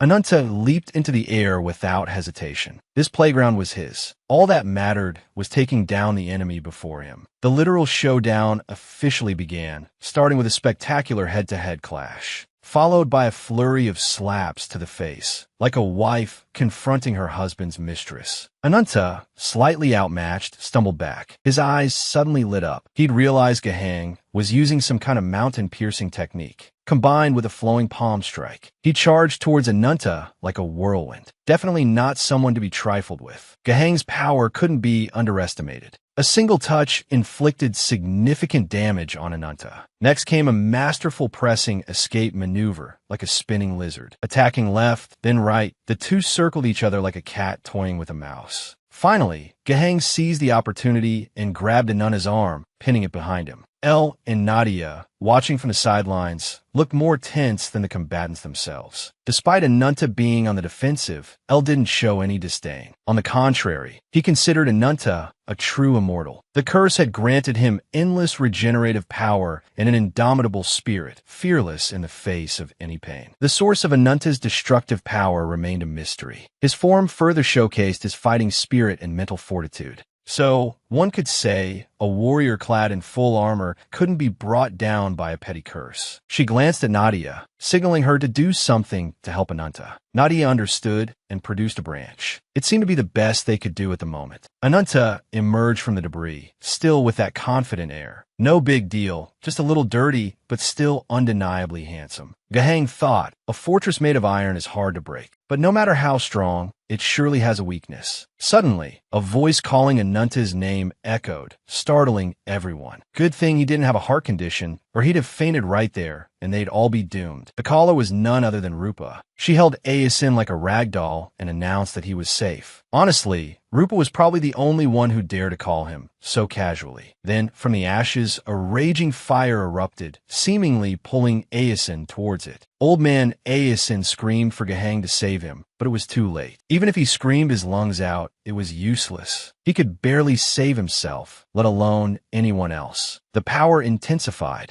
and the cracks in the branch began to mend. Ananta's eyes changed drastically, his avatar becoming even more ferocious, sprouting strange, whisker-like tendrils. Ananta stood defiantly, challenging Gaheng. He got lucky in the first round, but in this second round, he might just get logged out permanently. So, Ao also seemed a bit surprised by Ananta's incredibly cool interface. It seems the power radiating from Ananta is the power of a predator. Gaheng looked at Ananta with a bit of surprise, but it wasn't significant. He didn't forget to give a mocking smile after saying that, because Ananta had absorbed Aeson's life force. Then he used that same old mountain-piercing move, tumbling around with Ananta. In this critical moment, Ananta used his tentacles to block Gaheng's attack. Then he used the remaining tentacles to bring Rupa and the others to safety, signaling everyone to evacuate to a safer place. Gaheng was getting closer and closer, leading to the second clash between the two young men. Gaheng used his steel-like body, intending to give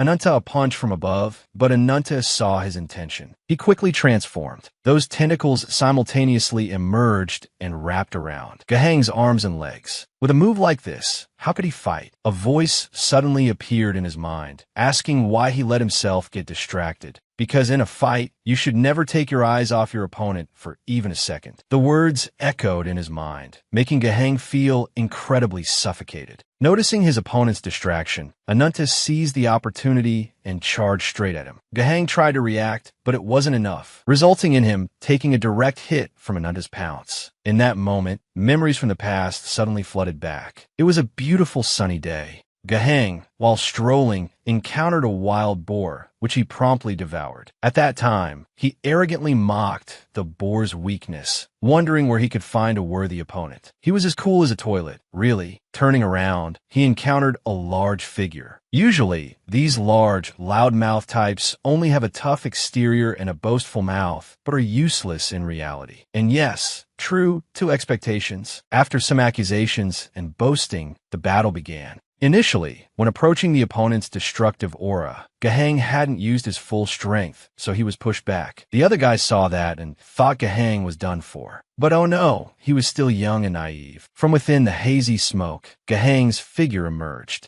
Both exchanged a friendly glare. The other guy also revealed his true form, a giant crocodile. Confident in his larger size compared to Gaheng, he kept boasting and threatening until 3 days later. Under his observation, Gaheng defeated the other guy. That crocodile, initially so loudmouthed, now had a big mouth all right, but it was swollen from being beaten. It lay motionless on the ground, with Gaheng standing beside it. Zhu was a bit surprised by this scene. He hadn't expected to witness what was happening before his eyes. He was also somewhat astonished, as it was the first time someone had taken a branch from his loyal subordinate without a scratch. Gahang turned and asked him about the wings. Zwa confirmed his identity and also asked for Gahang's name. After the name Gahang was spoken, he officially became the chosen one of heaven. While they weren't paying attention, the crocodile woke up. It opened its massive jaws, roaring, intending to swallow Gahang whole. But the pangolin wasn't going to be taken down that easily. The crocodile, refusing the offered peace, seemed determined to provoke Gahang into a rage. So, a punch was delivered straight into its gaping maw, literally tearing a chunk out of its jaw. Gahang, even at the last minute, didn't hesitate to offer a few winged compliments so the crocodile could happily go meet its ancestors. But all things considered, it was indeed very strong. This was the first time in Gahang's life that he had to admit someone was a worthy opponent, and he would use his own strength to defeat the crocodile. That was the sole truth bestowed upon him by heaven upon his existence in this world, and he would become the pinnacle, the embodiment of dominance. Zwa, from above, also expressed amusement at that thought. Of Gahang's, he declared that the pinnacle of the world Gahang sought to surpass was right before him, for he was the embodiment of wings, the one created by heaven. Gahang looked at Zwa's lofty figure with amusement, swearing that Zwa was the enemy he had to defeat at all costs. Zwa, unaware of Gahang's treacherous thoughts, extended his hand to cast a spell. Gahang was enveloped in an awakening light. Above him appeared countless Bawa formations, which then formed into ropes, binding Gahang tightly and suspending him in midair. Zwa urged Gahang to surrender, to obey him. If he did, he would witness, along with Zwa, the opening of the atmospheric layers at the call of heaven. Gahang, unwilling to yield, refused to submit. He argued that he hadn't even been significantly injured and couldn't accept defeat. The cold Zwa ordered the formation to tighten, carving this defeat deep into Gahang's flesh and blood. Zwa intensified the light, searing Gahang's wounds into his very soul, claiming it was necessary for him to become a great being. He also placed a curse on Gahang, desiring his subjugation to Zwa to reach the heavens. Ananta noticed something was amiss with Gahang, a vestige from his first battle. Although he had dodged to protect his left eye, it was too obvious. From that weakness, he found a way to take down the pangolin. Outside the battle, everyone wore grim expressions. Inside, a maelstrom raged, everything in chaos. Gahang swore he would destroy Ananta. Physical pain etched into his soul, screaming in agony. Along with an ironclad body impervious to all injury was his pride. Ananta recognized it as the inherent power from his branch, the ability he had always been ashamed of after using it to kill someone. This time, he would fight to the death against the wings once more. Gahang scorned Ananta, believing someone like him dared to confront the wings. Powerful, his interface suddenly got a super VIP pro upgrade. He challenged Ananta, saying, "Come on, this is your only chance to test yourself against the world's peak." Ananta, with his signature swagger, retorted, "Do you think I need you to tell me that? Just a little scratch and you're already losing it. You're going up against an enemy without even being prepared to see your body shattered into pieces. You're just paving the way for me, you know? Ananta, will be the one to defeat Zwa." As he finished speaking, Ananta's dark serpent tentacles surged forward to attack. But they were all swatted away by the pangolin. But that was all right. It was just the appetizer. The main course would begin now. Ananta lunged forward, but the result was the same. He was struck by the pangolin's claws. Still not giving up, Ananta fought on, but after a fierce struggle, he was ultimately slammed to the ground by the pangolin. After countless attacks, none of which could penetrate his armor, Ananta realized things were looking bad, so he decided to show off his transformation. Boom! In a flash, a small Quetzalcoatl was born. Only one of them could be the predator and the conqueror. I have defeated countless powerful enemies, overcome all their tricks and schemes, regardless of their fate. And you, who devours and hunts down your enemies with your own strength, your souls cannot be merged. I will kill you to ascend to a new level of power. With that, Quetzalcoatl lunged forward, but before even making contact, its neck was impaled by the pangolin's claws. The others were evacuating the soldiers, everyone worried. Rupa looked at Ananta, reluctant to leave, but under O's urging, she had no choice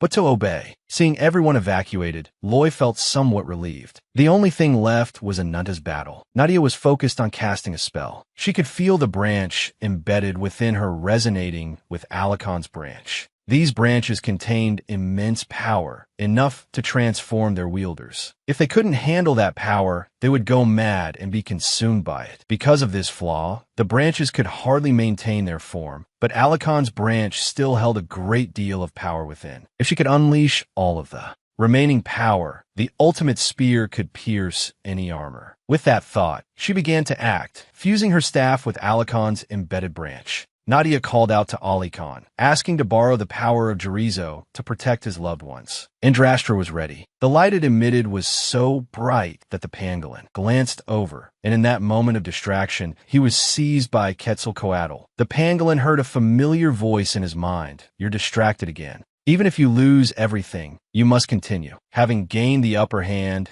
Quetzalcoatl taunted the pangolin, "Even if this body is tormented and shattered into pieces, I will not die." Nadia, over here, is preparing to execute a spectacular spear throw. It's truly going straight into the ground. For some reason, the arrow pierced straight into Quetzalcoatl's head. It's over. Even jumping into the Yellow River won't wash away this sin. From an advantageous position, he's back to the bottom of the barrel. The pangolin was so surprised he nearly flipped over. He mocked Quetzalcoatl, saying his trump card had been wasted. It was hard enough to find a worthy opponent, and yet, before the fight even began, he was betrayed. Reduced to a skeleton, Quetzalcoatl still struggled to rise and confront the pangolin. No, it was Alakon's power that erupted. The spear began to take shape. Jieheng weakly admitted defeat. He lost with a fatal wound, and now Ananta has won, defeated but still laughing. Ananta couldn't understand. He didn't feel any joy, so why was this guy laughing like a maniac? What's so funny about dying before achieving your goal? Jieheng told him he was like the embers of a curse, impossible to extinguish, and would eventually become a giant inferno. And one day, those flames would devour even larger wings. If you were the one cursed and not Ananta, he would make that guy fall from heaven. So enjoy it with joy.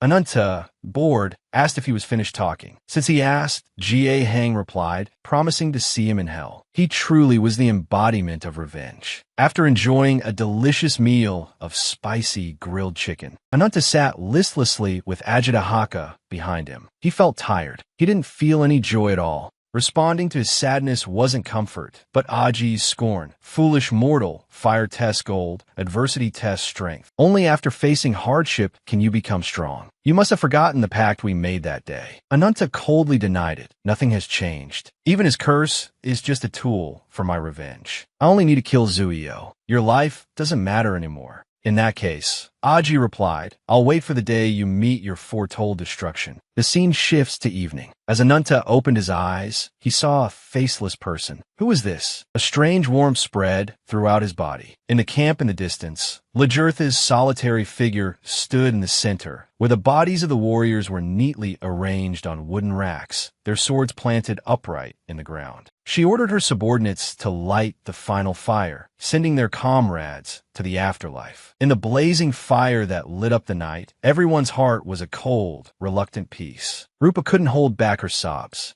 Nadia turned to look at Ananta not far behind her. She walked towards him, telling him she sensed he understood. Ananta, dazed, asked how much time had passed. Half a day had passed since he defeated the enemy. After recovering and treating their injuries, they held a mass funeral for the victims of the battle. And unfortunately, less than half of them survived. It was truly remarkable that they managed to survive such a fierce battle. If it weren't for your efforts and everyone's sacrifices, they would never have been able to win. Moreover, the curse residing within your body has grown suspiciously stronger. With the power you currently possess, no matter how strong the incarnations are, they cannot guarantee they can defeat you. Anata interrupted Nadia. That's enough. I still have more important things to do. Anata looked at the lizard crawling towards him. Ruby, I think we have something to discuss. Scene changes to a different location. The first seat of Sephiroth, Leviathan, the incarnation of the Abyss, pushed open the door and entered the room. She called out to Behirin. Leviathan demanded he explain to her what exactly had happened, why there was such an urgent summons. As soon as she finished speaking, a gigantic block of ice literally fell from the sky. The newcomer was the fifth seat of Sephiroth. It was a young boy with a polar bear helmet on his head. "You're the incarnation of Frost." As soon as he arrived, the boy yelled out to Leviathan, "I have bad news for you. I received a report that Brother Gain died in battle at the hands of a despicable enemy. This can't be happening." The fourth seed of Sephiroth was also present. "That warmonger has caused so much trouble for Zuio. But Zuio doesn't need to worry. I will protect this place with my life forever." Kisunga, the incarnation of rage. The third seed of Sephiroth sat in a corner, roaring. Kishi, the incarnation of lightning. Amidst the chatter, Behirin punched the space in front of him, causing it to shatter into pieces. Inside the space was an eye watching them. "Be quiet, brothers and sisters. Let us mourn the death of our comrade with the utmost sincerity.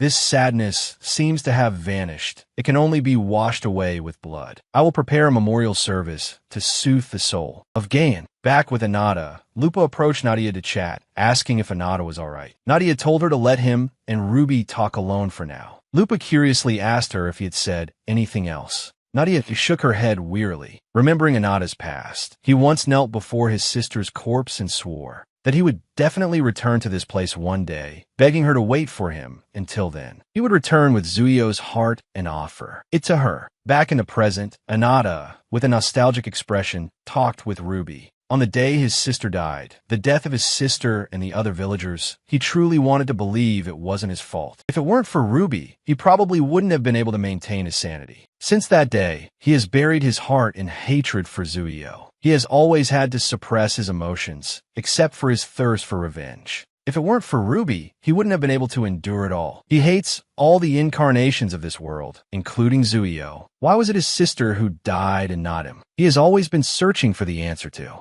that question. Each tear silently rolled down Ruby's face as she trembled and spoke. "Zuio, Ajita, Hakato, they're all the same, wielding power according to her desires and standards, all for the sake of revenge against the disgusting incarnations." Anata stiffened, turning his head in astonishment to look at Ruby. You're also an incarnation, aren't you?" Ruby's last line of defense was broken by his question, and she sobbed, repeatedly apologizing to Anata. She had kept it hidden until now because she didn't want him to be disgusted by her. Anata stared blankly at the star-filled sky, closing his eyes and remembering the moment Alakon's branch arrived and resided within his body. Something had become disturbed in his mind. Alakon's memories, no, it was something he never wanted to forget. Ruby sniffled, full of doubt, and asked again, "A memory?" Anata took light steps towards Ruby. He had been swept away by the past and had something he wanted to tell her. Anata reached out and wiped away the tears still lingering on her eyelashes. "You've always been by my side. I'm sorry, and thank you too. I forgot that I've always had a family and have always been with my family all this time." Ruby couldn't hold back and burst into tears. Moved, she embraced Anata. She shouted, saying that she was his family, Anata's family. The stronger the incarnation's branch, the more vivid its emotions and feelings become. Alakon's branches contained regrets and pain, precious memories of him and the Empress. And within his branch, there was nothing but an endless greed that always burned brightly for revenge. He was always like him. He became a beast, erupting with fighting spirit to fill the blood-soaked hole in his heart. Ruby looked anxiously at Anata's sorrowful face. "Are you sad?" She caressed his face, comforting him with the most sincere words. "Don't be sad because I am your family. I don't want you to be sad at all." Anata stood up, taking Ruby's small hand. "Wait for me a little while the moment I avenge my sister. When that battle ends, let's go visit her together." Scene changed to the barracks. Lagatha was extremely surprised to see Waifu appear. Here, she didn't remember anything happening. Clearly, there hadn't been an official dispatch ordering reserve troops. Waifu interrupted her. "Forgive my rudeness, my lord, but a serious situation has occurred. They are fiercely competing for the top position." Where's Anata now? Nadia, standing in the distance, was also very surprised to see Waifu's appearance. Lagatha's close female warrior couldn't hold back any longer, angrily shouting at Waifu. "What is with this blasphemous attitude of yours? The warrior's funeral hasn't even ended yet." But Waifu was determined to see it through, because this issue directly concerned the Leviathan stronghold. Her power also had limits.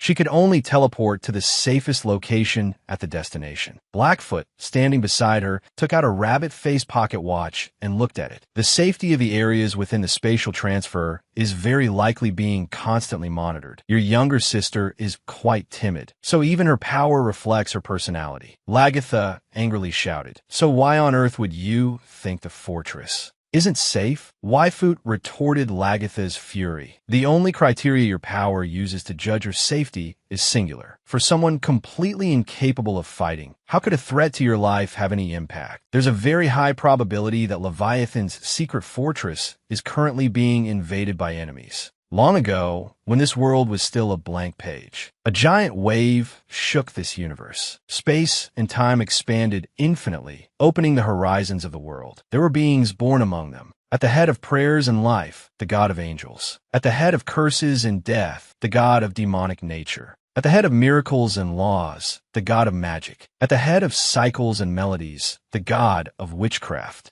At the head of war and troubles, the god of warriors. At the head of creation and destruction, the god of machines. They're the 6 absolute gods. Finally, the gods began to create the blue planet we live on. They created countless lives, including humanity. The gods believed a prophecy was necessary to help life coexist on their behalf. The gods' secret treasures, containing their power, were bestowed upon the souls of 5 beings. And those were the first incarnations. A quick-witted child asked, "I have a question, Mother. I believe there were 6 first incarnations." The grandmother praised the boy's sharpness. Unlike the other gods who bestowed divine treasures upon the strong souls of beings, the god of machines created his own representative, a perfect being modeled after humans. The incarnation of machines. The incarnations each departed to find their own lands. They coexisted with humanity as partners for a long time. However, peace didn't last long because of the incarnation of wings. The incarnation of wings stole the divine treasures of the gods and destroyed the first incarnations. In the end, he brutally slaughtered those who opposed him. And so, Leviathan rose up, determined to defeat the incarnation of wings. They prepared for battle under the command of the queen. A worried little girl asked her grandmother, "What if something happens while the queen is on her conquest?" Blackfoot came up from behind and told the little girl that she needn't worry. The incarnations and warriors under the queen's command are all exceptional, and Queen Lagatha herself is a warrior. He was sure she would return safely from her conquest. Blackfoot chuckled and apologized to the grandmother, unsure if he was interrupting the children's learning. The grandmother bowed respectfully to him, saying not at all, and thanked him for his valuable time. The dimpled boy pointed at Raclette, saying, "Then she will also become incredibly strong like Blackfoot." Another little girl was also extremely curious about how a child like Raclette could become an incarnation. The grandmother explained that incarnations also marry and leave descendants, and the power of an incarnation is often passed down to their offspring. Raclette must have received his power from his incarnation parents. The cheerful boy, if he were Buttercup's son, could also become an incarnation. In the pouring rain that dark night, the alarm bells announcing an impending invasion shook the entire city of Leviathan. Buttercup sprang up in alarm, an enemy invasion.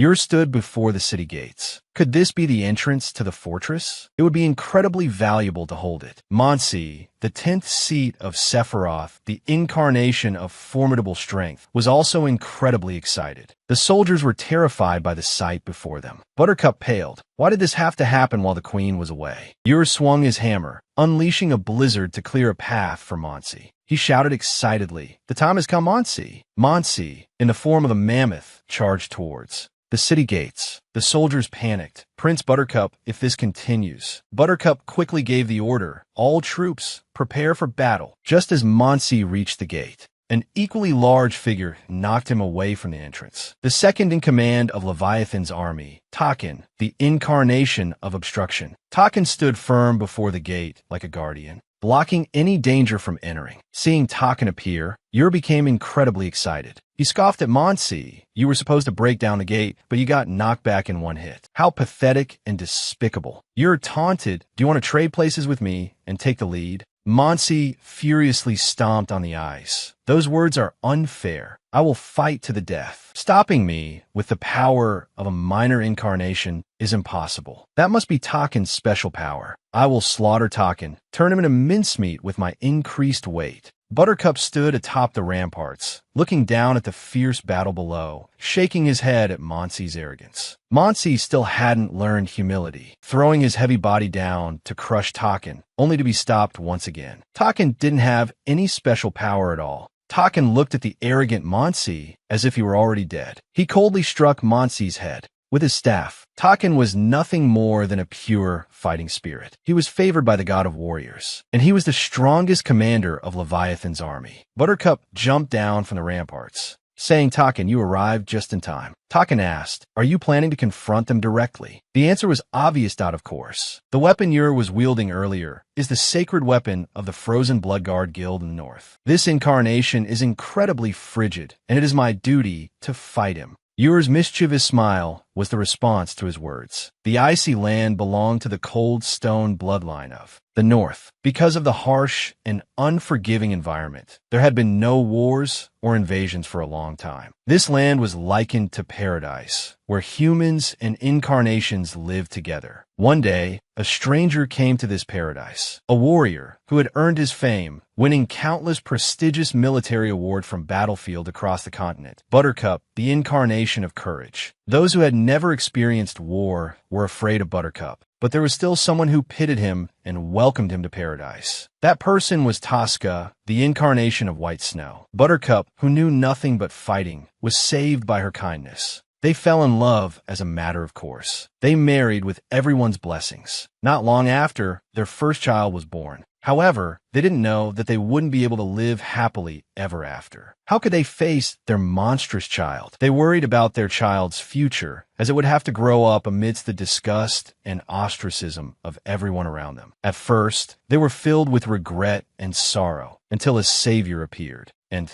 that was Zuyo, the incarnation of Great Wings. Buttercup was full of self-reproach. He had been so foolish then, deceived by the promise of saving his child without thinking about the consequences of his choice. Ur chuckled with amusement. He didn't remember how many years had passed. It had been a long time, hadn't it, Buttercup? Oh no, from a biological standpoint, you're the one who gave birth to me, so I should still call you father, shouldn't I? Ur held the bearskin hat in his hand, raising it in front of him with a delighted expression. If that's the case from now on, should I also call this skin mother? Buttercup didn't hesitate or say another word, immediately taking the broadsword in his hand and attacking Ur. He angrily warned him, "Don't you dare insult my wife." Ur coldly parried each attack he launched. So disappointing. Is this why you're called the incarnation of strength? Buttercup's broadsword froze when it touched Ur's stone hammer. He launched a series of attacks, knocking Buttercup back. Ur watched with amusement as he couldn't defend himself. Shouldn't you be proud? I was once just a monster, but I was able to become this strong thanks to Ur and Tosca's power. Buttercup spoke softly to the enraged Taken beside him. "Don't worry, I won't fall until the battle is over." Ur laughed derisively. "We'll see about that. Fighting is fun, but duty always comes first." Inside the city, the people are being slaughtered by the 9th seat of Sephiroth, Manita, the incarnation of brilliant light. The 8th seat of Sephiroth, Akira, the incarnation of silence, is also here. Inside the deepest shelter of the Leviathan fortress, soldiers were urgently evacuating the citizens. An old woman also helped the soldiers. "Everyone, please be careful and follow me." While everyone was distracted, Raclette stopped dead in her tracks, staring blankly at the ceiling of the cellar. She had noticed something unusual, and at that moment, Mania, Akira, and Kasola jumped down, blocking the group's path and launching a direct attack. The scene shifts back to Buttercup. Seeing Ur's triumphant smile, he too realized something was amiss. So from the very beginning, the invasion was all just a diversion. Ur was ecstatic. He had guessed correctly. He slammed his ice hammer into the ground, unleashing a blizzard and erecting a crystal palace, its icy walls trapping both Buttercup and Taken inside with him. Taken, his face grim, swung the staff in his hand with all his might, but it only caused the ice wall to tremble slightly. It didn't do any real damage. Yor watched Taken's expression with amusement. "This isn't good, is it?" he taunted. "The Crystal Palace is the strongest shield form of the blizzard. If you want to escape from here, you have no choice but to defeat me. This place is the sacred land of the revered god Gaon, and I will let no one survive." Buttercup stared in shock at Yor's polar bear form, utterly bewildered. Tosca's voice echoed. "This is the retribution they must bear for their actions." Yor lunged forward, furiously attacking the two. Taken met Yor's attack head-on, but the blow that had easily sent Monsi flying was effortlessly blocked by Yor. "You still had time to taunt Taken. You look worried. You intend to take me down as quickly as possible, don't you? But it won't be that easy." He carried the power of 2 incarnations and the strength of his branch. And could Taken withstand it? If this continued, he wouldn't be able to protect anyone. Taken didn't react to Yor's provocation.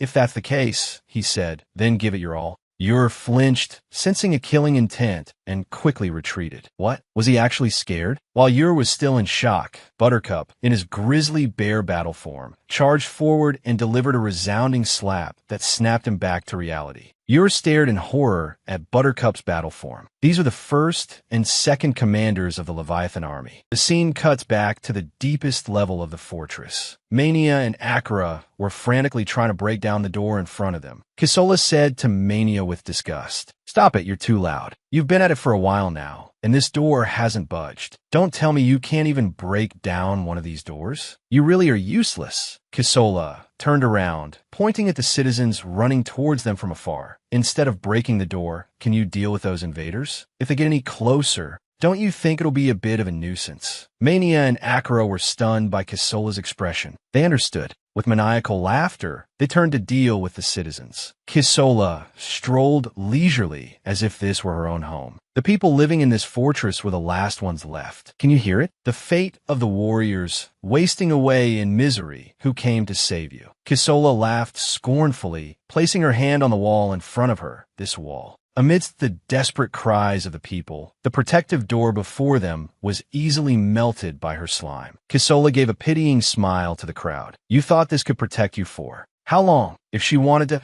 she could easily kill everyone here. Surely they know that, don't they?" Unrestrained excitement spread through her eyes. "You pitiful humans, I'll give you one last chance." Kisola pointed towards the children being protected by their godmother. "Those children over there offer their hearts to me." She licked her fingers hungrily.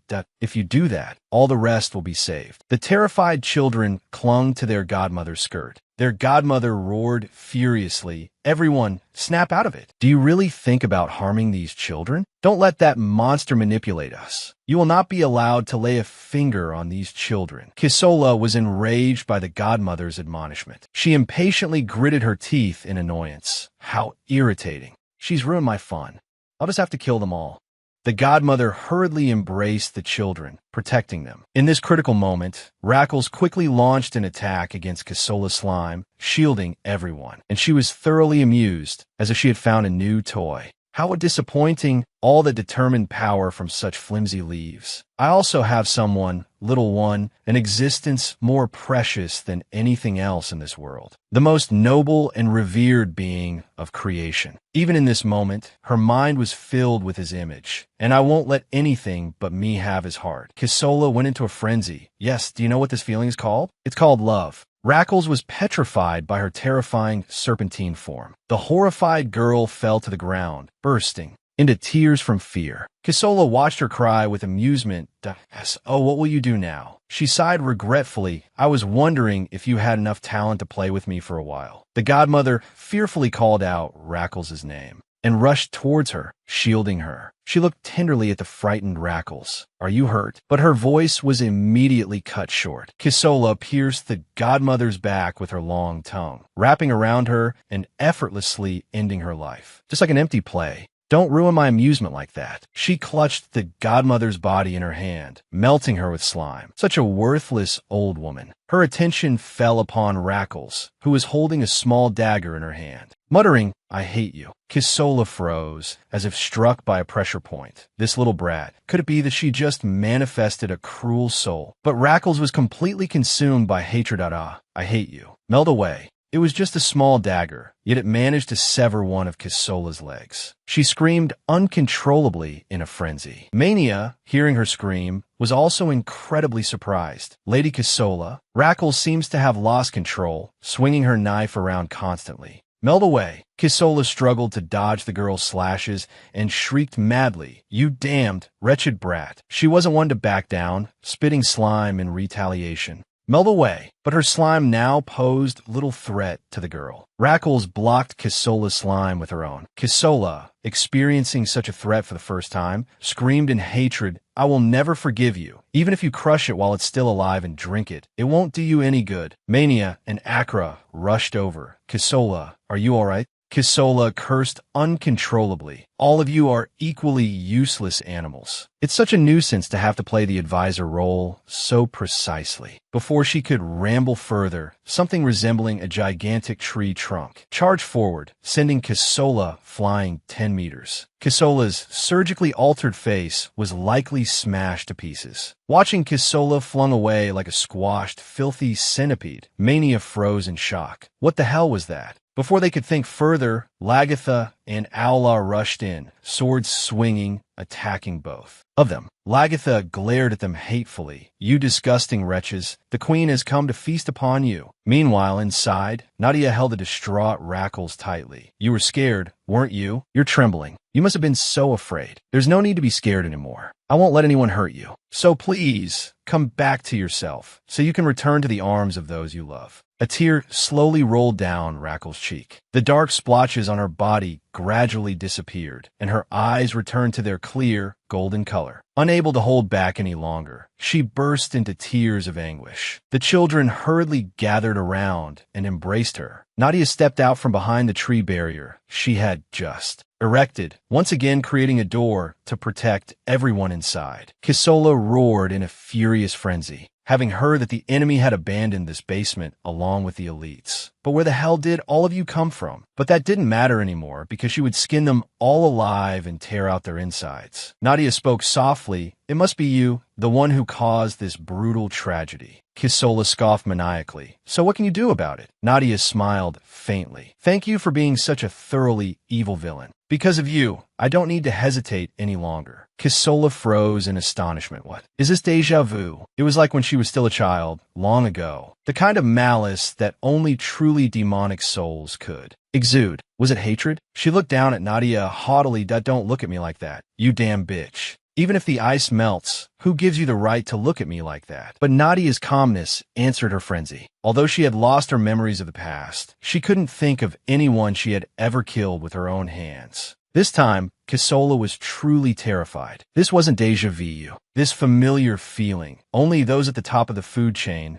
bathed in the aura of the apex, possess it. Nadia approached her. "Tell me your name, so I can remember you as the only person I've ever killed." Cut to Bon Hat. "This is impossible." Takken led the charge, responsible for both offense and defense. Bon Hat, however, always aimed for practical blows, leaving no room for error. They seemed unbeatable, but no one could predict the future. Fighting two people at once wasn't a good strategy. Yer couldn't let his guard down. He launched an attack, throwing ice shards to distract Takken. The moment he charged in, Bon Hat also rushed towards him. Yer blocked his head with his bare hands. Basic combat strategy. Take them down one by one, starting with the weakest. But Bon Hat reminded him that the most basic principle of combat is to never give up. "So, I'll teach you a lesson, Savi Bon Hat." But his triumph was short-lived. Takken used his ice-covered wing to ensnare him. Yor roared a warning that if you think this futile resistance will work against me, you're wrong. No one can defeat me. But his arrogance didn't last long,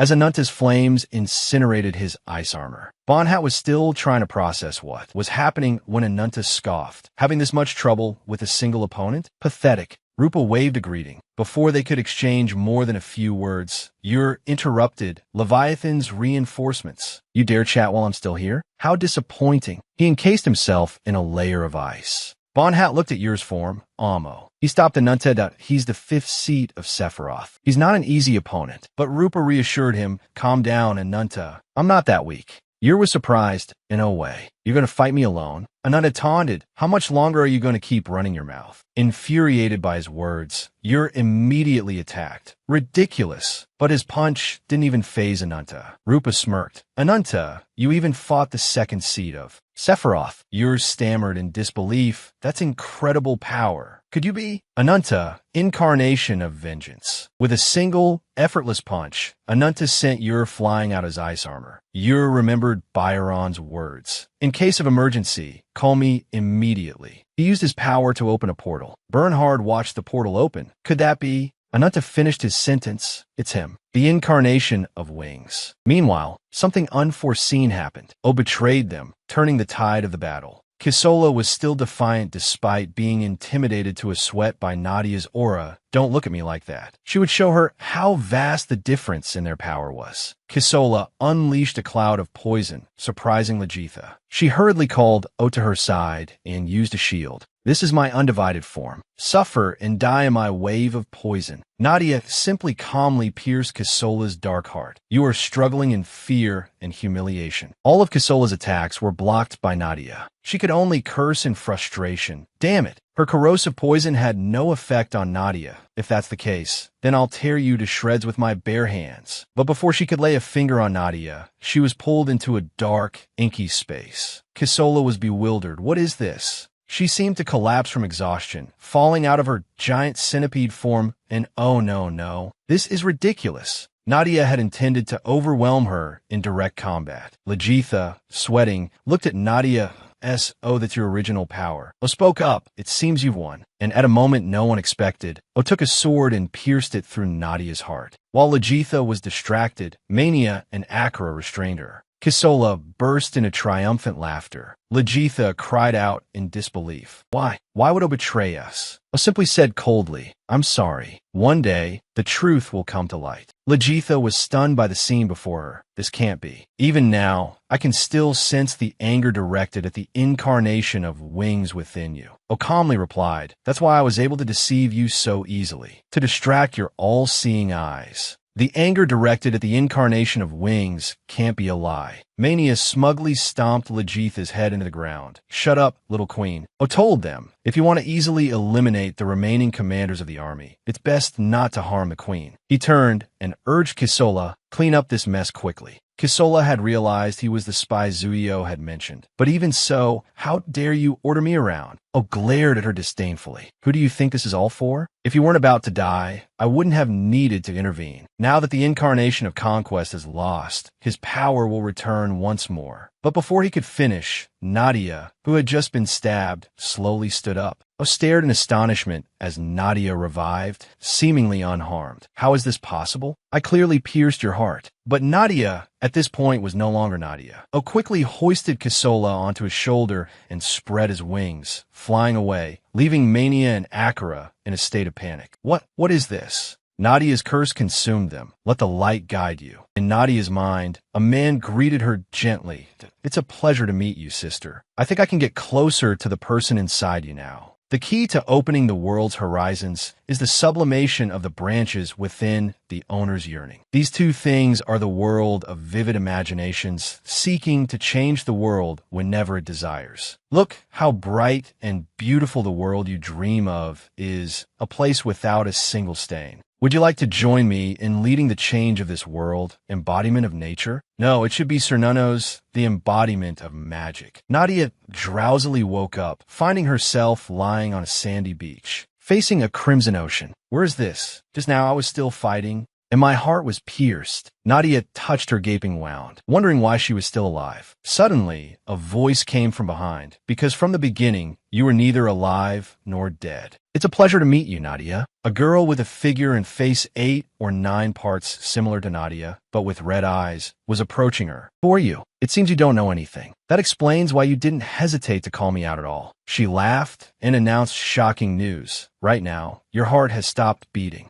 Controlled like a puppet by a crow's corpse, perhaps due to the artificial heartbeat created from the branch's power. I've been waiting for you for a long time, because I wanted to face you like this someday, but I couldn't. As long as you were in control, I would only ever be your shadow. Nadia shouted, stop talking nonsense. Who are you? The one who looks exactly like me. My name is Cernunnos, the first evil god of this world. She smiled, introducing herself with an evil grin and glowing red eyes, her pupils turning black as she solemnly informed Nadia. The gloomy sky suddenly turned bright and sunny. In the primordial era, in the age of mythology, a mythical beast with a name, embodiment of magic, was given human form. In the vast forest to the west, overflowing with Mother Nature's grace, the inhabitants revered this day as a prophet and worshipped it. At the same time, an embodiment appeared, bearing the name that signifies one who possesses both antlers and wealth. It was Cernunnos, a mortal being with an ephemeral nature, constantly seeking beauty through generations and self-harmony. Cernunnos, along with them, prayed for eternal peace, unaware that it was merely a pipe dream. Race, culture, faith. In that violent era, every aspect of humanity became the fleshly desire of others, turning the world into a place where mutual slaughter was the norm. The 6 incarnations at that time were both terrifying punishers and strict arbiters, protecting humanity. Then, one day, an unannounced spark of a large-scale invasion engulfed the entire forest. The invaders in golden armor were a powerful army of heroes led by an incarnate warrior, Lyoga. The forest tribes stood up to fight against the hordes of invading enemies, and to protect their loved ones, Cernunnos also stepped onto the battlefield. The battle ended with countless lives lost, and the forest was completely burned to ashes. Cernunnos, a god, endured spears and arrows piercing his body. Lyoga approached Cernunnos at a pathetic end for one chosen by the supreme god. "I will engrave your death deep within my heart." Cernunnos turned, his face etched with astonishment. "Lyoga, a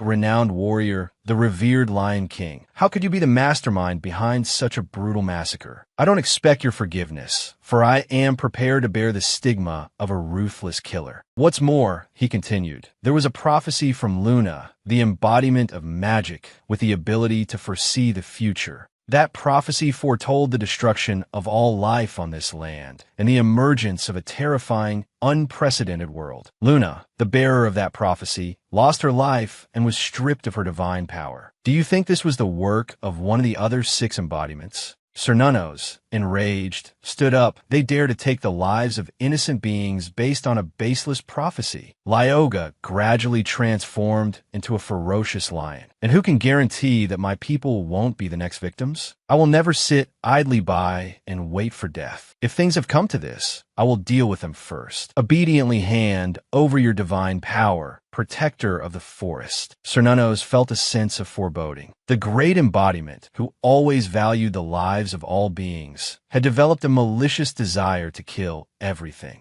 in eyes consumed by rage.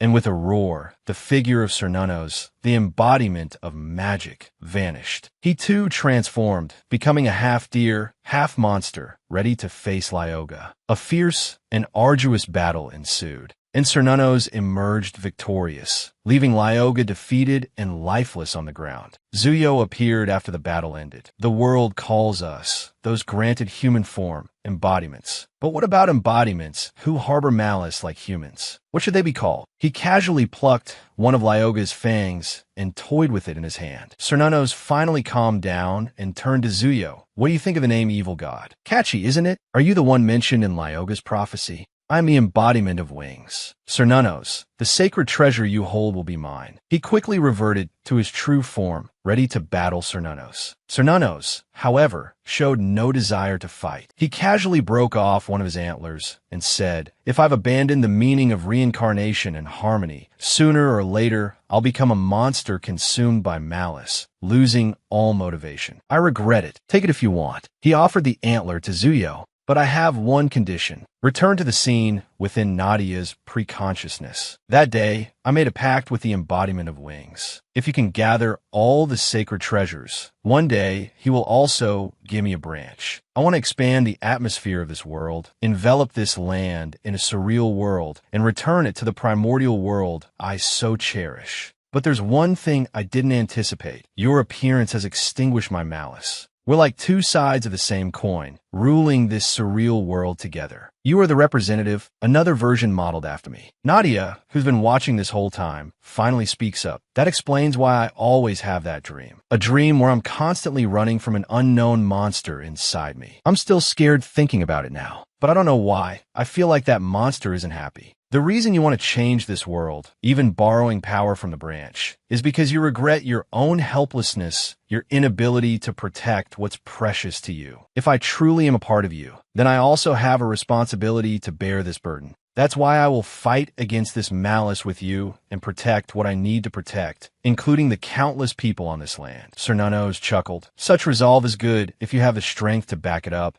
but the one before you is one of the 6 strongest incarnations in history. The ice wall has collapsed. Everyone evacuate. The ice wall has collapsed. Everyone evacuate. As everyone scattered to find cover, Byron just stood there, looking down at the mess he'd created. He turned to face Ananta, who was in the form of the black dragon incarnation. He held out his hand provocatively. These fists have never feared anything. The ground beneath the orange-haired one suddenly cracked, pulling him into the void. So this is the first time I've had to fight the same opponent twice. Ananta was quite angry. This guy always thinks he's better than everyone else. You always look down on me like you're some creature sent from heaven. Byron was slightly intimidated because Ananta had once been a threat to both him and the incarnation of the wings, but now he had transformed into a dragon. He asked for his name. My name? Ananta. Let me formally introduce myself. I am the descendant of the Black Dragon, the one who survived and devoured all, the evil gods in the world, and the one who will destroy the incarnation of the wings. Why was I born? Why am I so different? Someone, please give me an answer. These are the questions that Byron constantly asked himself. A destructive power capable of shattering space. Is the answer I seek within this punch? Zuyo, the incarnation of the wings, could only reply. Divine power is the manifestation of desire in the preconsciousness of a bird that must hatch to be born. And to it, the egg is the whole world. If you want to know why you were born, you must destroy the world that confines you. With your mind, Byron, I will lead you to the answer. Zuyo turned with a gentle smile and affectionate eyes, continuing, from now on, you will be the strongest spear protecting me and the incarnation of destruction. Before unleashing his ultimate move, Byron remembered his master's words. Wield the evil sword of disaster, the scepter of justice. A punch of lightning-infused light shot toward Ananta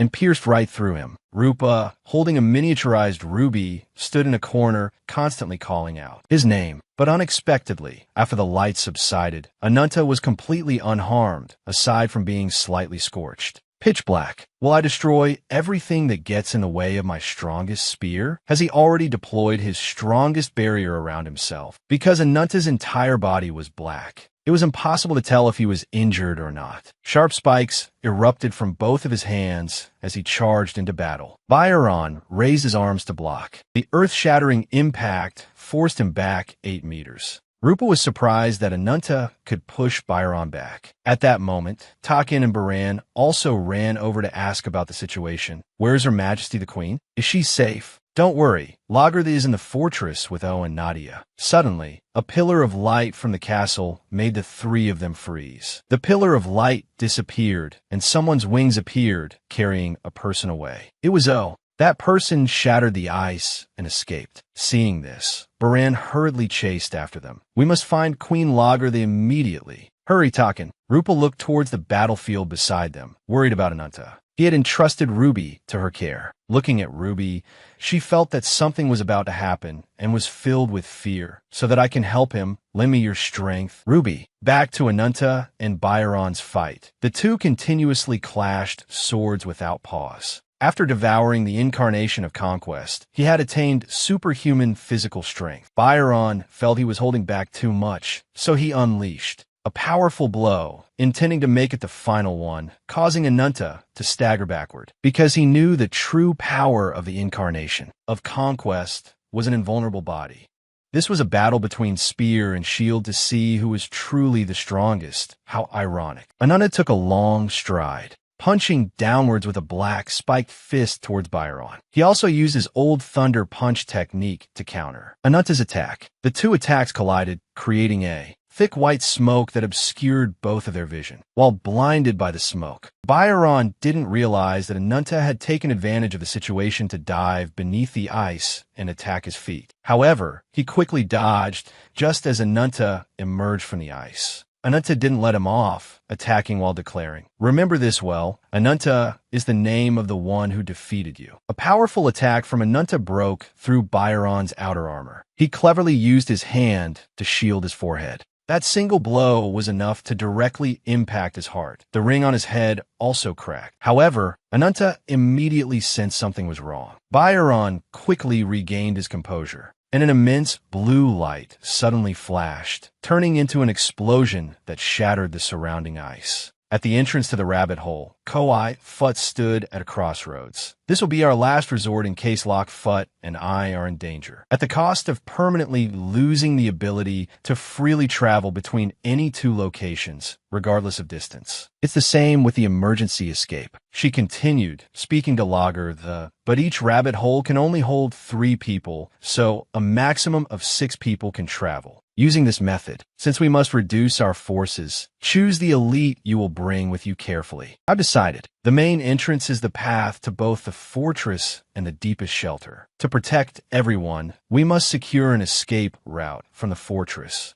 The inner defense team will consist of me, and Nadia. This team will stop the enemy from entering the fortress and care for the wounded. The outer response team will consist of Ananta, along with Rupa and Ruby. Ruby was startled, being a gecko and having to go on a mission. Lager explained, "The enemy has definitely put all their strength into their main force to break through the defenses at the fortress entrance. So I think this final battle will definitely need Ruby's strength." After finishing, Lager also assigned tasks to Scan and Mo. You two will stay behind and care for the wounded soldiers. This battle will not be easy. Everyone get ready. Everyone went into the 2 rabbit holes as assigned. After everyone entered, the 2 holes closed. The clock shattered. Koi and Lok Fut felt that since it had come to this, it would be difficult to fix. It's okay. Actually, it's quite amusing that the result exceeded even my expectations. After those fierce battles, his power has increased significantly. Get ready to return to our sister. Lok Fut dreamed of the day he would touch the surface of our moon, which was about to become a reality. He spoke while laughing and covering his mouth, looking like the final boss. Sky saw through all of their expressions and actions. The wind has lost its storm. You guys have ulterior motives with me. Kuei Fut smiled gently. So, under the Queen's command, there's another bone spirit beast? Is that what the wind told you? It seems like you guys are very unhappy not being able to fight alongside the Queen. Huh? We don't deny that, but the Queen's judgment has never been wrong, because that thing is definitely a spirit beast. Locke immediately quipped, "What? It's a creature that's both a spirit and a legend. The power of the gods who created this world has no fixed form. But after a while, it developed itself and became a spirit that has its own body and can freely transform between 2 forms, becoming a spirit beast. And a creature that was originally a spirit beast and then becomes an incarnation can be compared to the first 6 incarnations. Ruby, from a lizard, instantly transformed into a wolf with a body full of fire. This was because Rupa had combined with Ruby to become that form. Ananda was also surprised by their combination. On the other side, Byron wasn't giving up either, transforming into a new form, with flames in front of his chest and in his mouth. Ruby Rupa glanced at Ananta. "Ananta, let's help each other. Now I'm going to turn to dust." The 2 combined, immediately gaining a powerful, enormous, its already red body now blazed even brighter. It lunged at Byron with claws and full body weight, slamming into him with a blow that nearly twisted his face. He quickly raised his arms to block, but was immediately hit by a second, then a third attack, and then even more. He could only defend, unable to counterattack. According to the high gods, the divine beasts born of the evil god have a different name. As far as I know, there's only one such creature in this world. Byron suddenly surged, startling Rupa and Ananta. The red flames that had enveloped him were instantly swallowed by his own blue flames, which grew larger and larger. This was his final attack, as well as the final protective barrier. For the manifestation of the wings, called the evil beast, Baharan. Like Ruby, his entire body was covered in blue flames. Is this his true power? Ananda had only watched and listened, making no judgments. A warrior like you, why?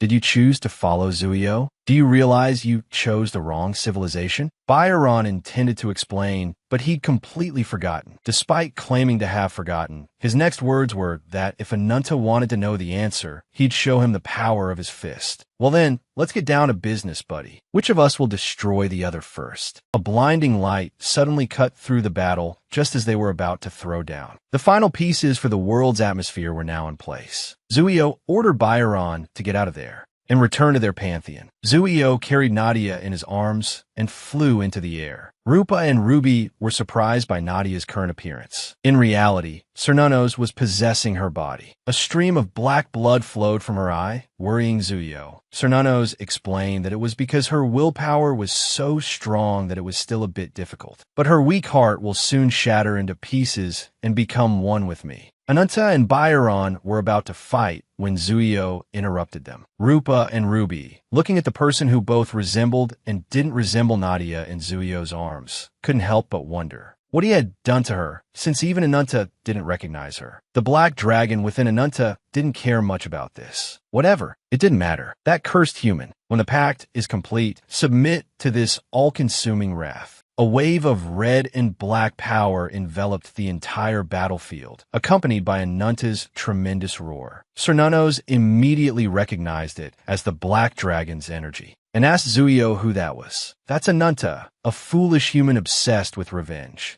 I never thought he'd be this troublesome. You want to kill me? Insolent. Delusional. Even if this world collapses, you won't get your way. He spread 6 pairs of wings and launched 6 orbs directly at him. The swift attack pushed back Rupa, Ruby, and Ananta. Byron, standing in a corner, sensed something approaching him and quickly jumped up.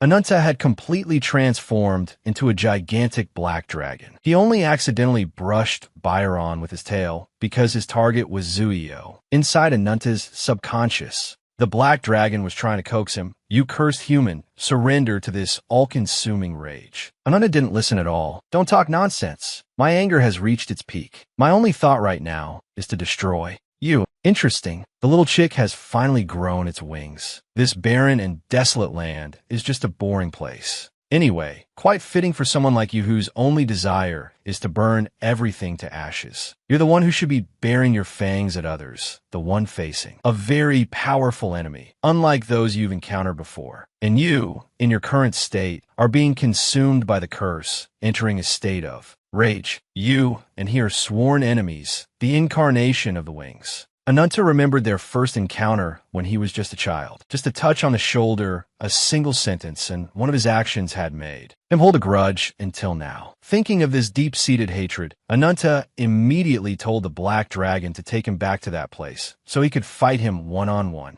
The black dragon said no, but he was just informing, not asking for permission. Okay, you've become this arrogant because you're so infatuated with the power of the curse. You fool, know your place. With that imitation power, you're nowhere near being able to touch the incarnation of the wings. Although slightly annoyed, Ananta had to keep quiet because she was absolutely right. Having courage without strength is just useless arrogance. Is there anything more unsightly than the boasting of the weak? It's called all bark and no bite. Ananta held his head, not knowing what to do. Even after giving him my all, I still can't defeat him. How can I take my revenge? Don't be weak. As the evil god, my power of rage is still within you. That power can turn an ordinary human body into a bloodthirsty being, also known as the incarnation of vengeance, and from there, unleash a cruel power, becoming a creature comparable to a god. It could be said to be nothing short of disgusting. You've seen it too, right? Those branches created from the sacred treasure of that creature, they're the catalyst for evolution, causing all creatures, even the most disgusting, to become incarnations. This is the covenant I want to offer you. Take the branch and be reborn as a true incarnation. Then I will gain a new body and escape this fantasy world. With the power of the branch and my curse, I will regain my original power and take revenge for you, descendant of the black dragon. Do you accept this covenant? She touched his cheek and continued to tempt him. Even so, he accepted with a smile, but then he grabbed her throat, warning, "Revenge is my business alone. I won't entrust it to anyone. Once my revenge is complete, I will offer this body to you. Take as much as you want." The black dragon hesitated slightly because things weren't going according to plan. The steps were a bit off, but the result was still the same. So why not accept? Fine. Let's see how long you can hold out. The clouds of death and disaster will guide you. The pact within his subconscious ended as the black dragon granted him the power to launch a blast of fire towards Zuio. Zuio quickly retaliated. The two forces collided, creating a massive explosion in the sky. The two streams of power collided, creating a massive explosion in the sky. Cernunnos, who had been resting in Zuio's hand, twitched. "I don't intend to be your burden. I will fight with you." Incarnation of the wings. She then dove down to confront Ananta, using black thread from the ground to restrain him before landing gracefully. A surge of power erupted from the ground, attacking Ananta. "It seems you've adapted to this body quite well, Cernunnos." A surge of power erupted from the ground, attacking Ananta. "It seems taking over this body has gone quite smoothly, Cernunnos." "Of course, but your power remains unchanged." She looked down at Ananta's scorched back. Zuio held Cernunnos in his hand and said, "A single move from me is all it takes." Before he could demonstrate his power, Ananta resisted. Incarnation of the wings, "I curse you." He opened his mouth and unleashed a beam of light towards him. Rupa and Ruby, now separated, were inside Ananta's body. "Ananta, can you hear me? Answer me." Rupa cried out from inside Ananta's body. She looked up and saw a mangled mess above her. Inside it was Ananta, his mind and body controlled. She looked up and saw the mangled mess above her. Inside it was Ananta, his mind and body controlled. Ananta's outer form had lost part of its head. Above, Zuio's wings were half burned, having been used as a shield. "Foolish and wicked soul, is the extent of your curse only enough to scorch these white wings? Come to your senses." The sky suddenly shattered like a mirror. Zuio ordered Byron to ambush Ananta from above, delivering a powerful blow to the black dragon's back. Rupa and Ruby, inside Ananta's body, were also jolted by the impact. The reddish mass containing Ananta fell and shattered. The reddish mass containing Ananta fell and shattered due to the impact. Ananta landed face down, motionless. Seeing this, Rupa struggled to her feet, intending to help him. But Ruby was faster, transforming into her human form and rushing to Ananta's side. "That I will protect you, no matter how many times it takes, whenever you are exhausted and fall." Ruby stayed by Ananta's side, using her healing powers to mend him. The muscles in his arm gradually regenerated, returning to their original form. Outside, Byron, Juyo and Senyonot were gathering before the black dragon's corpse. Senyonot observed for a moment, then told them Ananta, the incarnation of vengeance, whom they had been observing for a while in Nadia's mindscape, was their enemy, but also just someone grieving the loss of a loved one. Therefore, letting him pass peacefully would be the victor's mercy. Juyo paused slightly upon hearing Senyonot's words. He had been silent until now, causing Senyonot and Byron to wonder about this small matter. He usually talks so much. Why is he so quiet now? Juyo felt something wasn't right. He slowly raised his hand. His fingers were gradually turning black, and the discoloration was spreading down his palm. Could it be that he had been afflicted by it? The black dragon's curse. Suddenly, a surge of power erupted from the black dragon's corpse, forcing Byron to dodge to the side. The light gradually formed into a powerful stream. Before anyone could see anything, a large hole was blown through Juyo's head. He himself was surprised. From that surge of power, a hand ripped open a path. Ananta had restored his original form, though slightly smaller, and was ready to fight. Senyonot wasn't worried about Juyo's head. He was also somewhat terrified because Ananta still hadn't fallen after fighting for so long. Byron was about to charge forward, but was stopped by a fox monster. Juyo's wound had healed. As soon as he regained his eye, he immediately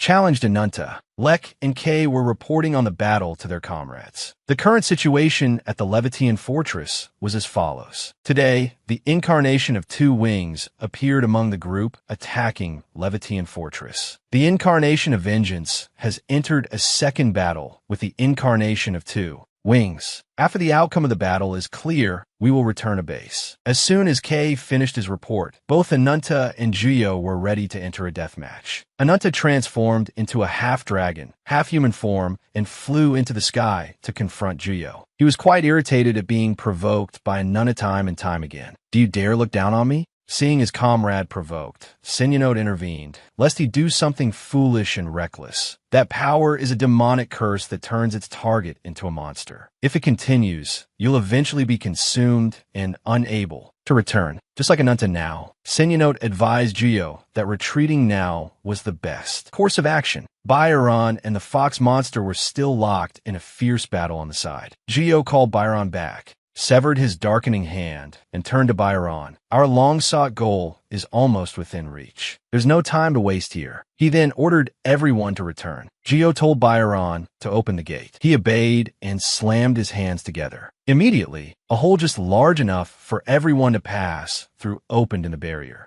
Seeing his enemies about to escape, Ananta roared loudly. Senyonot looked back at his old acquaintance last time and said, "Black Dragon, if you also have a desire to live so strong that you have to steal. If you steal another's body, sooner or later we'll have to face each other." Ananta focused his power, emitting fireballs all around him. Senyonot spoke as he transformed back to his original form, spreading his arms to receive Ananta's attacks. Isesai Nematona, a black barrier, completely blocked his attack. A new day arrived, and dawn broke as usual. A figure approached the site where the battle had ended. The biggest outcome of this battle was confirmation that the Black Dragon's curse had tainted the incarnation of Two Wings. The extent of the damage the curse inflicted on him is still unknown, but based on his reaction gathered at the scene, Blackfoot is calling to report the situation to everyone. It can be estimated that he is significantly weakened. The opponent's quick retreat is proof of this. Next, I will report on the damage situation.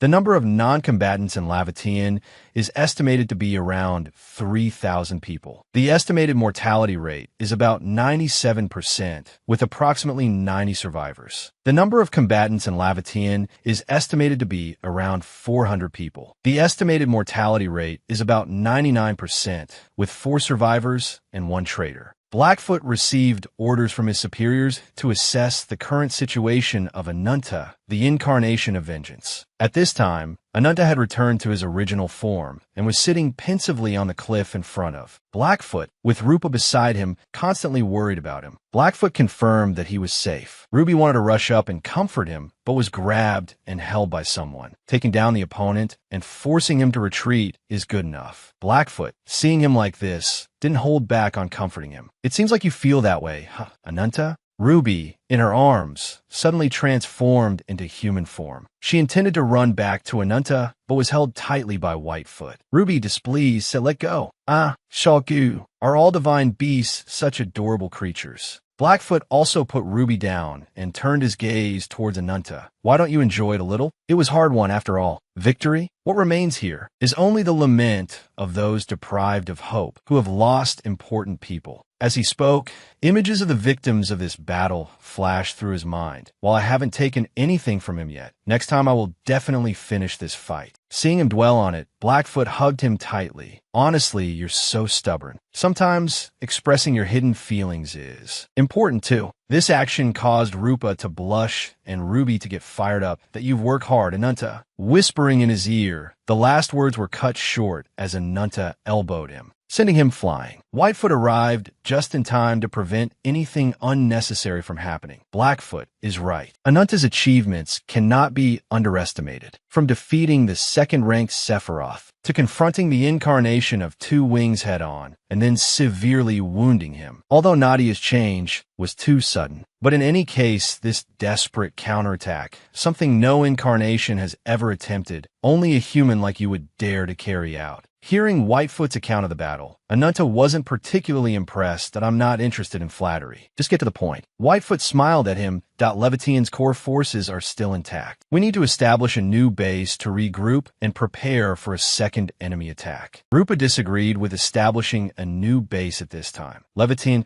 no longer has a fortress large enough to protect the civilians. If we can't avoid being discovered by the enemy, there will be casualties regardless. Whitefoot anticipated this and had already prepared. We propose an ideal location suitable for all survivors. It's the Blackfoot headquarters. Furthermore, in recognition of Ananta's contributions, we will reveal to you truths about the incarnation of two wings that you never knew. This piqued Ananta's interest. He looked threateningly at Whitefoot. If you're lying, you know what will happen. Whitefoot gave a cruel smile unlike any he'd seen before. The incarnation of two wings, Geo, his true identity, is the final incarnation among the first 6 of this world. The incarnation of the Empire. A memory of an afternoon the two spent on the beach surfaced. While I could no longer stand by your side, I wasn't sad at all. My only regret was not being able to bless you. It was Ao's memory from when he was a swordsman. Now, he was returning to Geo's base with Kisuga. They all arrived on the upper level at the same time, including the two-horned girl, Zith, and a young man waiting there. Seeing Ao and Kisuga approach, the man turned to look at them.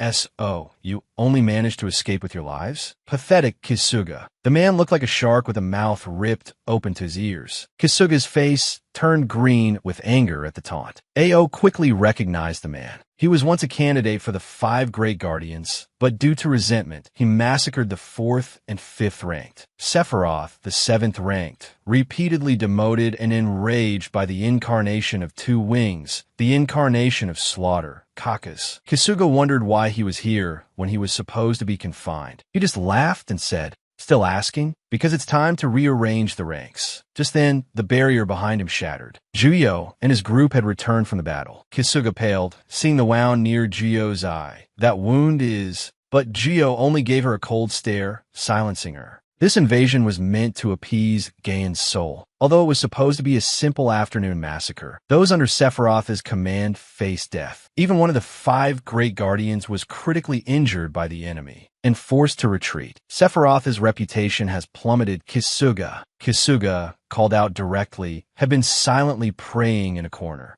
Senyanot, seeing Juyo's harshness towards his subordinate, intervened. Kisuga, seeing a familiar face, was greatly relieved. Of course, Senyanot also explained, she only clashed with me accidentally. Isn't it too cruel to punish her further? His words made Kisuga grit her teeth and remain silent. Juyo agreed with Senyanot's reasonable opinion, as sometimes rewarding instead of punishing leads to the development of the group. From now on, I will reorganize the ranks. Acknowledging the meritorious completion of the spy's mission, I appoint Ao, the incarnation of swordsmanship, as a Sephiroth 6th rank. Dismiss Use, the incarnation of the storm, from the 5th rank. Appoint Kakat, the incarnation of slaughter, as a Sephiroth 5th rank. As for the vacant 2nd rank, I appoint Senyanot, the incarnation of magic, as a Sephiroth 2nd rank. My brethren, the time for a new chapter in history is approaching. Our journey to invade the land of the gods lies beyond this world. As soon as the final preparations are complete, I will put an end to this long journey. Back with Ananta and the others, a large golden sphere lit up, and some rabbit-like beings were waiting as 3 beams of light appeared. Ananta, Rupa, and Ruby were transported somewhere. Whitefoot, smiling, came out to greet them and introduced the place as the bandit headquarters. Welcome to Labathot. Rupa didn't forget to mention that Lord Legitha and the others hadn't arrived yet. Whitefoot advised her not to worry about it, although it was a bit troublesome. After gathering the remnants of Levitan in one place under Blackfoot's leadership, we made a plan to bring them to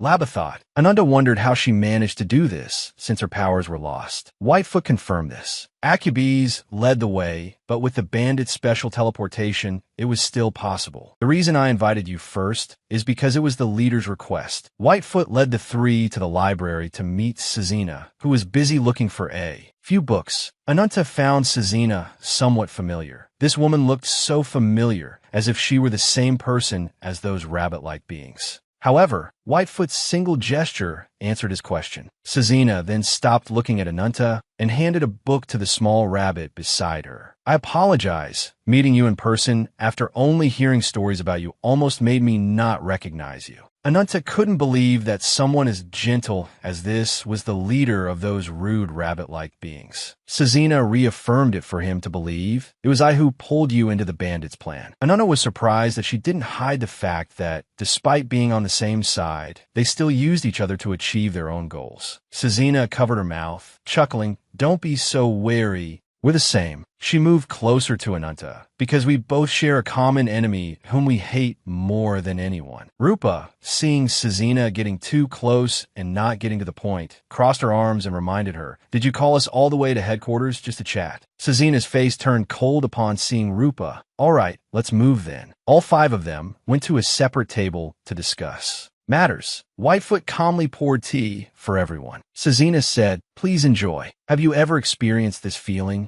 When you hate an enemy so much that you want to know everything about them, like an obsession." Ananda felt disgusted to have run into a stalker. Hatred fades with time. Unlike the strong, the weak like me choose not to forget. I've documented his entire history, enough to fill all the bookshelves in this room. The story I'm about to tell begins with the journey of a nameless incarnation. Across a vast and expansive desert, a person rode a camel, traveling hopelessly. The camel's body was riddled with arrows, and after a few steps, it collapsed. But the camel's fall didn't bring down its rider. The person looked ahead and saw a figure slowly approaching. To see a world in a grain of sand, and a heaven in a wild flower, hold infinity in the palm of your hand and eternity in an hour. In a room full of machinery stood a machine in the center. Its mission was to convey the ultimate fundamental principle and bring widespread benefit to the human world. Questioning the creator, what is the purpose of implementing the ultimate fundamental principle? The logical system is independent of the outside and maintains the overall system, aiming to analyze in detail the consciousness and conceptions of organic beings, to create emotions and an ego for the incarnation of the machine. That is how the nameless incarnation operates. The nameless incarnation looked at the woman in front of him holding a knife pointed at him and found it pointless because that couldn't kill him. "Freeze! If there's any suspicious movement, I won't spare you. Don't move." He brought a hand to his face, feigning boredom. He removed his mask. "My fundamental principle cannot harm humans, human girl." The girl, seeing his face, was startled. Behind the iron mask was a mechanical face. He asked for her name. Her name was Fiona, the first person the machine incarnation encountered. Ananta, listening to the story, thought it was a fairy tale and told Sazina to get to the point. "Everything I want is information about Zuyo. I came here to find clues on how to defeat him. I don't care what he did or where he was before." Sazina, sensing his impatience, explained further. The origin of the machine incarnation is the starting point where he became the incarnation of the wings. Exploiting weaknesses to defeat our enemies is also something we should do. Please listen to the story until the end. I don't intend to waste time pointlessly either. Ananta glanced at her and urged her to continue. Sazina closed her eyes and continued. That night, the machine incarnation and the girl camped together in the desert. Fiona ate her fill while he didn't need to eat. "I have a question. Within a radius of several 100 kilometers with human strength, the chances of survival are extremely low. So, what reason made you travel in such an injured state?" Fiona still wasn't used to his way of speaking. "My profession is a merchant. I trade with the people of the desert. Ever since she was little, she and her family traveled through many different cities, providing water to those in need. In this vast desert, there are many people who need our family's help, but the greedy bandits don't care at all."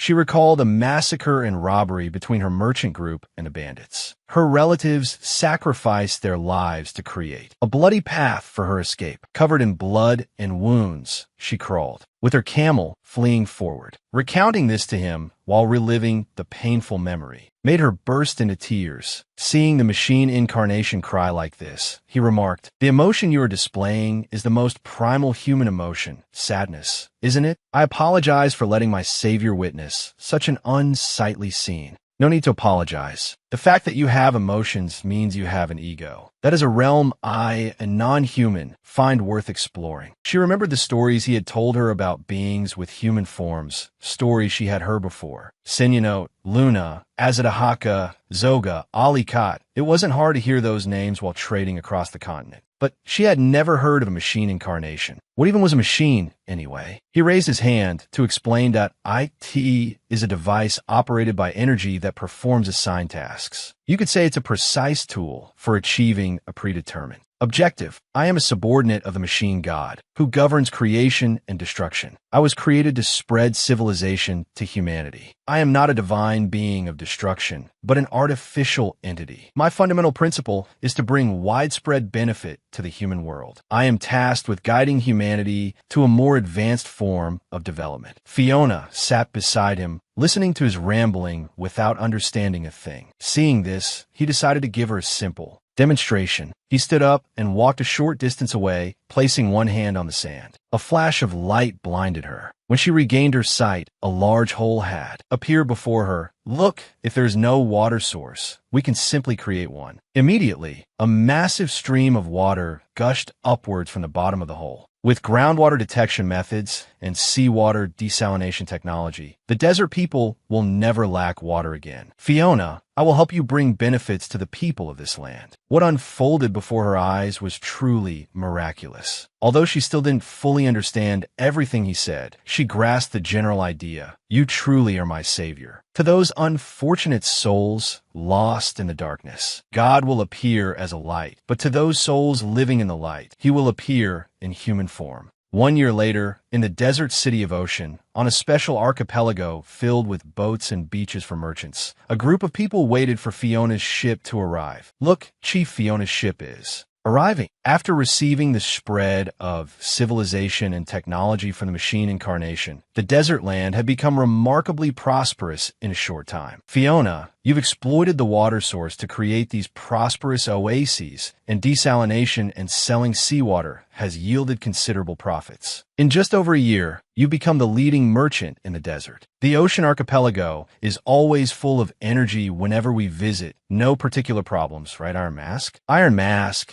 is the nickname Fiona gave to the machine incarnation. Because trade with the outside has increased significantly recently, infrastructure like roads and ports can't keep up. Fiona didn't quite understand what he was saying. The oath of vengeance. Criminals must receive severe punishment befitting their crimes under all circumstances. The cause is the oath that the special district's leader proposed in the council. Fiona felt this was absurd because the oath was to protect everyone from outlaws. So why hinder the development of the special district? The machine incarnation explained, to survive on this barren land, those who have taken the lives and property of others are called outlaws. The special district has excluded anyone with even the slightest connection to them. The number of people unrelated to the special district has far exceeded the number inside. Although there's the option for everyone to coexist, they choose to clearly distinguish between enemies and allies. If punishment isn't seen as a means for social benefit, but as an end in itself, as it has been, humans will never stop killing each other. At this time, when labor is desperately needed to lead the development of the special district, it seems more practical to open up to even those outside the law.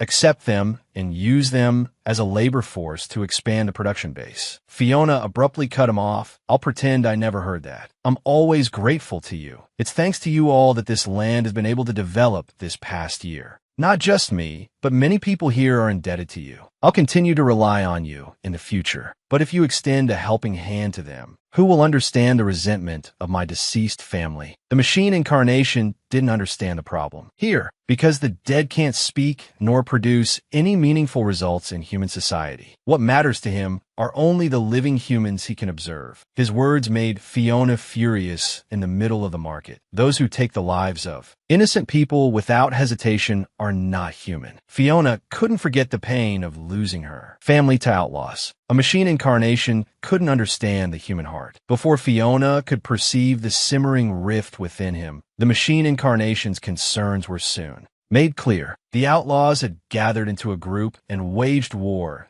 Someone's up ahead. Don't bother. Just keep going. We'll kill and rob anyone who dares to get in our way. Destroy all those special district bastards for me. The machine incarnation raised his hand. Oh, holy will that binds me. What defines a human? I want to find the answer right now. From his palm, a system resembling a gun barrel emerged. A surge of power emanated from it, so potent that a single blow obliterated the invaders. He dreamed of casting off the absurd shackles and revealing his true nature. The people within the city didn't understand what was happening. They still thought the outlaws were attacking. Get out of here quickly. Suddenly, a voice called out from behind them. Are you going to abandon the children and the elderly? It was Fiona. We must fight against these outlaws. They've held a grudge against us for a long time and will surely try to annihilate everyone. However, some wanted to surrender immediately. Only cowards surrender. What can we do? Fiona spoke up, reassuring the people, don't be afraid. This land is a paradise we painstakingly built, a place filled with the blood and sweat of everyone. So why hand it all over to those who took the lives of our loved ones? Let's fight together. We will defeat them with our own hands. Let's fight and win. Fiona's encouragement immediately had an effect, and the people were filled with fighting spirit. Suddenly, a bright light emanated from behind them. Fiona recognized it as the power emanating from the machine incarnation. After annihilating the outlaws, the machine incarnation left only a long, deep gash in the sand. He put his mask back on just as Fiona rode her locked towards him. Fiona, witnessing what remained, couldn't believe her eyes. All the Iron Mask outlaws. Who killed them? Was it really you who did this? The machine incarnation looked at her. He felt the same emotion he had felt when he first met her. Is that fear? Fiona, I was fortunate to meet you on this very land because I have fundamental questions about the fundamental principles of the Creator. What is a human? When the world distinguishes between incarnations and humans. I have always wondered about the nature of humanity. As your kind once said, humans won't kill each other. Now, I will begin my journey to find the definition of a human. The machine incarnation gently placed his hand on Fiona's shoulder. It was you who freed me from this absurd arrangement. I am free. Somewhere, a girl with cat ears witnessed these events through a lens. She chuckled softly and said, "Gotcha, world traitor." Immediately after, the machine incarnation left Fiona without a trace of regret. For a long time, he wandered a distant road with no destination, analyzing the feelings he experienced and coming to his own realizations. Suddenly, he recognized the feeling he was experiencing as joy, but doubt quickly followed. What had brought him this joy? To find the answer, he once again immersed himself in the human world. The machine incarnation settled in various lands, spreading technology and civilization. He ushered in an era of human prosperity and was worshipped as a god for many years, but it never lasted. Over time, it faded and turned to dust, for the places he stopped were vastly different from the world where he had met Fiona. As always, humans hated and hurt each other, and good people had to live in sorrow, mourning, and suffering. The murderers weren't human, but merely things, in human form. Just as Fiona had done, all who witnessed this scene saw him as a savior. Humans, why you worship me? Killing one person makes you a murderer, but killing 1,000,000 makes you a conqueror. So, killing everyone will make you a god. Oh, noble one, what is your name? I am your name. Why do I remember this? The machine incarnation quietly left humanity and went somewhere else because he needed some time to reflect in a place where no one was around. And then, right before his eyes, Luna, the incarnation of magic, appeared. Immensely beautiful Luna, with her cat ears and heterochromatic eyes, held a parasol over her head as she approached and stopped, chanting something. Suddenly, countless streams of light appeared, and the machine incarnation, taken aback, stumbled backward. Super advanced spatial transfer technology? Even more surprising, how could that entity possess such immense energy? The surrounding space changed, filled with towering bookshelves, likely rivaling the world's largest library. Luna spoke, "Pleased to meet you. I am one of the 6 original incarnations. Luna, the incarnation of magic. This is the first time I've met you in person, so I'm quite excited. How about you, machine incarnation?" He replied, "I'm also one of the 6 original incarnations. So, sister, how should I interpret this sudden invitation? Depending on the circumstances?" He slowly raised his hand, but before he could finish, another voice cut him off. "Welcome back. Did you have any trouble getting out, Luna?" Luna glanced at the rabbit-eared girl approaching. "Could you bring some suitable clothes for our guest, Serena?" Rupa gasped. "Wait, Serena is your name, right?" Serena replied, "Yes, I was once a young servant who served Lady Luna." Anata asked, "So you're taking revenge for your master?" "No, she's my family, someone more precious than anyone in this world." The machine incarnation, now changed into the clothes, looked rather dashing and followed Luna looking around. What a strange place. I can't measure the scale of this place with any technique I possess. Luna calmly replied, of course, this is Labyrinthos, a multidimensional collection of information. A treasure trove of knowledge where all information since the world's birth has been recorded. It's easier to understand if you think of it as an infinite magical space. He said indifferently, but there's nothing here that interests me. When are you going to send me back? Luna continued, Labyrinthos is a separate dimension detached from the world. No one can enter or leave without my permission. So, I suggest you don't think about it too much. I'm a librarian tasked with managing this labyrinth by the god of magic. You're not foolish enough to choose to oppose me on my own territory, are you? The machine incarnation's already dark face grew even more gloomy. You are mistaken. I will not be bound by anything. I am free. Not even the will of the gods can bind me. Luna looked up at him with an unconcerned expression. She pulled a book from a shelf. That I have no intention of debating your beliefs. Is that why you killed those people? The machine incarnation replied, the one who killed them wasn't human. My core principles define human nature as such. I see. So can you take this and step aside? She handed him the book she'd taken down. You machines are so pragmatic. It's unsettling. I suppose our conversation isn't going so well. He opened the book and read, then asked, what is this? Luna replied, the real reason I brought you here. It's an ancient book recording the horizon of the world that existed from the very beginning. It also describes the original function of the sacred artifacts we possess. The moment the 6 sacred artifacts gather, a sprout will grow and form the world tree. He wondered, why are you showing me this? Luna pointed a finger at his chest.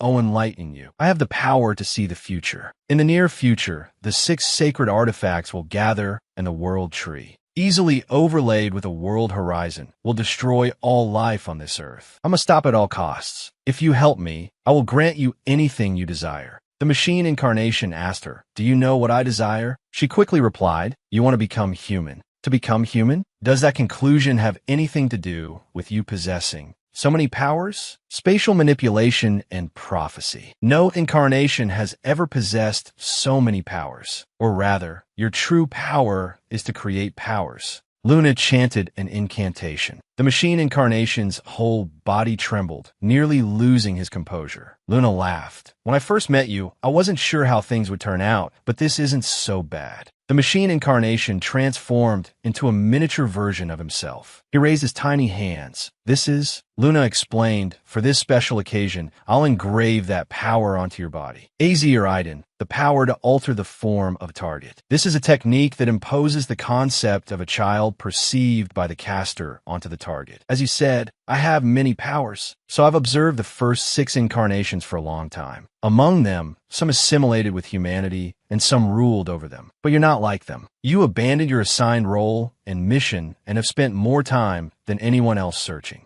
for something.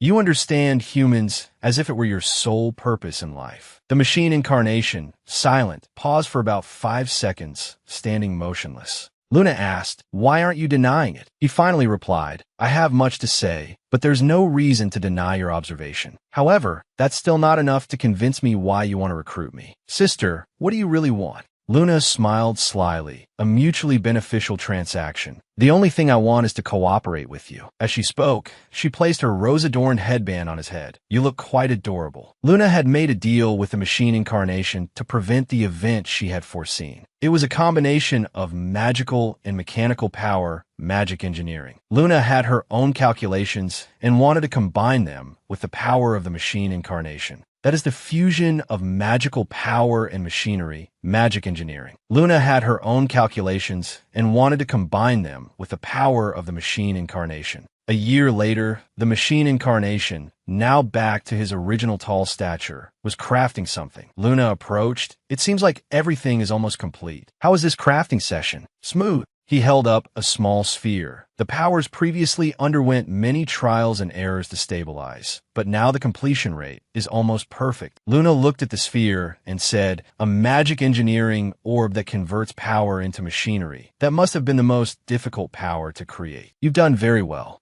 Serena, quickly take it. Serena, startled, stepped forward and held out her hand to carefully receive the sphere. Now, let's think about where we should go next. AQB, lead the way. The space before their eyes flashed brightly. Noticing the change in surroundings, the machine incarnation spoke. Where is this? Luna replied, beside Serena, you're the first to set foot here. This is the outpost to prevent the descent of the world. Tree, welcome to the lunar base. The place resembled a grand castle missing its roof. In the center stood a massive telescope pointed upwards towards Earth. The machine incarnation looked up. The plan of someone who can see the future is truly fascinating. The idea of turning power into tools using 6 magic engineering orbs. I've been able to enhance my combat abilities. But what about telepathy? Spatial displacement, the powers you desire, seem difficult to use in combat, but I still want to ask one thing. Specifically, what future did you see? Luna replied, the future belongs to the realm of the irreversible. Once decided, it cannot be undone. Before recruiting you, I searched for allies for a long time and also tried to share my prophetic ability with one of the 6 incarnations. The incarnation of the warrior, Rio. I thought that he, with the most powerful force, would share my aspirations, but the answer I received was unexpected. She recalled Rio telling her, I understand your concerns, but unless there's a clear sign, I won't be able to heed your vague prophecy. The machine incarnation questioned, vague prophecy. Luna explained, I can't see the future. Let me be clear. When I foresee something, it's not prophecy, but prediction. Only those with the clear will to carry it out can make it a reality. The nameless incarnation with strange wings. My plan is to detect their appearance beforehand and prevent them from stealing the divine treasure. The powers you suspect are for emergencies. I want to ensure this child survives. As she spoke, Luna stroked Serena's head, the two gazing at each other with boundless love. The incarnation of machinery, the development of the magic engineering orb will end here. From now on, I'll entrust you with the operation of the lunar base.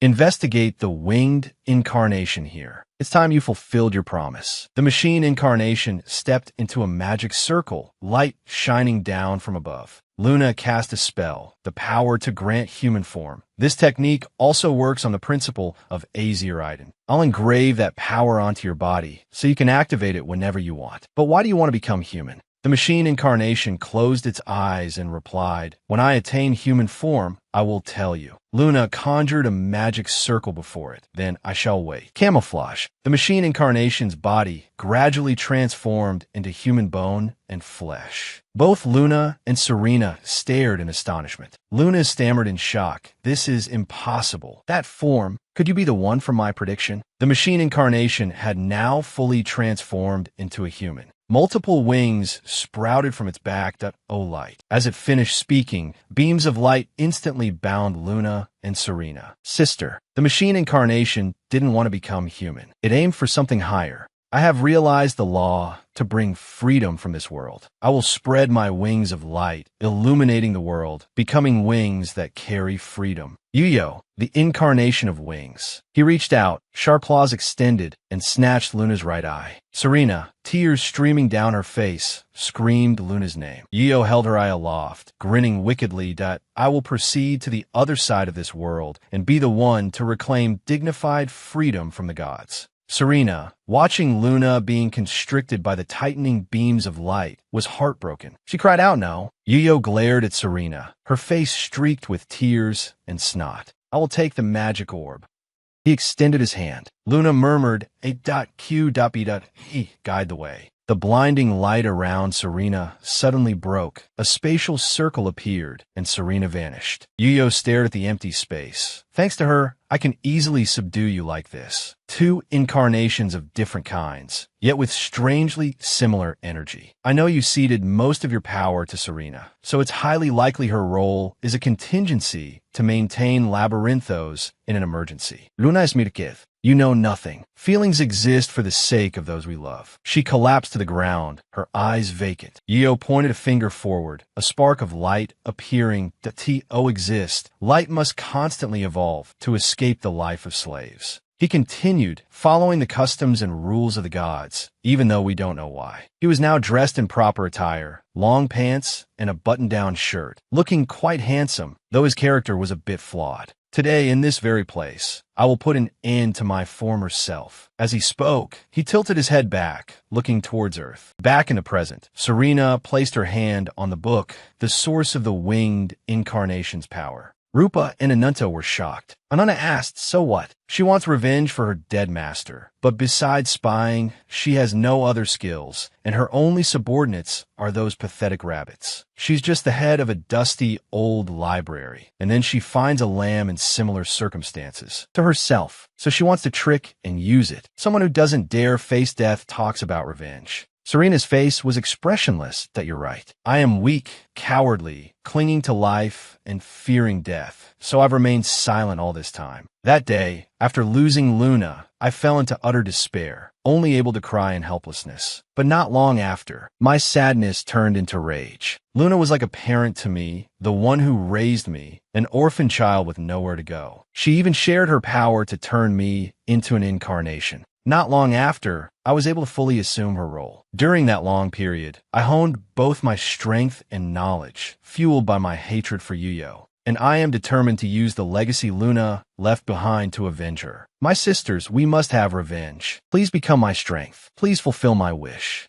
Whitefoot carried a box over to Ananta. He asked, "What's this?" Luna replied, "Magic orbs refined into a device that can seal power." Uberman. The source of the winged incarnation's power comes from 6 magic orbs. If you use Uberman, you can neutralize all of his powerful abilities, including, of course, the power of the evil god that has possessed you. Rupa was surprised. "You mean Ananta can return to his original body?" Ananta picked up the orb, his expression fierce, as if ready for a fight. He and Rupa left. Ananta asked, "Is there anything else you want to tell me?" "The rabbits said your comrades will be here in half a day. Get some rest." Rupa was silent for a moment, then spoke. "Ananta, what do you plan to do after you get your revenge?" Ananta replied coldly, "I don't know. I've never thought about what I'd do after getting revenge. If I had to choose, it would be to visit my sister's grave one more time." He thought to himself, "But with the time I have left, perhaps even that small wish won't be possible." Rupa placed a hand on his shoulder. "That I hear you. Remembering your lost family and overcoming your grief to move on is fine too, isn't it? With the rabbits, you can live a normal life." Ananta remained impassive. "It doesn't concern you. Don't interfere in my business." This guy is so cold. Rupa paused for a few seconds, then said, "How can it not be related? Comrades are people who can be there for each other and support each other when things are difficult. And when there's a problem, they solve it together. They're people you can trust and entrust your life to at any moment. That's why I can't abandon him, because he's my comrade." She said these words with her face as red as a tomato. She's fallen for him.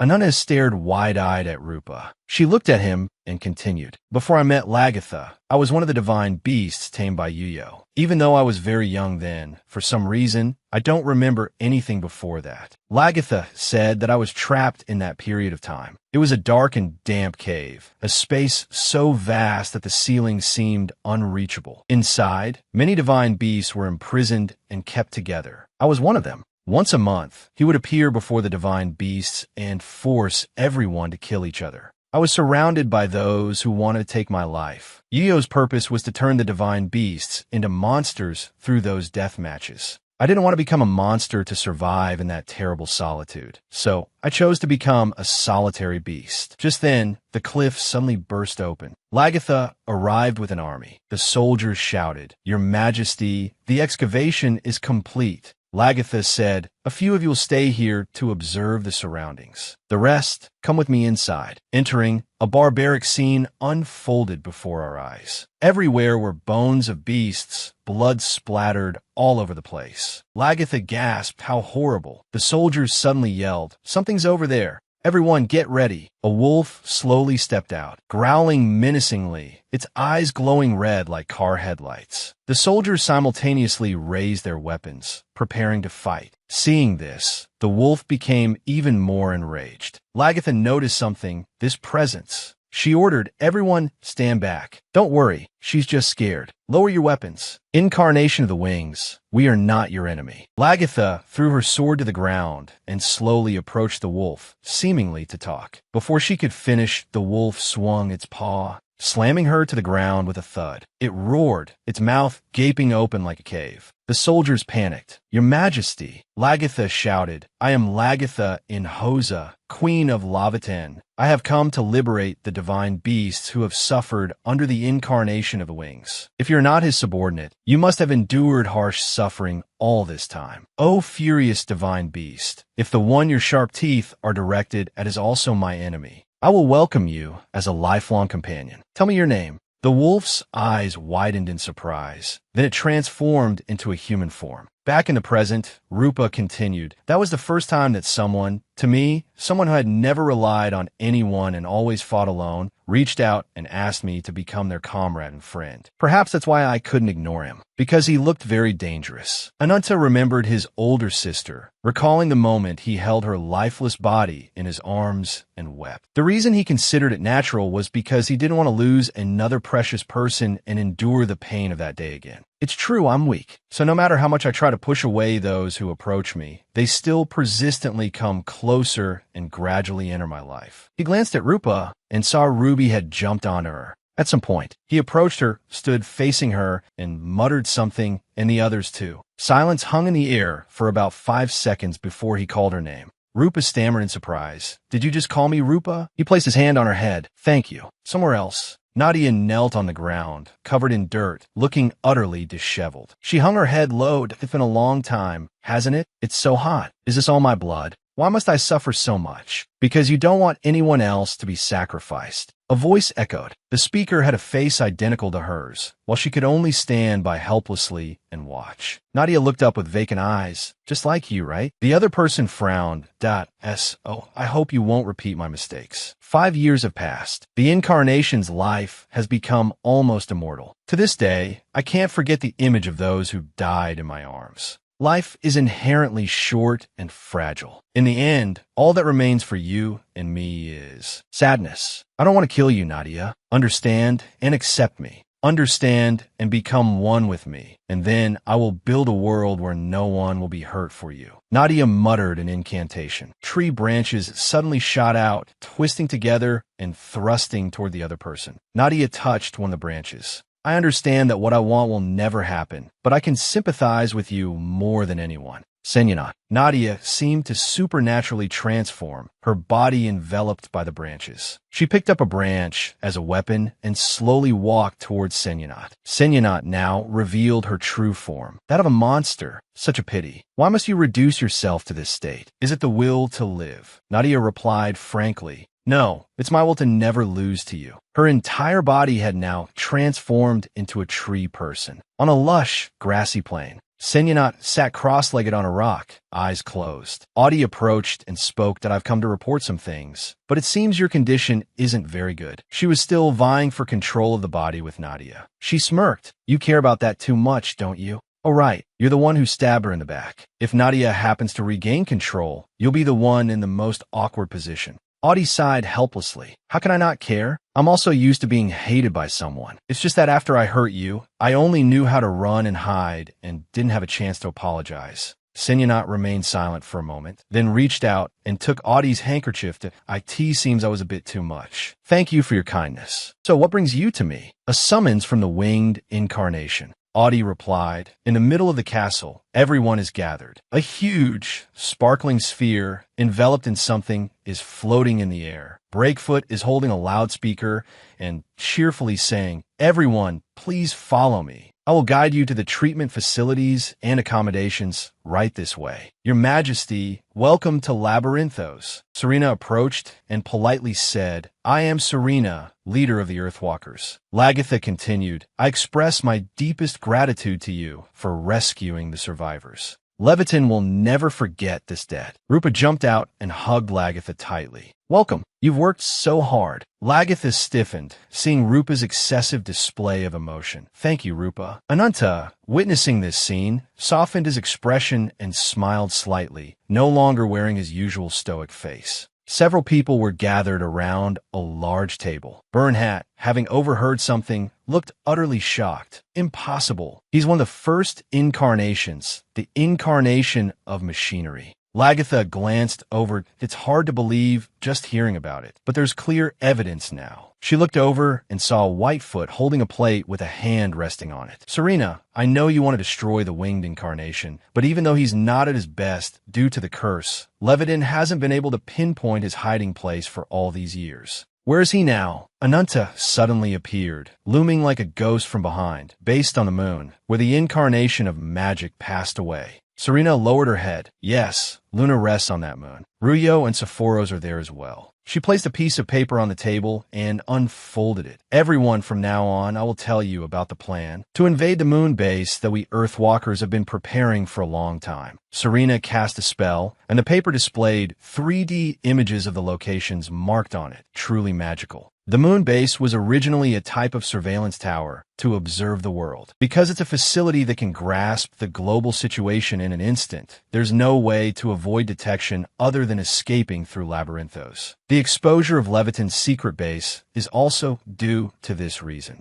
After being occupied by Ruyo, it has expanded into 10 areas, and the moon base has transformed into a giant fortress connecting those areas. Anana asked, what is the approximate scale of these areas? They are comparable in size to the capital of a nation. Baron gasped. 10 areas the size of a city? That matches the number of Sephoros. Lagatha asked, could it just be a coincidence? Serena replied, it's no coincidence. The current moon base, redesigned by Ruyo, could be considered a ritual to manifest the true heavens of the world. And the Sephoros are the elite seedlings he nurtured, and only a single branch is... A chosen one can grow and become the world tree. The objective of the moon base invasion plan is to stop Ruyo and the Sephoros ritual. And now, I will present the detailed strategy for the invasion. On Ruyo's side, a giant dragon glared at him. You said you would help me escape my solitude. Did you not? Incarnation of the Wings, are you trying to insult me? Ruyo persuaded. Master of the Abyss, you are truly noble. Despite possessing the power to destroy the world, you live a life unbound by anything. I,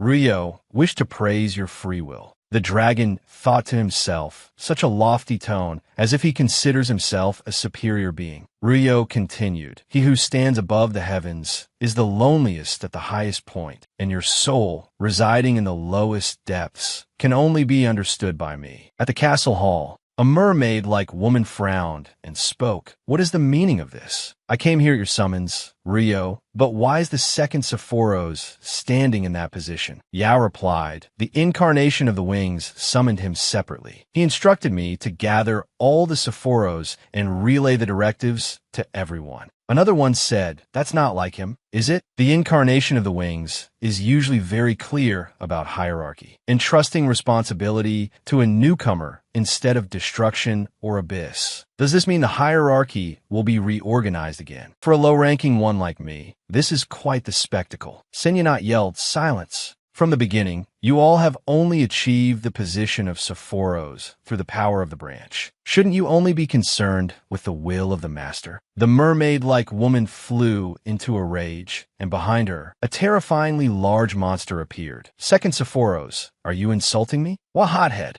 Countless eyes appeared above, staring down at the group. Stop. Senyanat. The eyes slithered towards them. We've already lost nearly half of the Sephoros. The unity of the group gathered under the belief in the world horizon is wavering. I will not tolerate any further disruptive remarks. Just relay the incarnation of the Wings directives. Baron, a large, imposing figure, appeared with a deeply troubled expression. Senyanat said, in 4 days, we will enact the world horizon on this moon. The medium will be me, Senyanat, the branch of the incarnation art. All Sephoros will be stationed at their bases, prepared to respond to the enemy's attack. The Sephoros questioned, the enemy's attack? Who could possibly infiltrate this moon base? Even if they could teleport like destruction, finding this hidden place is impossible. Yao explained, according to the incarnation of the Wings, remnants of the incarnation of magic are assisting the enemy. They not only have a base we cannot infiltrate, but also possess the power to teleport into the moon base at any time. The other Sephoros was shocked. What? Isn't that preposterous? The mermaid-like woman calmly stated, "Let them come. Any number will do. Even if you all suffer humiliating defeats, I alone am enough." Yao stood with his hands clasped behind his back, looking down. It was truly worrisome. The Sephiro's unity relied on the absolute presence of the winged incarnation. Without it, they would be nothing more than uncontrollable monsters. Could the damage caused by the curse be even more severe than I thought? On this side, Blackwood smiled brightly and waved to Ananta. "So you were here? I missed you so much." Suddenly, Rupa's hand shot out, kicking Blackwood in the face and stopping her from running to Ananta. Ananta watched this scene, speechless. Girls were so hard to understand. Blackwood pouted. "Really? Being so rude won't make the boys like you, Rupa." Rupa frowned in response. "And someone as ill-mannered as you will lose any goodwill too." Ananta remained silent throughout, only smiling. He and Rupa exchanged knowing glances. Blackwood's eyes widened as she saw the change in Ananta and Rupa's relationship. "This is that, isn't it?" While I was gone, the two of them got closer. Rupa scolded Ananta. "You're so mean, always nagging at me." He retorted as he walked. "What are you muttering about? Get lost." Blackwood hurried after them. "Wait for me. The evacuation of the civilians has been safely completed. The Queen personally inspected the people. I wonder if she's overexerting herself." "Hey, where are you all going?" Ananta replied. "To a place where we can cause some trouble. We're going to meet the stubborn one who insists on joining the front lines in 4 days." Whitefoot stood ahead, seemingly waiting for them. She turned around and said, "I've been waiting for you, Ananta. Thank you for accepting my request." In a village engulfed in flames, Ananta, still young, held his motionless older sister tightly in his arms. Whitefoot crouched down and smiled. "Hey, little human, I want to ask you something. Why is there such a terrible curse aura? You've done something truly hated, haven't you? I'm curious how you can endure such an aura. Your body is no different from an incarnation right now. Can I hear the story from the sole survivor about the disasters that have continuously struck this village? I forgot to introduce myself. I am Haibo. Just like you, a sacrifice of the wings." Rupa looked at Whitefoot in surprise. "What is that form?" Blackwood explained, "A Suridon, the power to change the target's form. You heard my older sister talk about it, right?" Rupa asked. "So Whitefoot has been hiding her true form all this time?" "What?" Originally, Whitefoot's role as the older sister in the Thoqiwak was as a special agent specializing in intelligence and infiltration to extract dangerous information, while the Thoqiwak were pursuing Ryo's trail. She happened to meet Ananta. Whitefoot, who was always interested in the power of curses, wanted to utilize Ananta's abilities and bring him into our plan. Afterward, her role was changed to supporting Ananta. To avoid being exposed, she changed her form. Ananta stood facing Whitefoot. "That has been a long time, hasn't it? You've finally revealed your true form." Whitefoot didn't answer him, but instead asked, "Do you remember my condition?" Ananta replied immediately without thinking, "Of course. In the upcoming battle, you want to prove that you can fulfill your responsibilities by fighting me, correct? If you win, I will officially request your master to put you on the moon base attack force." Blackwood, "I'm sure you understand the situation. Until one of us can no longer fight or dies, you will be the witness to this battle." Blackwood froze, looking towards Whitefoot. Seeing her sister nod, she reluctantly said, "This battle, Blackwood, a member of the Earthfoot, will witness for the two of you." She thought to herself, "No matter what, I believe in you, sister." Whitefoot clenched the orb in her hand. Ananta's arms transformed into the arms of a monster, tipped with sharp claws. He leaped, charging towards Whitefoot. She used a rabbit illusion, jumping up to avoid Ananta's attack. Manifestation of the rabbit. Ananta frowned at Whitefoot. She then used another illusion, a large beam of light rushing towards Ananta, causing him to slide across the ground. Manifestation of the boar. Whitefoot held an orb in each hand. "Ananta, I have to be blunt. Your attacks will never reach me." Ananta became enraged, red energy swirling around him powerfully. That all your mouth is good for?" Spouting those words, he frantically rushed to attack her, but she effortlessly dodged every blow. Rupa, watching the free action movie, was wide-eyed with surprise that she's dodging all of Ananta's attacks. Blackwood's face was taut. "That's not just luck. This is my sister's true power, the ability to turn danger into visual information, perceiving threats. When her physical body and power combine, no attack can touch her." Whitefoot held an orb forward. Illusion, manifestation of the python. Several pythons appeared, coiling around Ananta. Rupa spoke up, her voice subdued. "No, the battle with Ananta has exceeded all predictions. Before Whitefoot, flames erupted fiercely. She was astonished, her eyes widening in shock. Ananta sprouted 2 pairs of wings, causing the pythons to vanish. He shot towards her with incredible speed. His face no longer resembled that of a human. Whitefoot gripped the orb in her hand and yelled, preparing to fight back. Boom! Ananta slammed down. Smoke and dust billowed. He zipped past her, punching the ground, shattering it. Whitefoot was stunned. Why did he stop attacking? Ananta stood up and replied, if you only dodged like a coward, I would have killed you long ago.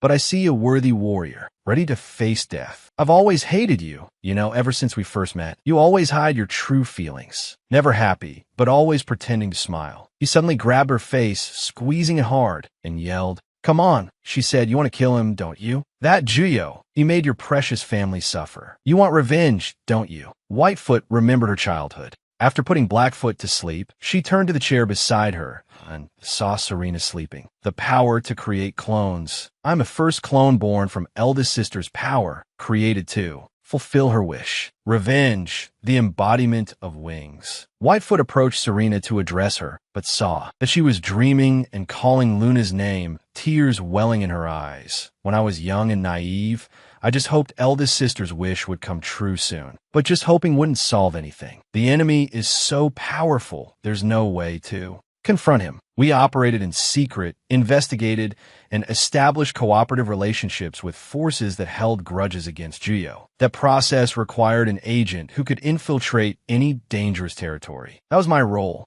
I was a tool to fulfill eldest sister's wish, an emotionless trinket bringing luck to its owner. As long as she wasn't suffering, even my own existence didn't matter. But she truly loved me. Back in the present, Whitefoot saw Serena and froze, her face stiff, so much so that she dropped the 2 orbs she was holding. Serena walked over. Why did you do this? Haven't I always emphasized that in any situation, your safety must come first? Whitefoot hugged Serena tightly.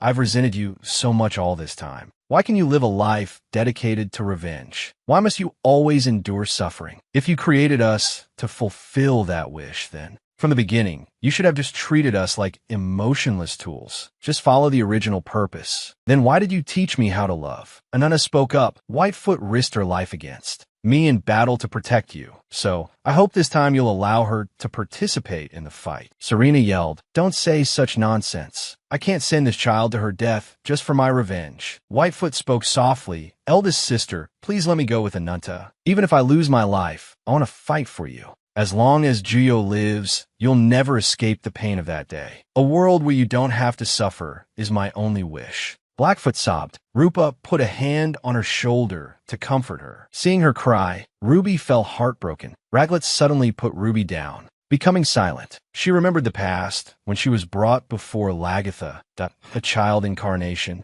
That's the child rescued from the incarnation's territory in the eastern region. The soldier replied, It seems her entire family and relatives were slaughtered by the incarnation of wings. Perhaps due to the immense shock, she still can't communicate, and she might have closed her heart. Lagatha ordered Ao protect that child. Ao placed a hand on the child's head. Hello, lovely girl. I am Ao. My friends call me the incarnation of the sword. Magic, can you tell me your name? Raglet sat down on the ground, hugging her knees and burying her face. Ruby, noticing something was wrong, approached her aunt, transformed into her human form, asking, Hey kid, what's wrong? Why haven't you said anything? Raglet remained silent. Ruby suddenly had an idea. Raglet sensed something and looked up to see Ruby sitting close beside her. Ruby smiled smugly. So is this warm enough? If you have any troubles, just tell Ruby. I'm very gentle and will comfort you about anything. Raglet made a sound, uttering just one word. Hubi Eskichiao? Is he someone very important to you? Raglet couldn't speak clearly. Flashbacks filled her mind of being locked in a frightening place, crying, while Ao looked at her with a cold gaze. She then fell silent again. Ruby stood up, hands on her hips. All right, I'll ask Ananta for help so you can see.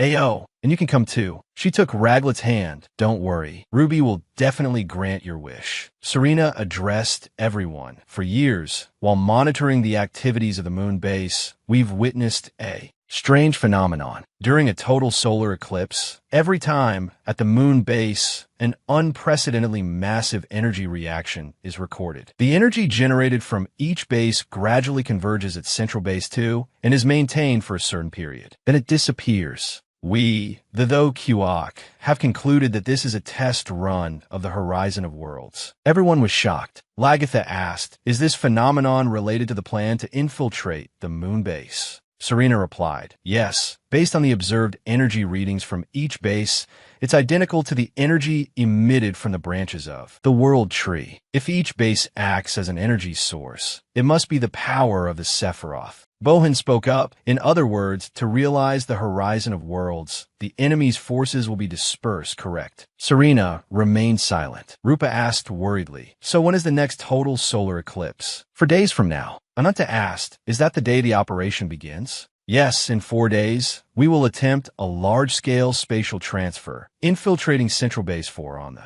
moon. Lagatha wondered, can't we transfer directly to Central Base 2, where the ritual takes place? Whitefoot explained, we can't pinpoint the coordinates, so it's not feasible. The Thoqiuok's spatial transfer technology has 2 types, small scale for under 4 people and large scale with no limit on the number of people. Unlike small scale transfer, which allows the user free movement, large scale can only be used at coordinates Serena has previously visited. The original coordinates of the moon base only allow large scale transfer to Central Base 4. Serena continued, also because the large scale transfer can only be performed by me. I need the presence of my siblings to activate it once everyone is assembled. The invading force will transfer to the moon base. The moon, then their mission is to secure our retreat. They'll set up the large-scale transfer device. That's everyone's lifeline. Meanwhile, Ananta and the others will secure Central Bases 4 and 3, then advance to Central Base 2 for the final battle. Taka said, a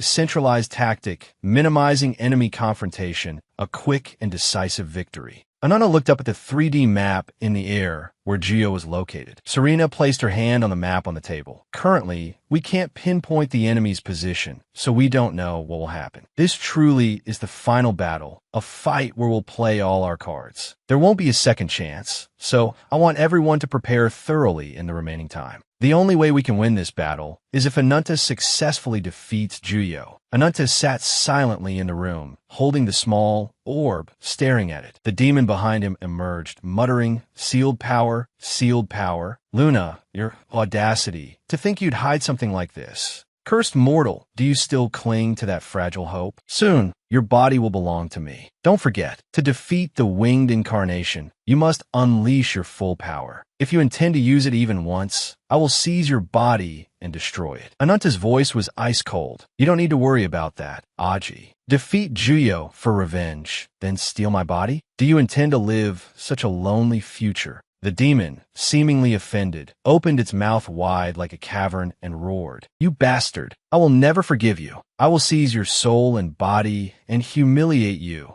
Ananta smirked, raising a hand to wipe the blood steadily flowing from his nose. Agreed. I have no way out either. 4 days later, everyone gathered at the center of the castle. Rupa said cheerfully, everyone's waiting for you, Ananta. Aren't you going to say any words of encouragement? Everyone is relying on you for this crucial battle, so your words will be very helpful. Ananta's gaze remained cold. Encouragement? I don't know everyone gathered here well. We're not blood relatives, nor do we have any special relationship. Moreover, I don't think I'm so special as to lead a life-or-death battle like this. Blackfoot turned to Whitefoot.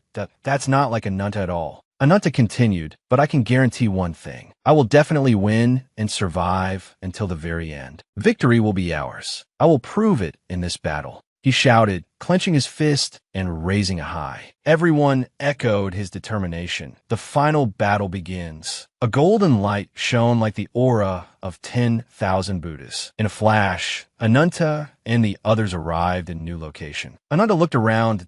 Is this the moon base? Whitefoot placed her hand on the long-decayed wall. This place, abandoned, had fallen into serious disrepair, but just as her elder sister had said, Bahan was speechless with shock. It was truly hard to believe. How could humans do this? All of them looked towards Earth. No one will believe our story now. Suddenly, a scream pierced the air. Ananta, startled, turned around to see Rupa with wide, surprised eyes. Are we really on the moon? But how can we breathe? Blackfoot pointed.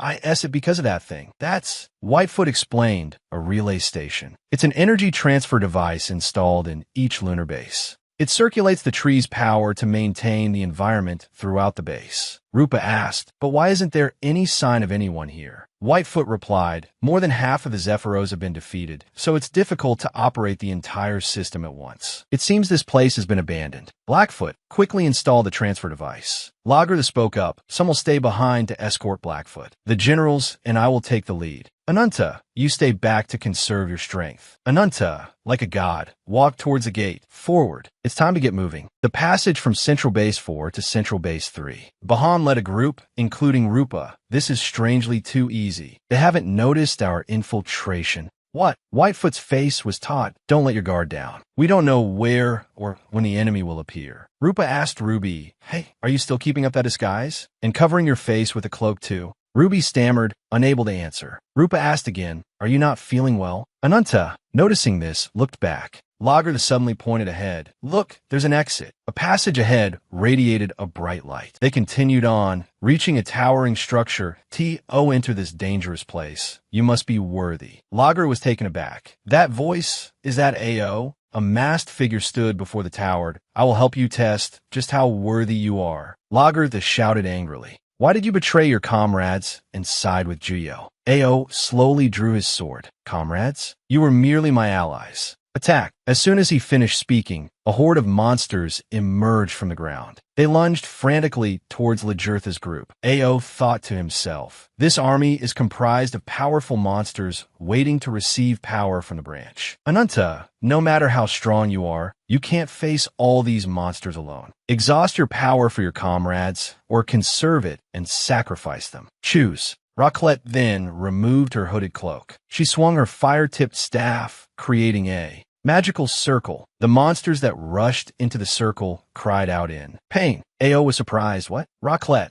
It turned out Raclette and Ruby had merged their bodies. Her eyes widened as she called out A.O.'s name. Rupa was stunned. Raclette, what are you doing here? Lager yelled, don't worry about Rupa, Bahan. Focus on the battle. The others are coming. The monsters, as numerous as a Mongol horde, kept charging. The troops immediately raised their shields to block them. Bahan swung his axe, cleaving through them without missing a single blow. Takin smashed his hammer down, crushing the monster skulls. Everyone fought with bloodthirsty fervor. Suddenly, Rupa looked up and saw Ananta rushing forward with incredible speed, heading straight for the front of A.O. He walked forward slowly, sword in hand. Are you insane, letting a child set foot on the battlefield? A.O. said when he saw Raclette standing beside Ananta. He retorted, this child stands here to fulfill their own will. Don't insult that will. Speaking of which, I still have a score to settle with you. Come here, I'll kill you. The score Ananta referred to was when A.O. had previously run him through with a sword. Revenge is a dish best served cold. Ananta forcefully flung his cloak off. A.O. also raised his sword and bent down, preparing for battle. The two of them charged at each other simultaneously with lightning speed. My video ends here.